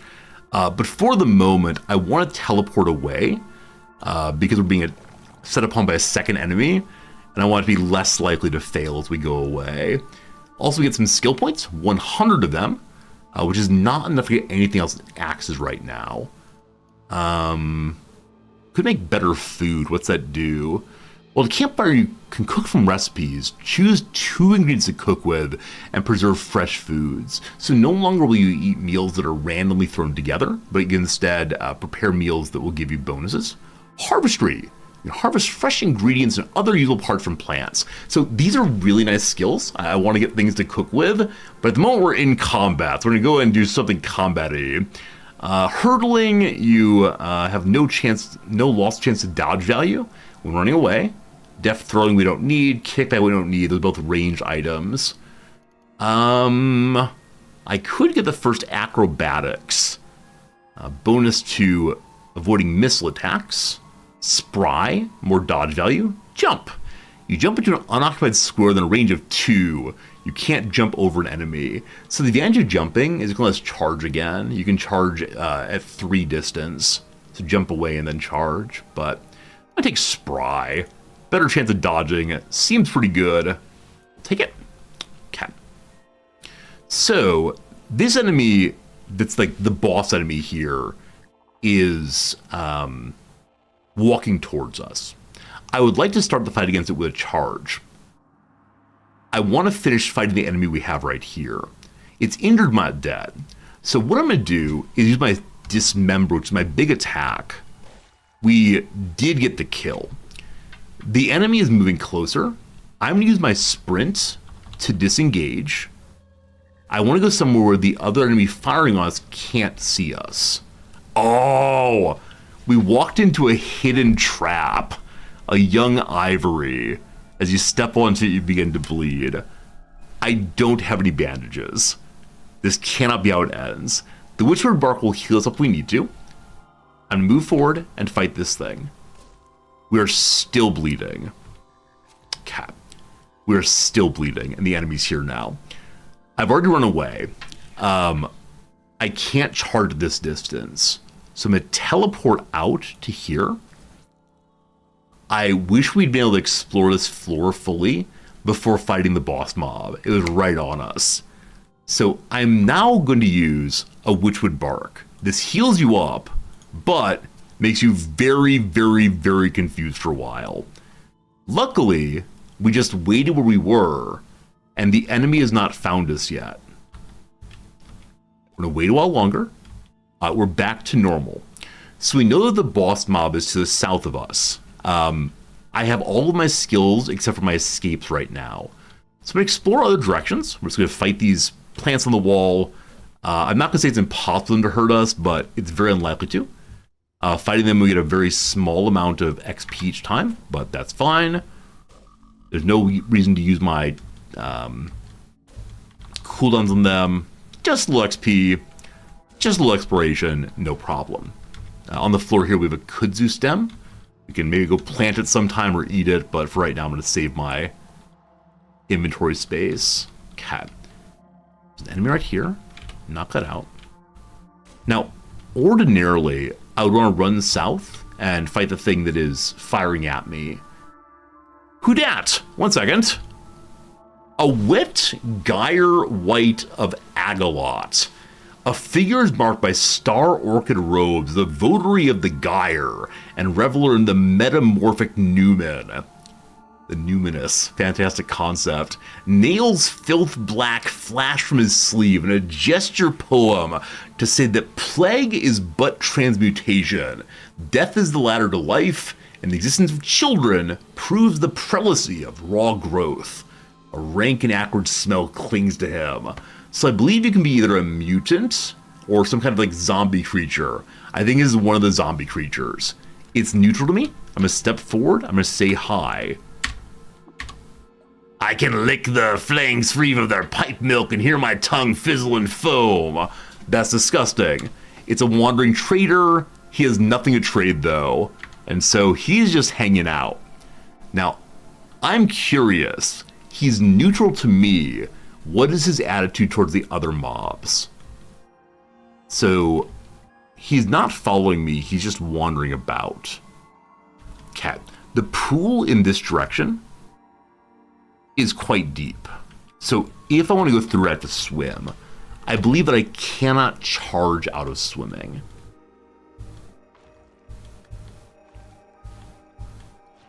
Okay. Unfortunately, the boss mob is able to swim also. Luckily, teleportation's back on. I can probably charge this way, get the kill, and then teleport out. So, hello. We went where we didn't mean to go. There's a chest there that could be cool.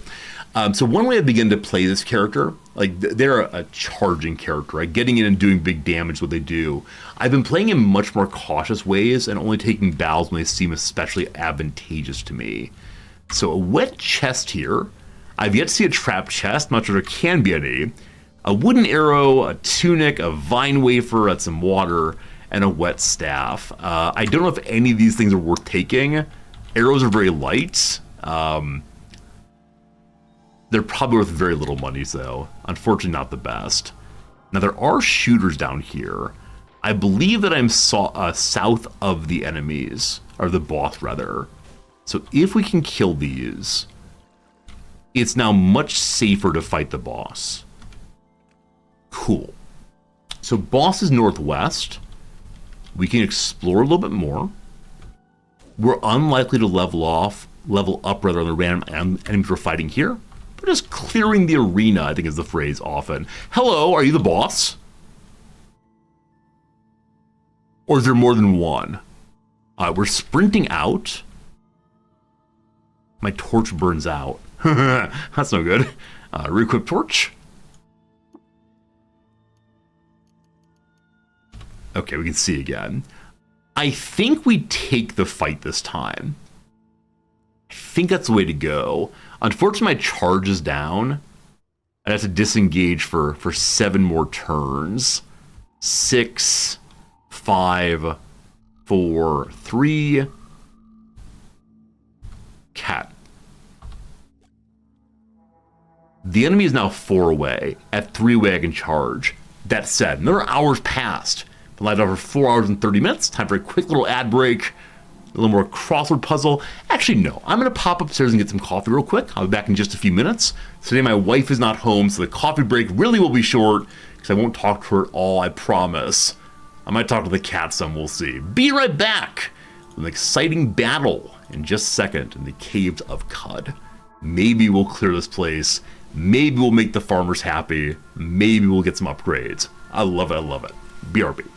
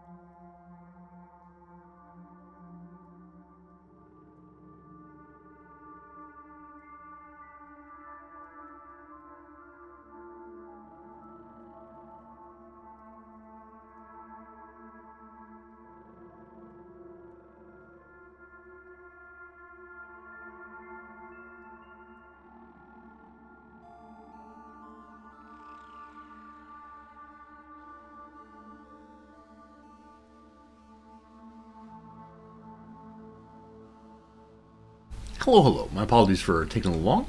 Glad you're still here as always. I realized I was playing Caves of Cuddle wearing my hat. That's how it goes. Friends, I have a giveaway I meant to do in the intro. I have no idea how many people are actually still here this late in the stream. Usually I do my giveaways in the beginning of the stream.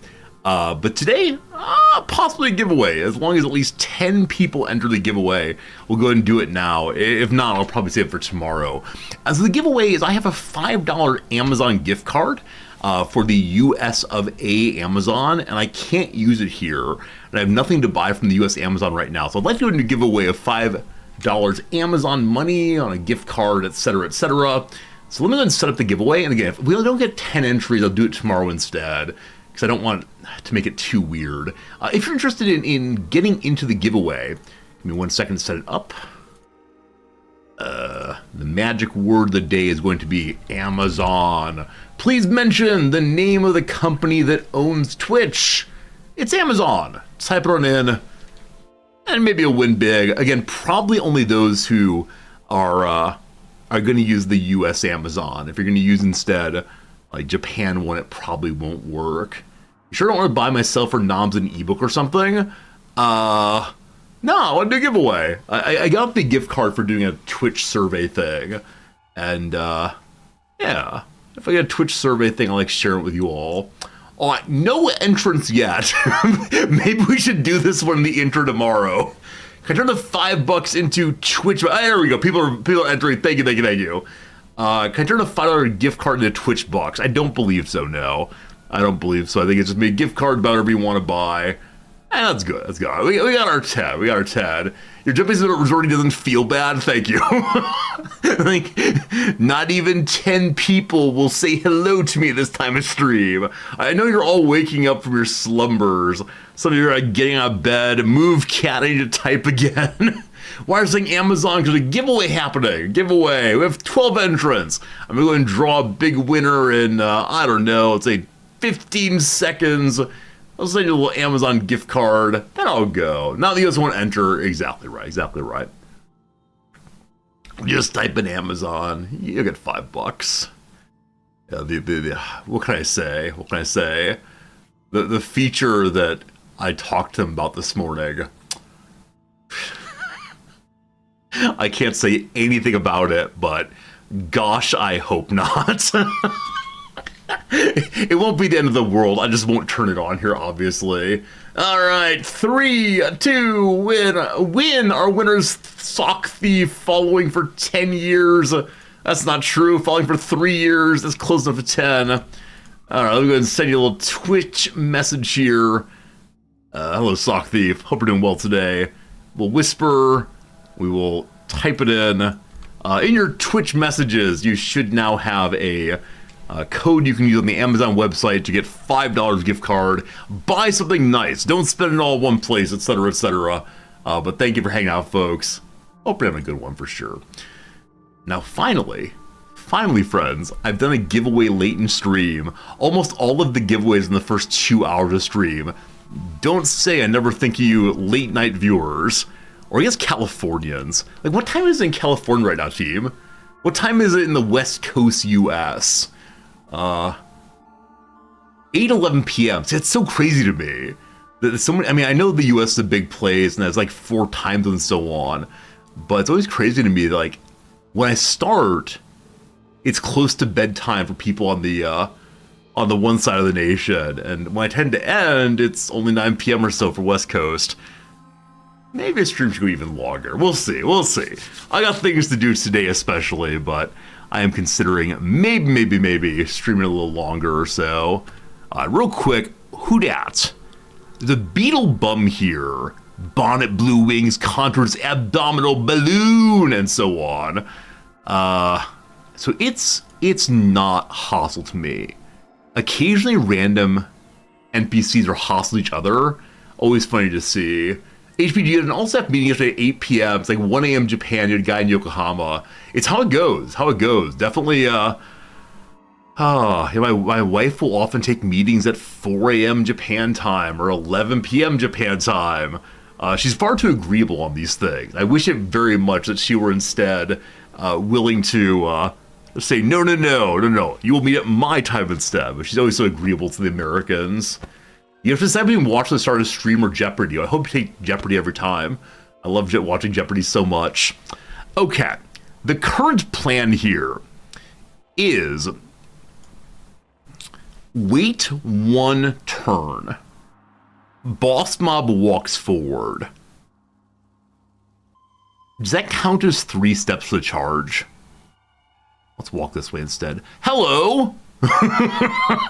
He's coming on the outside. I don't know if the boss mob walking over the spike will spike him also, or if it's only the first person step over. Okay.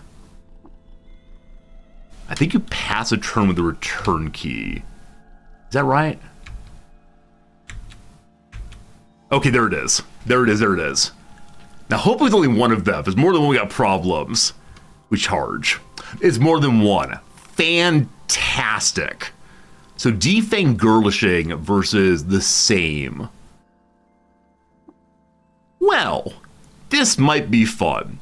I missed on my charge, unfortunately. That's not ideal. Both of our disengages are off right now. I'm in a freezing ray. I can't freeze ray. I'm in a freeze ray behind, simply to slow its movement in. Oh, not like this. I have 1 healing item left. Okay, we're going to... Wait, I have another ability. I have slow. Okay, time dilation. Go. We've slowed everything around us. However, we've taken quite a bit of damage already. I can't believe my charge missed. Oh.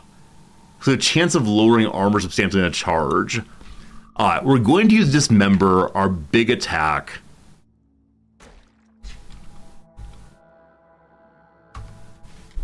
This way. Can I not dismember it? Wait. Hello? Huh, maybe this kind of enemy is undismemberable. Something's weird. Something's weird, 1 second. Okay, let's try that again. Dismember this way. Huh. My 4 key's doing nothing. Is my keyboard working? 1 second. Something gone strange.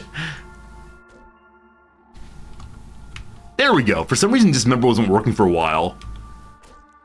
Number 1 is merely injured. Number 2 is with me also. So as of right now, I am doing all of the damage. And this buddy here is hitting me for nothing. Hey, Peace Island, how's it going? You got your postcard for New Year's? Hey, Happy New Year, my friend. Okay, my panic might be unnecessary. Ah! So, for a while there no damage, now suddenly damage. We lost 3, 5, 7 in 1 turn. It is time for us to eat our medicine and possibly lose our mind. We didn't lose our mind that time, thank goodness. Okay. I have no abilities right now. We just have to tink it out. 1 is down. Buddy up here, who's not hostile to me, has moved closer. He might be hostile to the person attacking me. Also, what are these blue boxes? I turned on something I didn't mean to turn on. On target? Huh. Yeah, if anyone knows what the blue flashes, I'd love to know. May it slowed enemies. Okay, my charge is back up. I believe we're winning this. I'm not sure. Please don't die. We're just bump attacking back and forth. It's only injured. Teleports up to 9. I can freeze ray again for 4 damage. It's badly wounded.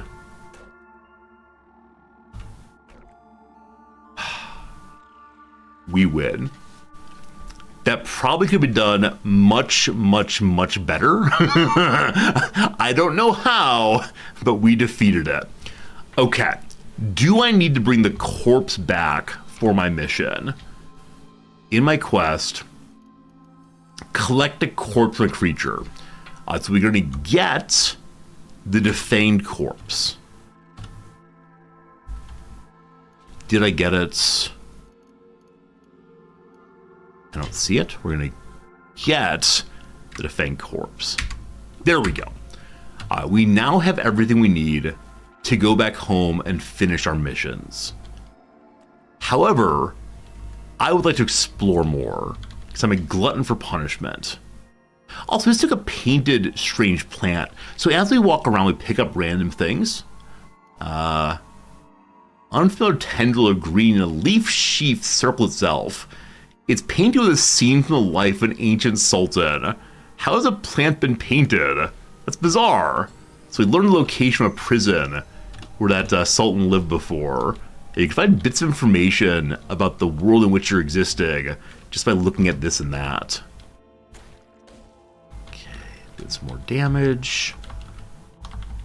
Man, that boss fight ended up being just bump attacking back and forth and hope my arm would hold was mighty, mighty silly. And I never quite know how compelling this game's streaming is. Well, that said, so many enemies here. I think for me at least, the joy of watching this game, and I have watched other people play it, the joy of watching it is seeing other players' excitement at discovering things.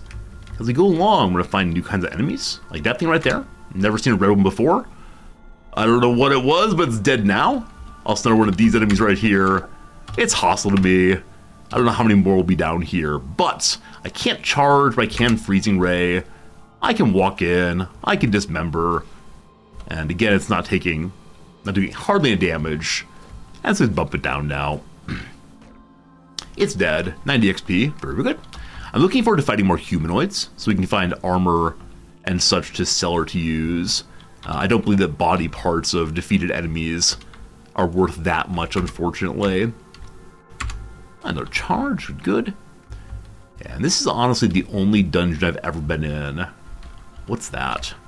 A prickler. Bulbous stags of plant are clustered in sundry sizes. Spines poke through the dusty spider matting that dresses them. I'm sure we can fight it. No damage taken, awesome. But yeah, if you've not seen the game, it is one, like, if you die, it's game over. It's a very old school game in that way, where you explore, you level up, you die, you explore, level up, die. Hope you find new things each time, make you a little stronger. In a moment here, I'm looking forward to heading back to town and selling some stuff. And buying some items that'll make it a little bit stronger, as one does. Now, one nice thing about this game is there is an auto-explorer key to make sure you don't miss anything on a given level. I'm going to push it now. It'll stop you if you run into enemies. Like there, for example. I tend to only use when I feel fairly strong with defeating anything that happens to remain. What's this? Boom Rose arrow to the left here. What makes that arrow a boom rose? So here. So it's 1d2. And then 4 1d2. Ignition and notch away. So I don't know what the distinction is, the second piece here. Like, what is 4 1d4 versus 4 1d2? Huh. I read the first damage, but I don't know, maybe it has 2 different attacks. Piercing or something. This playthrough, though, we're not playing with bows and arrows. We're playing endless charging in. Back to exploring again. More plants to destroy. And these plants are worth, 10 to 25 experience points each. And, we're going for another 900 or so XP, but they do add up. That's all right. And there are a few people who stream this game. I think it's people who also play Dwarf Fortress. I think people have said this is the Dwarf Fortress of adventure games. The Dwarf Fortress of dungeon crawlers. And the game does have a random setting each time. I know each of these caves we're going into is potentially different than anyone we've seen before. Suddenly impaled, walked into a spike again. These young ivories, packed into rents in the shale, are spinescent shoots of blooming ivory. We try to talk to it, we can't. We're just going to destroy it instead. And again, we have no bandages. We don't have bandages in the future, but with no bandages, we kind of bleed for a while. This game does remind me so much of games I played in my youth. And the constant hope of, will I find something that's new? Will I find a jewel that's worth selling? And part of this game is that one has access to old technologies the character doesn't fully understand. As you can take those technologies and deliver them back to the city. Gain more gold to get more items. To gain more gold to get more items. One of those very old school game loops. Oh my goodness. Okay, wait. So someone was enjoying wandering along randomly, walked into 3 plants and one shooting from above. So, all the ones that were close by got more than one turn. And each one did a very small amount of damage, but it added up in a big way. If ever was time to teleport away, this is it. Unfortunately, teleport into yet another one of these defanged Gershlings. So we're gonna sprint back. I'm swimming though. I get into the water here. I don't have any more health items. I should have just gone home. Sprint goes on, so I get more turns than or more moves per turn than it does. As we run along, our HP is refilling. I want to keep it in range such that I can charge it when I have enough health. Fair enough, good night. Good seeing you. Yeah, but for me, at least, it's a game of mobility. Bad movement on my part, so no charge this time. We'll dismember right away.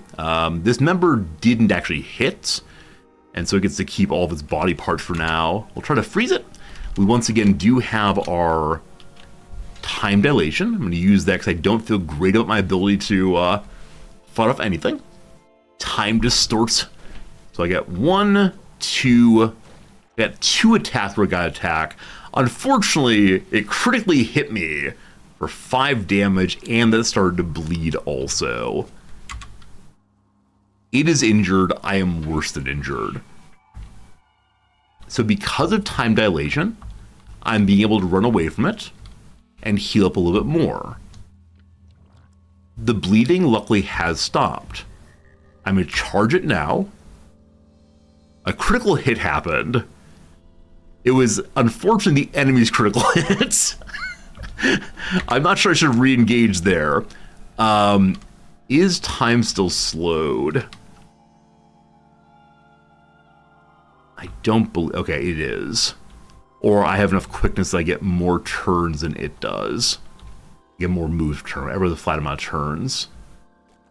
Okay, my charge is up again.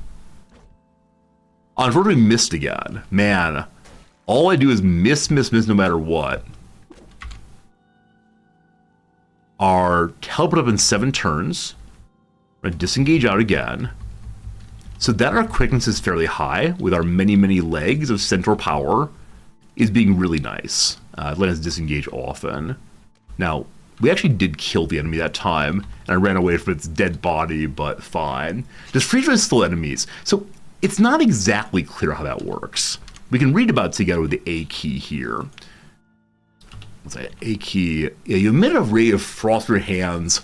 It does damage, and it cools the enemy, I know. Cools by a certain number of degrees. I think the cooldown is a slow. So using that before we disengage might be a very good idea. We are hungry. It's time for us to make some food. We don't yet have the ability to make whatever food we want to. We'll see. Does charge use AOB? How dare you? We do not think at all about that game ever again. When people say U-boat, I'll be saying what boat for the rest of my streaming career. I do want to get good at it, but man, something has happened that has made me very bad at the game. Hey, what's up? What's this? Huh, this one looks different than usual. I don't know why. Well, they all die the same. A little more exploring. Then we're gonna go home. Only the one there. That's fine. Yeah, this is a game that if you want to, you can play a ton. As I said previously, when I play this game, it tends to be a... as soon as I die, I reload again. I just want to see how far in the game I can get. In this case, though, we are far than ever before. We use axes this time, maybe next time bows or bows. Are we gonna make U-boat jokes for the rest of the stream's existence? It's been one of those memes like, hey Resort, do you want to play U-boat? Are we gonna get gift subs to U-boat? Which is how was day one of class? It was really good. Thank you for asking. Yeah, I made a fuller comment back in the intro, but no, the first day of class, the students were game and interested and curious and laughed at my jokes. And what more do you want than that? All right, team, we have fully explored a dungeon. We're going to use the auto escape now, which means just walking back to each door. I've explored every single floor, so we can just go to the staircases up. I cannot believe it. Cannot believe it. Oh man, the U-boat play. It's a good game. Last floor. Thank you for the GG, I appreciate that. We just need to make it back to the city now. So we can go to the world map.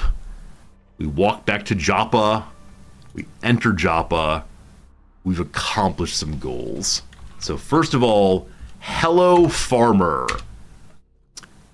Any news from Red Rock? Yes, I found the vermin and the bits of gnawed water vine. I carry a corpse with me.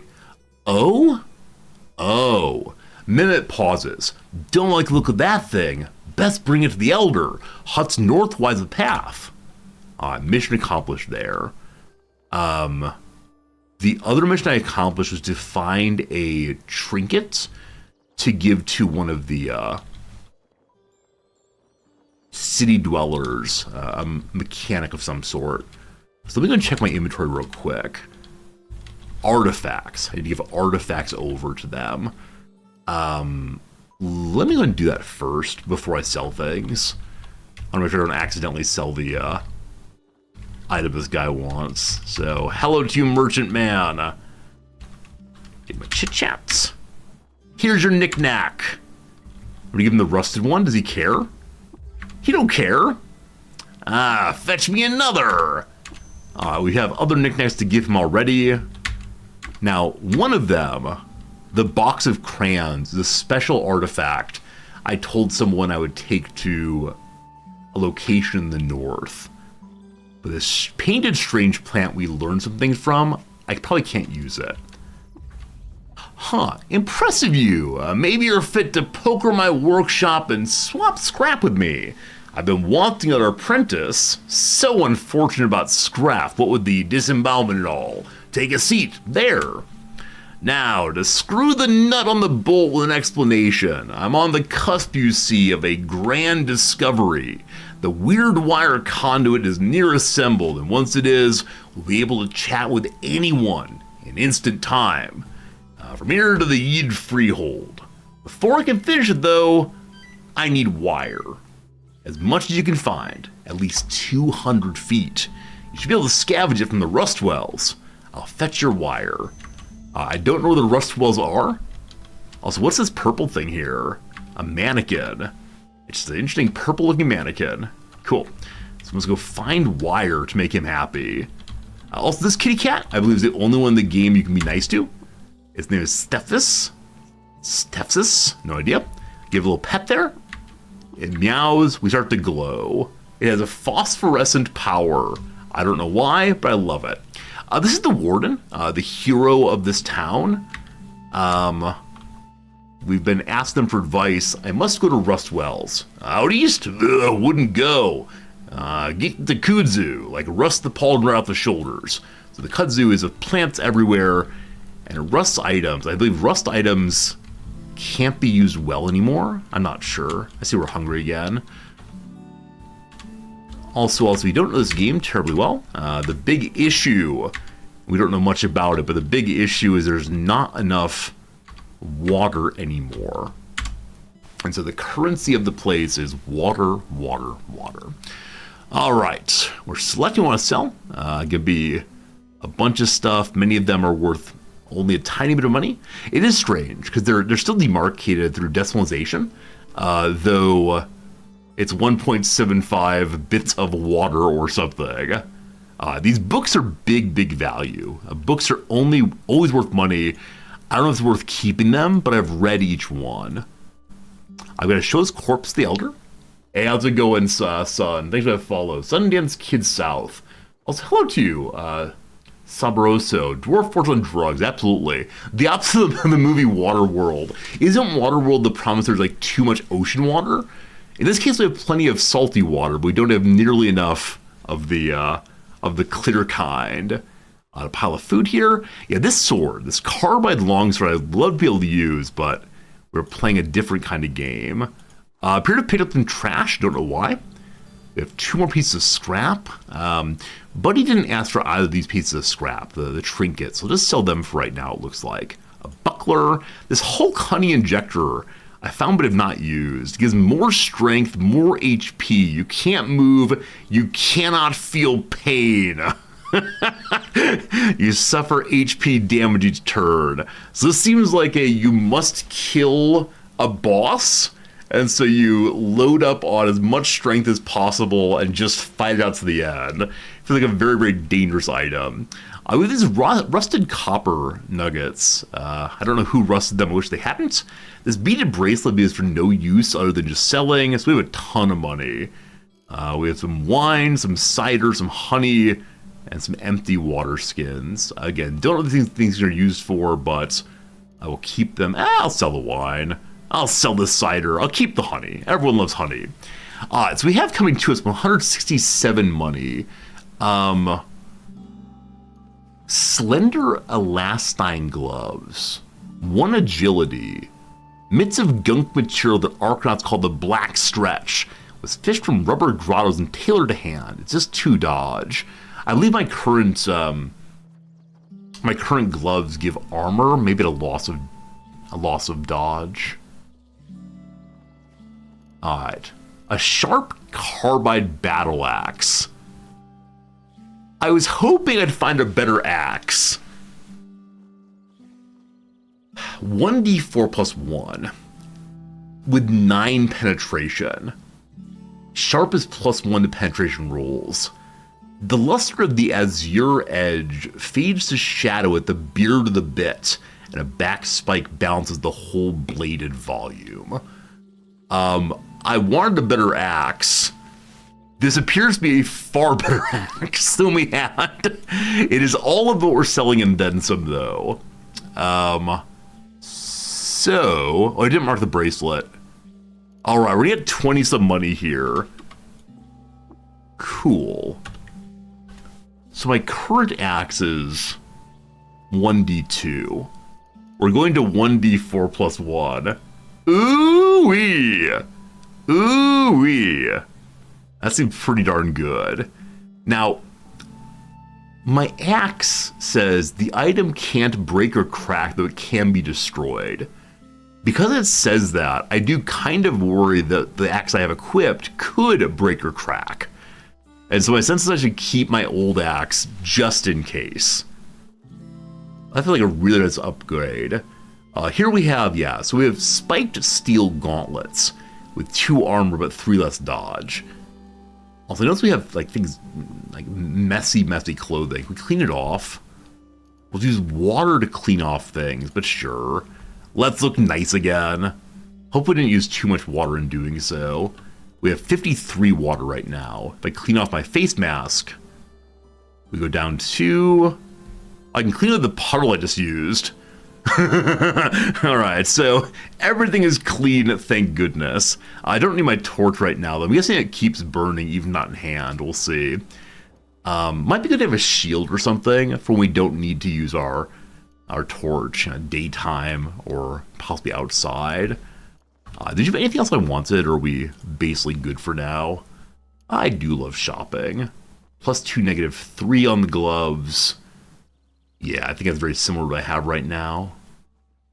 So I think that might be it. Now these things, small muddy tube. You can't examine items until they're in your pocket. Who knows what it is? Things we don't want right now, though. Okay, okay. That buckler I just sold, actually. Let's trade again. It's 14 money to get it back. We'll be fine. To the north here is the Elder and the Elder's Daughter. Elder's Daughter sells things. Let's go and see what she has right now. A mask. This mask is to limit gases, I believe. I have one also. She has bandages. You will recall earlier I panicked a couple times. Oh no, I don't have band-aids. I don't have band-aids. I think I should probably take at least a few of them. Alright, and then past that, I don't know, the vine wafers are a little bit of water, I believe. So add them to trade. They're very, very inexpensive. So we're going to give 11 money over. We still have 41. Should be good. And now we speak to the Elder. Friend? Elder Irid smiles. Live and drink. Come in. Come sit near the cool shade. Cross a pillow there. And welcome to Yappa. You may drink of our fresh water too and quench your thirst. They have fresh water? I'm not sure I've discovered where fresh water is. Interesting. I should fill my my water buckets. I'm back from Red Rock with the corpse of a pale spiderling. Elder, would you like to examine it? This? Oh? The Elder pauses for several minutes. Warted leg, foul smell of sour gum, moon and sun. A Gershling. This is a Gershling. What's a Gershling? Creature of plague, friend. This one... Elder Urid pauses. This one covered in slick and mussed out the biljos of sleeping Ogolot in the cave under a cloaca. I don't know what that means. But here, Gershling this far west, so must be 100 for one to reach. But does the gyre widen again? Oh, I could say gyre? I talked to a strange figure next to the Gershling, or noticed the creature had its fangs removed.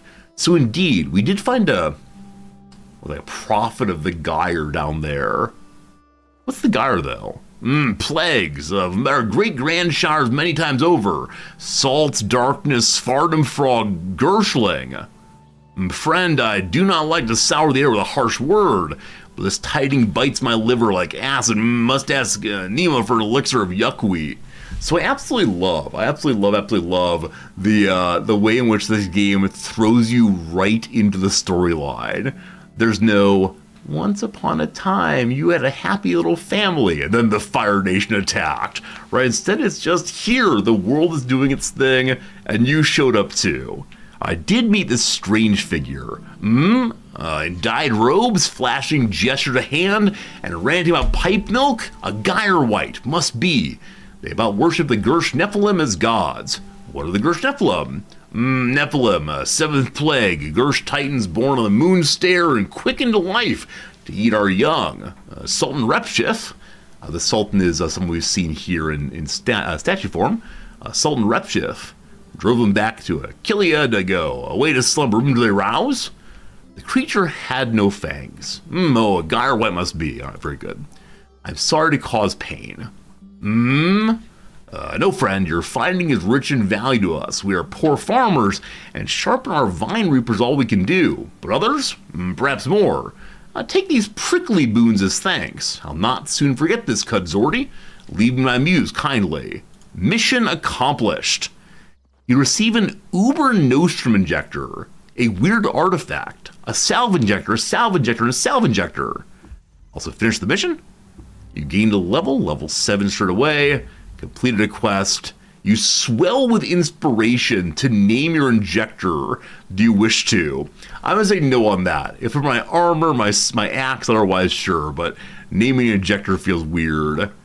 The villagers love me now. Hooray! We got an achievement for completing that quest. Very, very good. Bunch of stuff to do that. First of all, I want to check my inventory and see what these items are we don't know about. The weird artifact I can examine. I think intelligence helps you see what things are. It's a Fix-It spray foam. What's a Fix-It spray foam? An aerosol can blown full of fominating caulk. I'm sure we'll have reason to use it at some point. It's an applicator. We'll find something leaking, maybe my U-boat. This corpse we probably don't need anymore. We showed it to people and they don't care too much anymore. All right, we have this salve injector. I assume these are just healing items. A glass tube and hype needle deliver tonic directly to the bloodstream. You recover 0.6 HP per level each round, minimum of 3. So level 8, you do better than that, I guess. Applying one tonic while under the effects of another produces undesired results. So don't stack your tonics, thank you. And then the Uber Nostrum. You recover 0.6 HP per level. At the end of the 10th round, you're purged of all short-term biological debuffs, and you regrow up to one severed appendage. So it's super ultra healing for sure. That's the kind of item I can imagine never, ever, ever, ever use. That's amazing. That's amazing. Google AI is interpreting this wiki and tells you that Uber Nostrum Injector costs $75. Will, perfect. Do enjoy. Enjoy buying an Uber Nostrum for 75 USD. Awesome. Okay. I have this Butcher Corpse ability. What's it actually do? I haven't seen it used hardly at all. A. You butcher a corpse you move over. So if I drop this corpse and move over it, I'm not butchering it, I wonder why. I mean, it's like particular kinds of corpses, I'm not sure. Alright, the Warden, do you like me more? There's this water ritual thing you can do, in which you make people like you more by sharing water with them. The Warden seems, particularly beefy, a centaur like me. I don't know if I should waste my water though, and if you do these rituals, other people come to hate you. I don't understand who these people are. Let us trade. He has an herberry, which is very expensive looking. Earth-dense juice pressures the berry skin to a perfect and light-curving sphere. Inside a pip encodes a million-fold instructions, except for the shape of shapes. It's a perfect item. It is beautiful. I have no idea what it does. Okay. What I've been told to do... And we have to level up still, I recall that.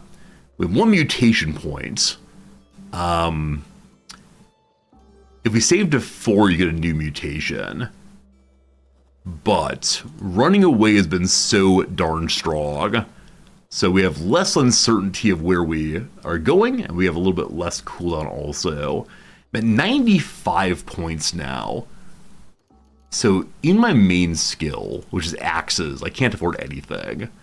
In cooking, I mentioned wanting to have better meal prep and be able to harvest from plants. So harvestry on.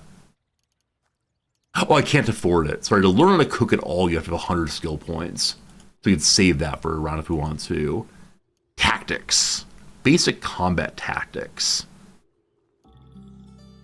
And many of these have to do with avoiding and throwing missile weapons. Juke. You move one square at no action cost. Maybe at some point. Can't afford that. Cudgel. I think I'm going to stay away from Cudgel right now. There's other things you unlock if you want to, like Physic down here. Ability to stanch wounds. Bandages you apply are much more effective. Seems good. What's Endurance? Shake it off. Each one of your days are stunned. You have a toughness by a 10% chance to shake off the effect. You also take less damage from poison. Better swimming. Better poison tolerance.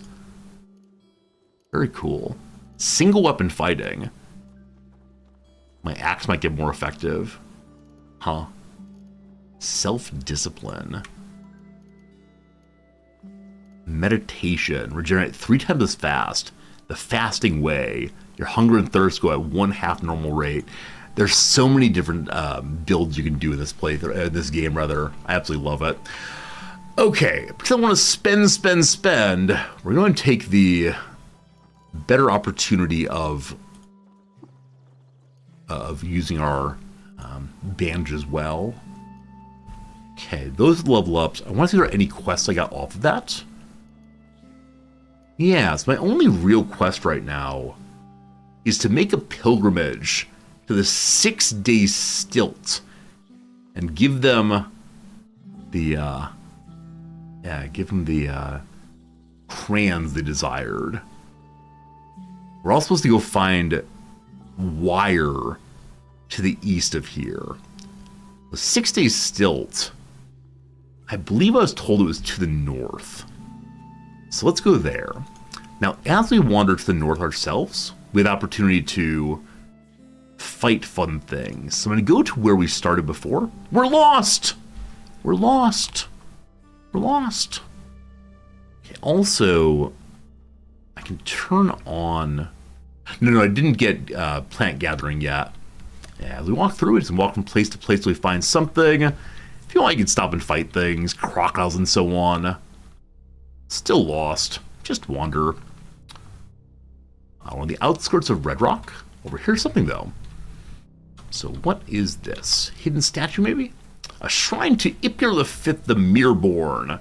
Won a decisive victory against the combined forces of the consulate democracy of Hashan at the bloody Battle of Matara. There's also the battle. Matara was so devastated by torrential glass storms, it was renamed the Stained Baron. We learned about new sites to go explore, the Hashan consulates. It's such a big world. Again, just like Dwarf Fortress in that respect. Alright, still wander until we find something. There are ways you can... be less likely to get lost. Various unlocks you can get. Haven't done those yet, though. Alright, we have found a building area. To the north, it was an armadillo, maybe? The armadillo hates me. It's a horned chameleon. Minuscule skin crystals shift and sort light to pattern match wherever's outside the body boundary. A narrow bone extrudes overhead. So you charge me terribly. Average difficulty, let's go and take it. We can't charge yet, now we can. They're still in perfect health. We are dismember also. The horned chameleon doesn't penetrate my armor. I have now missed twice. We then hit for 11 damage with my new battle axe. Wow. That's the most damage I've ever done to anything. And that wasn't even a crit. This battle axe is one of the best things we've ever had. We are keeping our eyes out for other enemies. These dragonflies are neutral to us. I'm guessing it is possible to fight the dragonflies if you want to, but they seem perfectly fine. Hey, what's this? I walked in too close. A salt hopper. A bulge-eye head and stretched thorax of sun-salt white is poised to leap through the air by the thrust of a set of bounding legs. So 6 little legs, looking like a goat maybe. If I sprint, can I get enough distance to charge? I can actually. It's not sprinting anymore. I chop off its left mid-leg. Haha, I'm a monster. Now, as I walk over it, I thought we'd be butchering, but again, maybe not the right kinds of course to butcher. If anyone knows how butchering works, I'd love to know, because it's doing nothing so far. A feral dog's out here. Can we chit-chat? It does not want to trade. Can we give it a pet? What do you say, feral dog? Want to be friends? It barks. Yeah. So if we want to, we can go down here. It's an absolutely random place. I know nothing about it. We're going to explore the rest of this general area. But I think part of the joy of this game is that if you want to, you could just explore random spots. In the process, you might die. Let's see what we find downstairs, though. A subterranean desert canyon. Alright, we find our first enemy. It's of average difficulty. It's called the plated knollworm. It secreted resin that hardened under the pressure of shale into armored plates. Inside a thick cord of bristly segments are capped by a cuspate break for breaking through rock. It's to try to crush me. Hey Steve, you bought this game after last stream and still haven't played it. I know you have a lot of good games going right now, my friend. I encourage you to try it out, but it is the kind of game that once you start playing might get real rough. As I charged in, my lacquered furs have been cracked. What does cracked mean? 1 armor value removed. So I don't know how to repair things yet. So it only has 1 armor now. Luckily, the weapon I'm using is absolutely insane. So the best offense, etc., etc. Some tortoise irritable. This tortoise wants to fight. I don't want to fight you, buddy. What do these walls say? They're rock salt walls. I wonder if I can attack them if I get salt off of them. That'd be great. Okay, as of right now, I don't have any special attacks at all, or nothing's up right now. In 5 turns, I'll be able to charge. One more turn. There we go. Got that initial cleave. My battle actually able to cleave deeper through the wet tortoise's armor. Wow. Good call. This is absolutely a cozy game. If play it too fast, you will just lose. That's true. Hey Banshee, how goes the gameplay? I'm really enjoying it right now. We started today with, 4 hours or so, 3 hours or so of, what is it? Of UBOAT. It went very, very poorly today. I made some big mistakes, and I stopped having fun. So we changed over to Caves of Cud instead, which has been a good time so far. If you've not seen this game, it is one I like a bunch, where you get to explore deeper and deeper inside various dungeons, playing as a little minotaur character, and looking for any enemies. This place is mostly full of feral dogs. And a random centipede. Another random centipede there. It's at distance. I'll go and freezing ray it first. Did a little damage to it. I think the dogs might want to fight. I'll go and tank instead. We can't have the doggos taking damage. Another one just to the north here. We'll cleave in. We're doing very, very well right now. Again, because of our very, very strong sword. Axe, whatever it is. 13 damage. You bought the game a while back and set aside time to learn it. Yeah, it is a game that rewards careful exploration of the mechanics. It's also a game that, in my view, is worth a lot of replaying, even if you aren't very good at it. IMO. We're finding lots and lots and lots of centipedes. I was wondering if there's a nest of some sort. There is indeed a giant centipede nest. Plies of nest skins swell and contract as if the thing were taking breath. Its darkling cavities glint with larvae burning to be born. Oh, it's disgusting.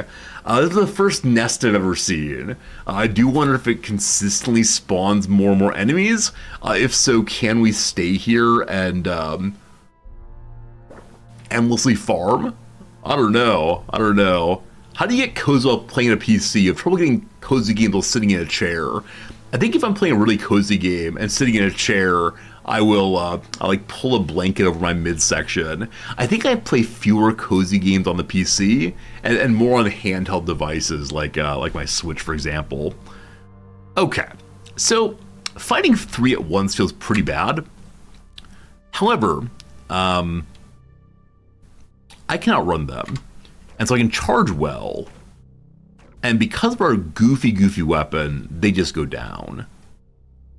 Does the nest move? Okay, the nest just died, like nothing. It didn't leave any objects behind to reward me for my good work. And also, one second, what's this? Thirst Thistle. Triangular leaves painted it in this. Triangular leaves pant in the salt-sucked air. The flower had angles that sharp thistles' thirsty attention. They really badly want to get some water. So this is the first dungeon I've been in that expands beyond 1 page. Killing these is 175 XP. That said, the moisture is sucked out of your body. And we are a character who needs to stay wet. So there is water here, but it's all salty. Everybody's looking for the everyone's looking for the fresh water. Here's a boar of easy quality. So let's go and attack it straight away. A giant amoeba is just to the north here. I'd like to charge it, but it's coming at a weird angle. Well, no charging, we dismember instead. I don't know how you dismember a giant amoeba, but apparently you do. To the north, we now have a nullworm. Yeah, this is a place that, were it not for my absolutely goofy axe, which I spent all the money from last dungeon getting, I could not be here. There's simply too many enemies. Now, we saw one consistently spitting at us. Also another centipede. No problems. Okay, where's that spitter? Huh. Not seeing it anymore. So possibly some other enemy fought it. Also, I shouldn't have come to a new part of the map to like clear the prior one. A web and glistening silk was spun to capture Spiral and mounted on a series of bridge threads. The descriptions of everything in this game are absolutely amazing. Where you find webs, you find spiders. Like it's an easy quality spider.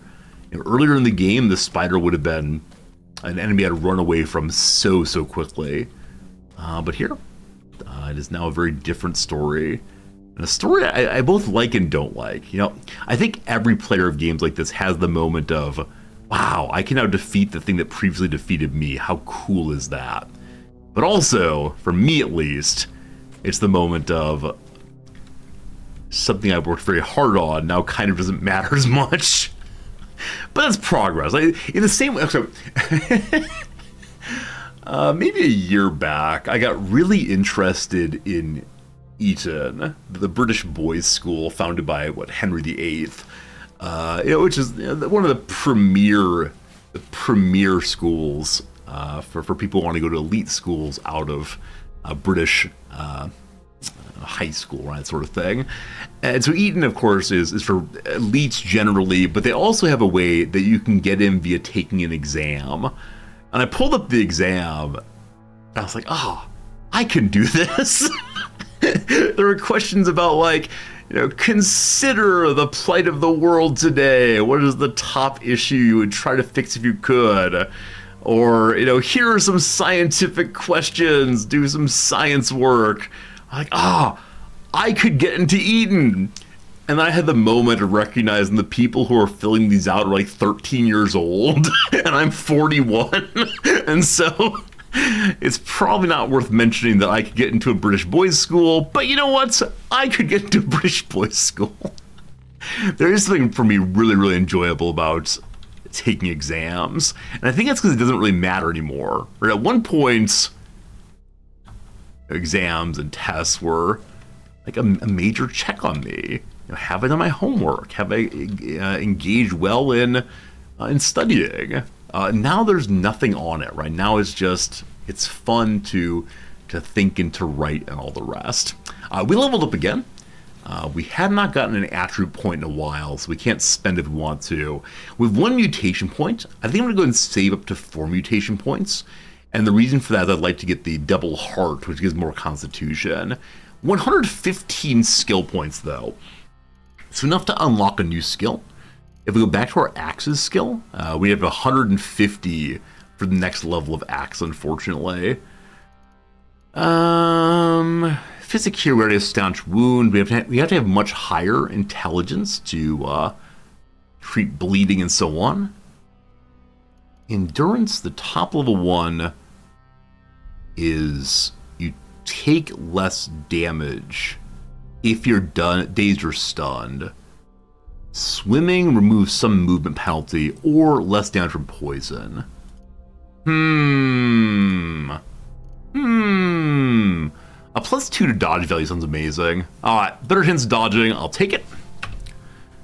That is another level up. We're bleeding. Because we're not in combat, I'm gonna go and just wait out the bleed, as opposed to actually healing myself. Were we in combat, I'd heal myself instead. Down here I see flowers. We walked into Young Ivory. I do wonder if characters with a higher perception or something can avoid walking into the Young Ivory. I unfortunately cannot.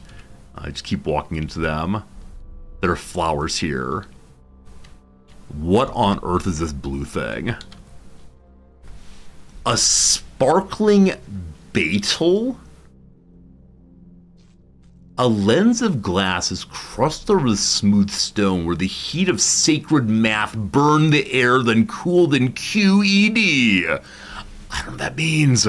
Underneath the dermis, the meteoric layer, an electric heart grinds on the field of magnets of the Earth's core and radiates a shower of sparks. It repels gases near itself.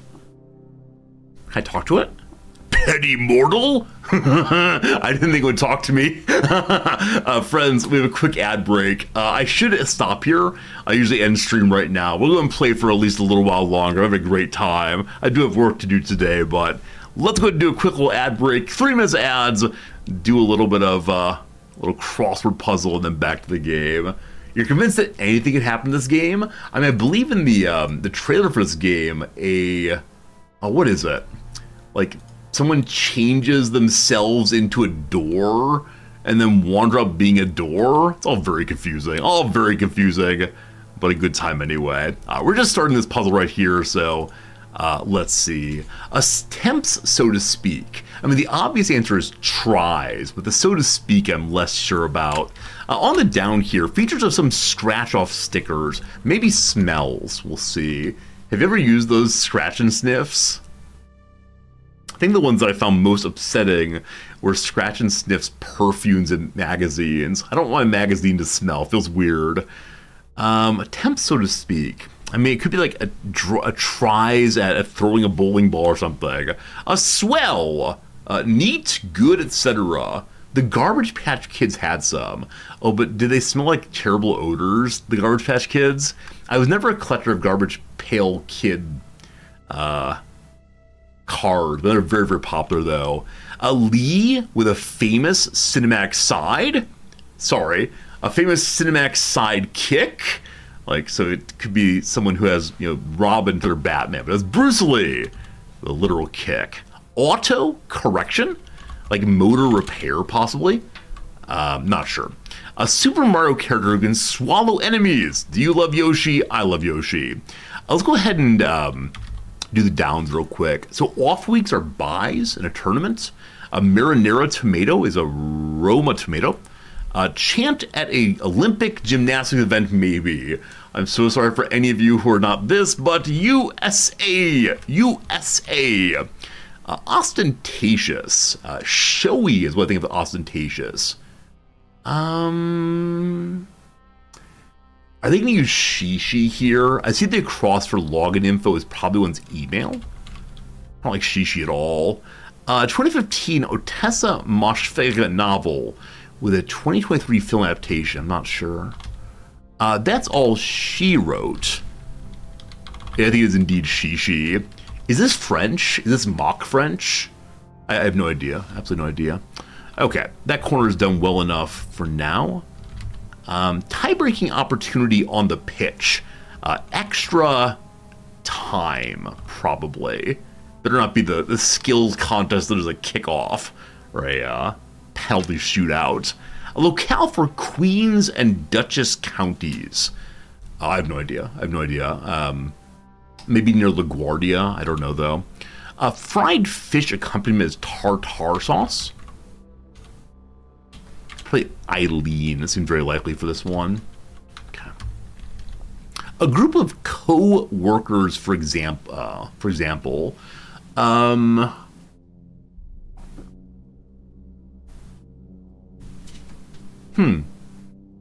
guess legs work together. I say legs work together. Probably wrong, though. An oxen connector is a yoke for sure. Can we get these middles now?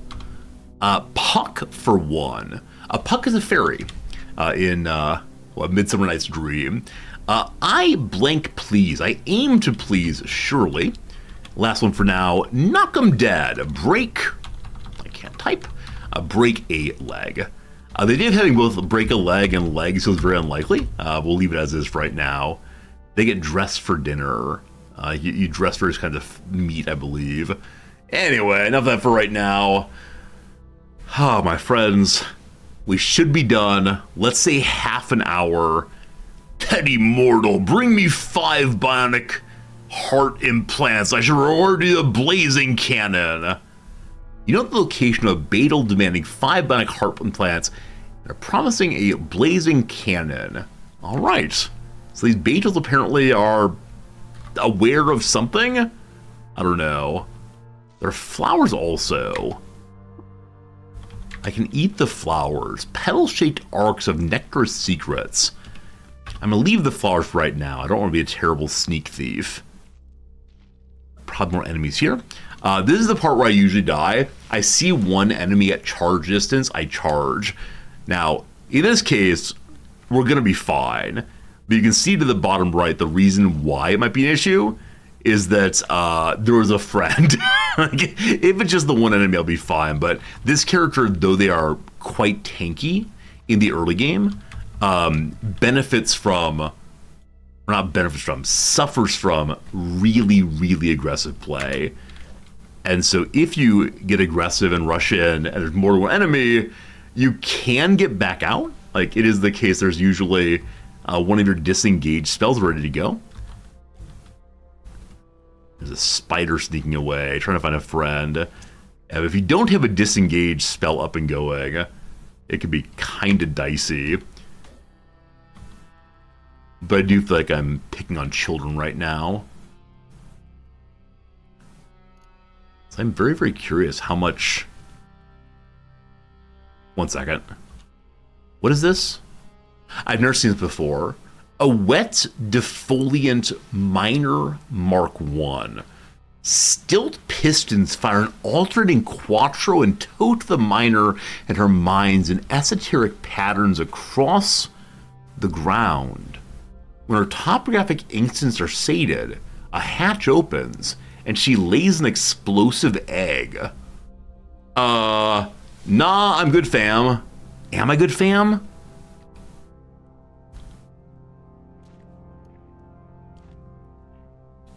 Nah, I'm good, fam. I don't know what that is. I don't know how it works. What I know, though, is I don't want to step in some mines right now. Okay, I think we may have gotten through this entire area right now. Are you going to go see the miner again? What's this? What's this? A glow crow. Loosened skin bloomed beneath matted feathers. His tiny beak is hooked. Hello. Cacaw! East and south, cacaw.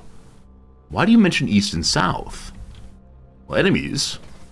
An enemy just dropped poison gas. A weird artifact exploded. I bet the weird artifact is a gas bomb. So we've disengaged. The gas is dissipating now. We'll wait till it's fully dissipated. A little robot selling defoliant mines. I can disarm the mines and sell them. If you're not a plant, safe. Guys, I love that. Thank you. Funny, funny, funny. It's only doing defoliant. I thought like defoliants might be its main goal, but that possibly it would. It's very funny. Possibly it would cause some damage for me otherwise. What's this witchwood wreath? Twigs from a witching tree are paired rather, and twisted to a garland for Hindsun. With Hindsun's a celebration of something. If we go this way, in this direction there is rather very, very little going on. We can just keep connecting. Team, does this area go forever? So we found our staircase. I don't know if this is where we're ending. Hey, Arid Mithrin, good seeing for you. It's a joy watching me play this game. Arid Mithrin, I forgot you said this is your favorite game, but yeah, absolutely. It's a lot of fun also. What do you especially like about Arid Mithrin? Like, I love it when someone says, this is my favorite game of yours to watch. I'm always curious, why this game? You know, what about it seems especially cool? An alga maggot, a writhing and pallid maggot when pustules of noxious gas quilt its bloated abdomen. So I bet when we attack it, if we attack it, well, we're gonna attack it, it might cause gas explosions. Okay, I cut off its tail, it's bleeding. I took 2 damage. So when it dies, I believe it releases gas around it. Cool, good to know. Oh, another one. Oh, quite a few. All right, let's stay out the way then. We're good, we're good, we're good. You purchase this game and try to play it. It doesn't work like they're on a full keyboard. Oh, Katic, I'm sorry. You might return it then to Steam. That'd be a good reason to return it for sure. I'm sorry to hear that though. But yeah, good call. I do use a full keyboard in this game, and I do imagine that one could do the work of remapping, but it sounds excessive. as they're being fired upon by some of these little buddies, and these little buddies do have some like swarm ability, where they're able to come running and cause big damage. We found their chest. What's inside? What's inside the chest? A weird artifact, probably the one item worth getting. We'll grab the other ones because we still have lots of carry weight. Is it 97 out of 392? I believe it is. Alright, I see other snipers sniping. Luckily we can charge faster than their arrows go. This studded leather armor, that actually may be better than my current armor. We'll see. Let's see if that's true. So studded leather armor is 3 armor, 2 dodge removal. So it would be more armor and less dodge and the loss of lacquer. I think that repelling liquid and can't rust seems very, very valuable. I'll take that armor and maybe sell it at some point. But what's that? A drill bot. Shing burls spin across their plate metal back, and out the back of their neck, silver antennae lick and taste the air. Attached to their arm stumps, a pair of monstrous cone drill pens, spinning to pulverize and dig out stone and bone. They have 2 drills. I bet they can drill through my armor, I'd guess. Huh. Well, did it say hostile? It does want to fight me. This is my first time fighting a robot, I believe. I'm a sprint back, so I can heal. Oh, more enemies. So many enemies. Alright, a wet-horned chameleon. Minuscule skin crystals shift and sort light. Alright, then also a giant amoeba. So, I wish these enemies didn't work together. We're kind of surrounded. Luckily with my crazy weapon, I'm in good shape. If not, I would have teleported out. Hey Manals, you play this game mostly with the mouse. Oh, cool. Katic, you might look into that if the mouse would help you. Alright, full health, charged already. Cat. I'm fighting a machine for the first time in my life. This concerns me. So good charge for 10 damage. We damaged its armor, and then it hit us critically for 5 damage and caused a bleed. Cat. Can I dismember robot things? I cut off a sensor array. It's now leaking. Well, that's that. So left behind a sensor array. Also have an artifact to look at. So what is this sensor array? Scrap. Huh, you can equip it somewhere. Ermithan, you love the descriptions of anything, randomness. Every playthrough is different. I agree, Ermithan. The replayability of this game is insane. Putting it on gives 1 ego. You're more intimidating, but robots hate you. I mean, I can't imagine robots liking me in the first place. So that'd be 1 more ego point in comparison against 1 dodge and more heat resistance. I'm gonna stay with that, I think. I don't fully understand ego. And the other thing to look at here is weird artifact. We examine it. It's a thermal grenade Mark 1. Some strange artifact here. A thermal grenade. A caster and bulb is clamped by a lever with a pull ring. It's hot to the touch. Well, if things get dire, we can toss it. I do have a thrown weapon slot. I don't know. I like being, medieval guy with axe, or I guess not guy. Minotaur centaur with axe. Brackish asphalt. My goodness. I never know how they can describe these things without actually seeing them. I see another chest. I see a bear. Hello, bear. The grizzly bear is huge and wild, devouring the infant child. We should be fine. All of our abilities are up. They are. Okay, we really are just walking through enemies right now. Like, if there's one of the bosses, then fine, we'll fight it, but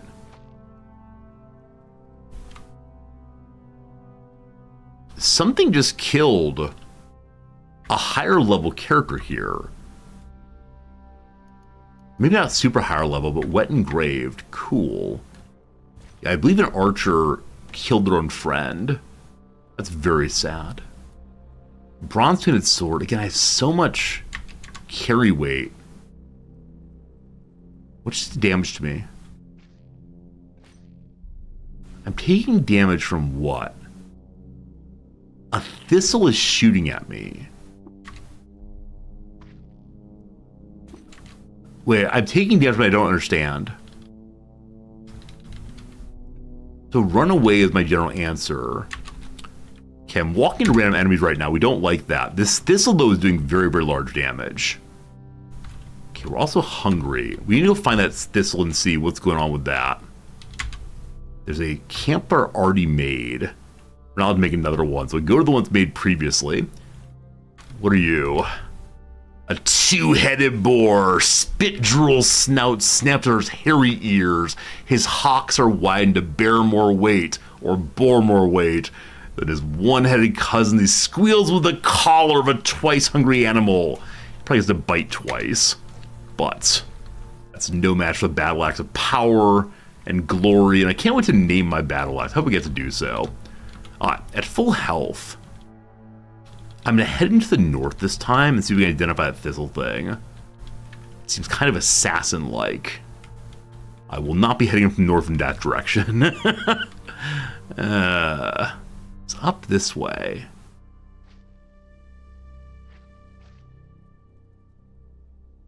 I don't know. Well, attractively brass chest. Chain mail. Oh, I think we got an upgrade, team.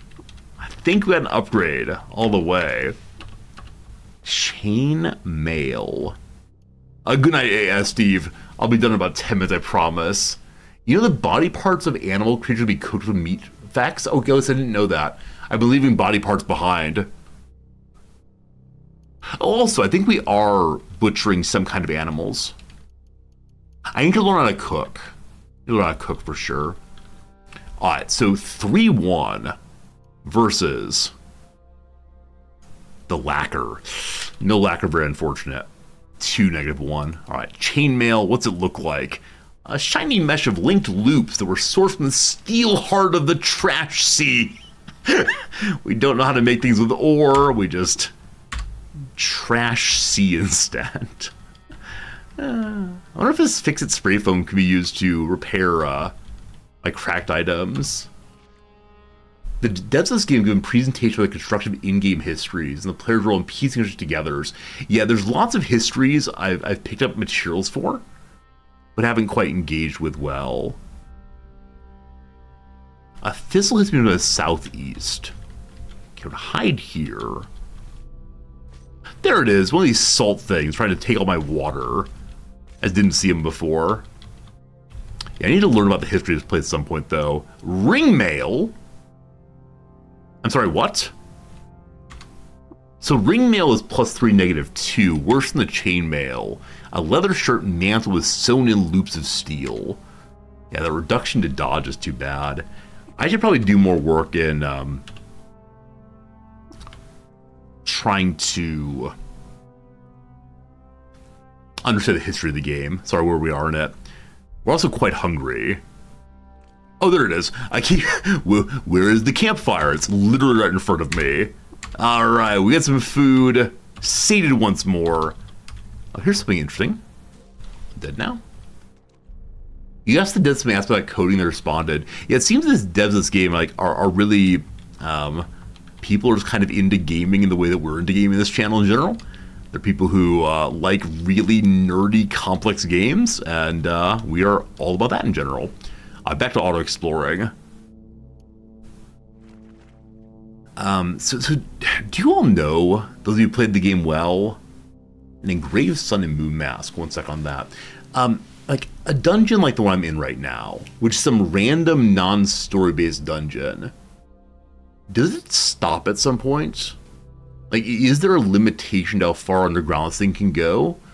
Or is there a possibility that we will be in here forever until we decide to stop? Hot fire on soapstone bleeds into damp night at the twilight terminus drawn in blood.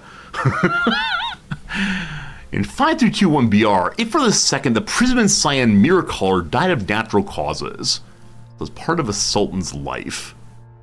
And all it gives is one dodge, and the mirror color likes you more.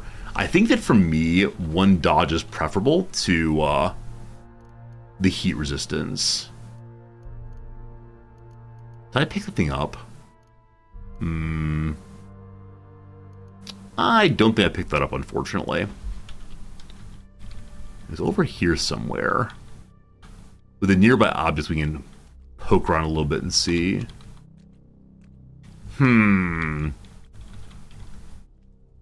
Well, it wasn't in the box, was it? I could be there forever. Procedurally generated dungeons go 1,000 stratum deep.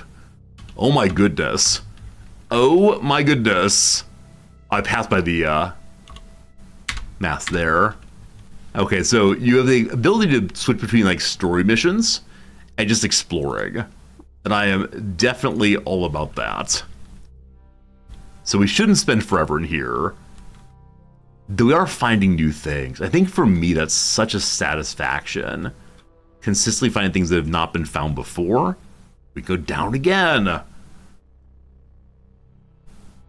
should probably get back to my mission pretty soon. Something is shooting me from the rock face. Something is shooting at me, or the rock salt rather. So something is shooting from the south. It's again this kind of thing. Whole bunch of them. We're very close to leveling up to level 8. Out of the side here, there's iron cap. So instead of the dodge, we can have an armor. I think we're fine though. There's iron things we don't really need. I think for right now I'm picking up steel. And then I'm not sure if my axe will ever get destroyed. Like I said before, I guarantee on the day when my axe gets destroyed, I'll be very, very bummed. Okay, so we're going to attack kind of wildly. Taking quite a bit of damage. I'm not really paying attention. I'm like running through everything. So first things first, time dilation. Slow them on down. Second, dismember, attack. Another one's coming. There's probably another one of these centipede nests over here. We can freeze rate to slow it more. We can charge in 3 again. I still have sprint and teleport to get out. I should do that. Teleport far away. From where I've explored. Fine. Now I do have the healing.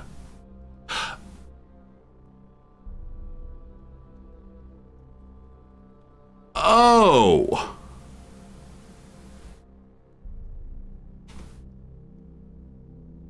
I have no water left. Oh no.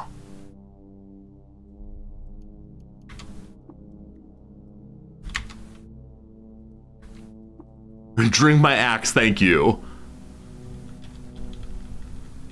Okay, I have other kinds of drinks. Honey. But we take in water via our skin.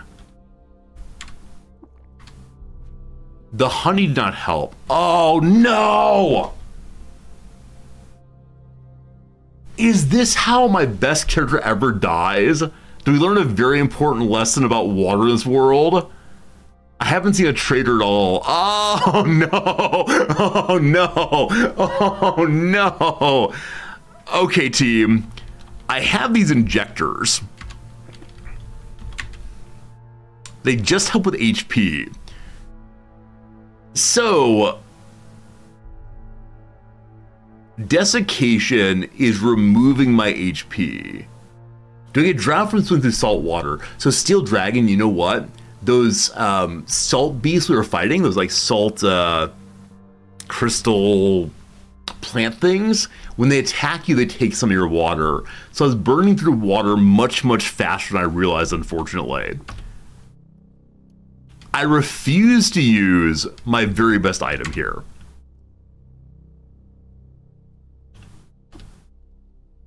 So I think we use a salve and get out as fast as we possibly. Wait, Vine Wafers. What do you do again? These might have water in them. You're now sated and dry. Okay. So eating the vine wafers gives a tiny little bit of water. It says dry. Do we get past dry by eating these? Okay. I don't know how long we have. Does the apple give some food also? It might only be food. Okay. Well. I'm gonna use my healing item.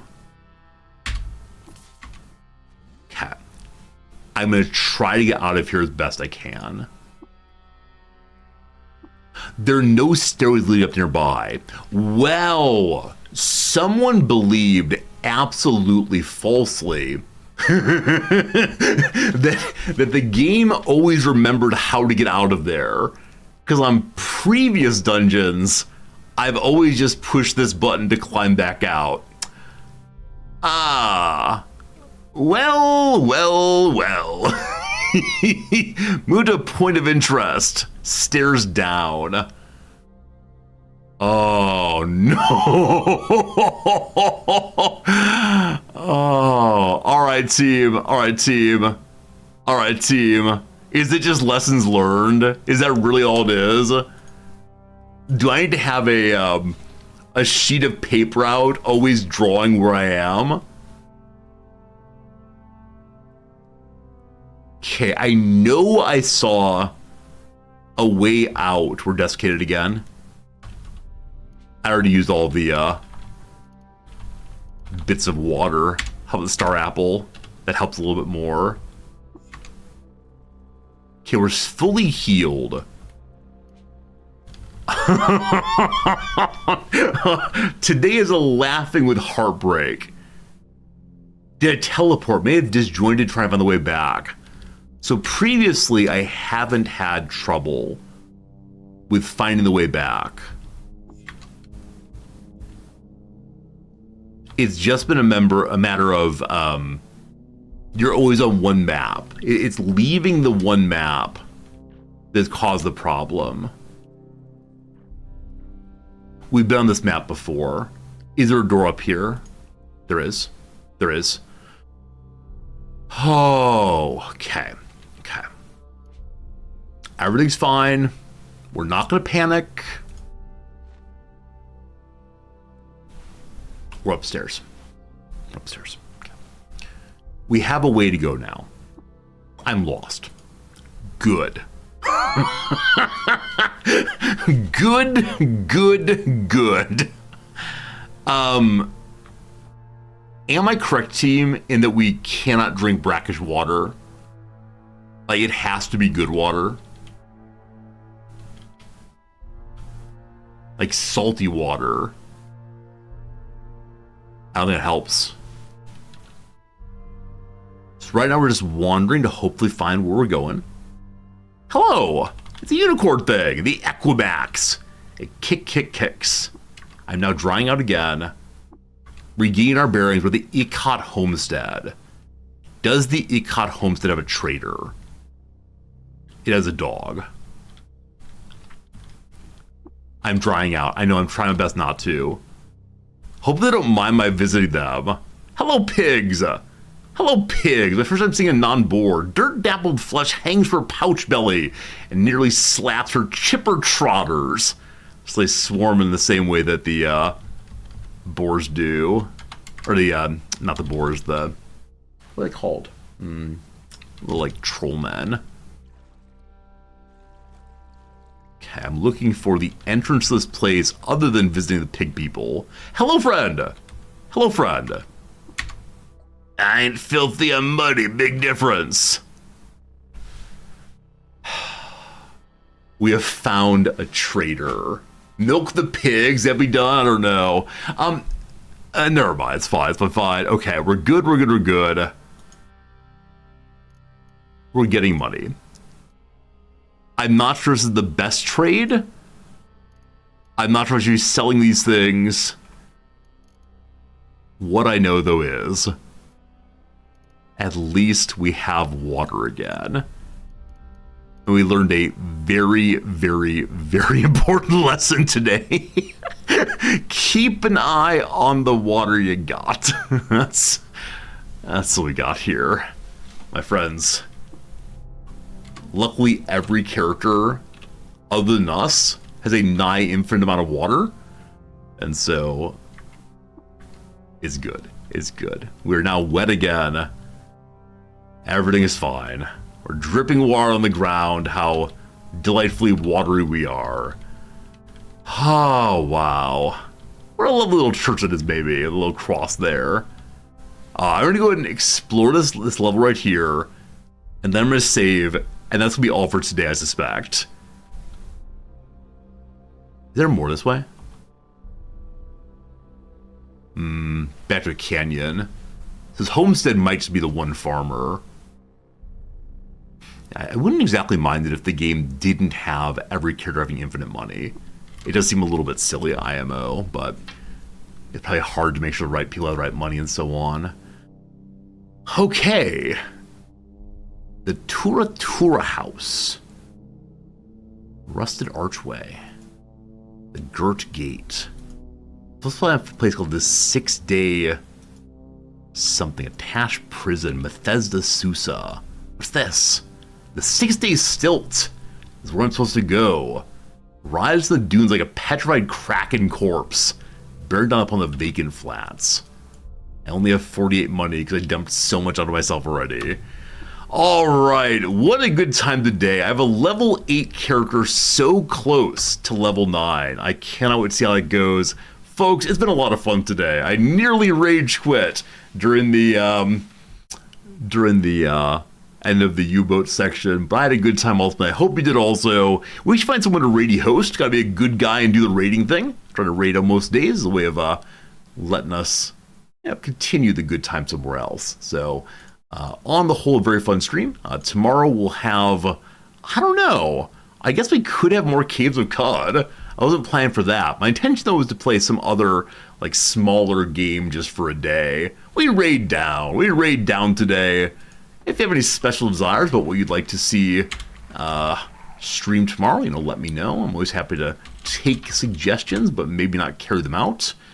Who is playing in the Caves of Cud, if anybody? Hey, it's Resorty. Learning Caves of Cud, says Alias Bot. Alias Bot. I'm sure this person's nice. When you get there, offer a hello friend if you please. And, yeah, have a really good time. They look like they're of similar ability to what I am, and that's what counts. See you again soon, folks. Thank you. Goodbye for now. Oh my god. Oh, I killed the fucking bat because I clicked wrong. How you doing there, Resorty? Welcome on in.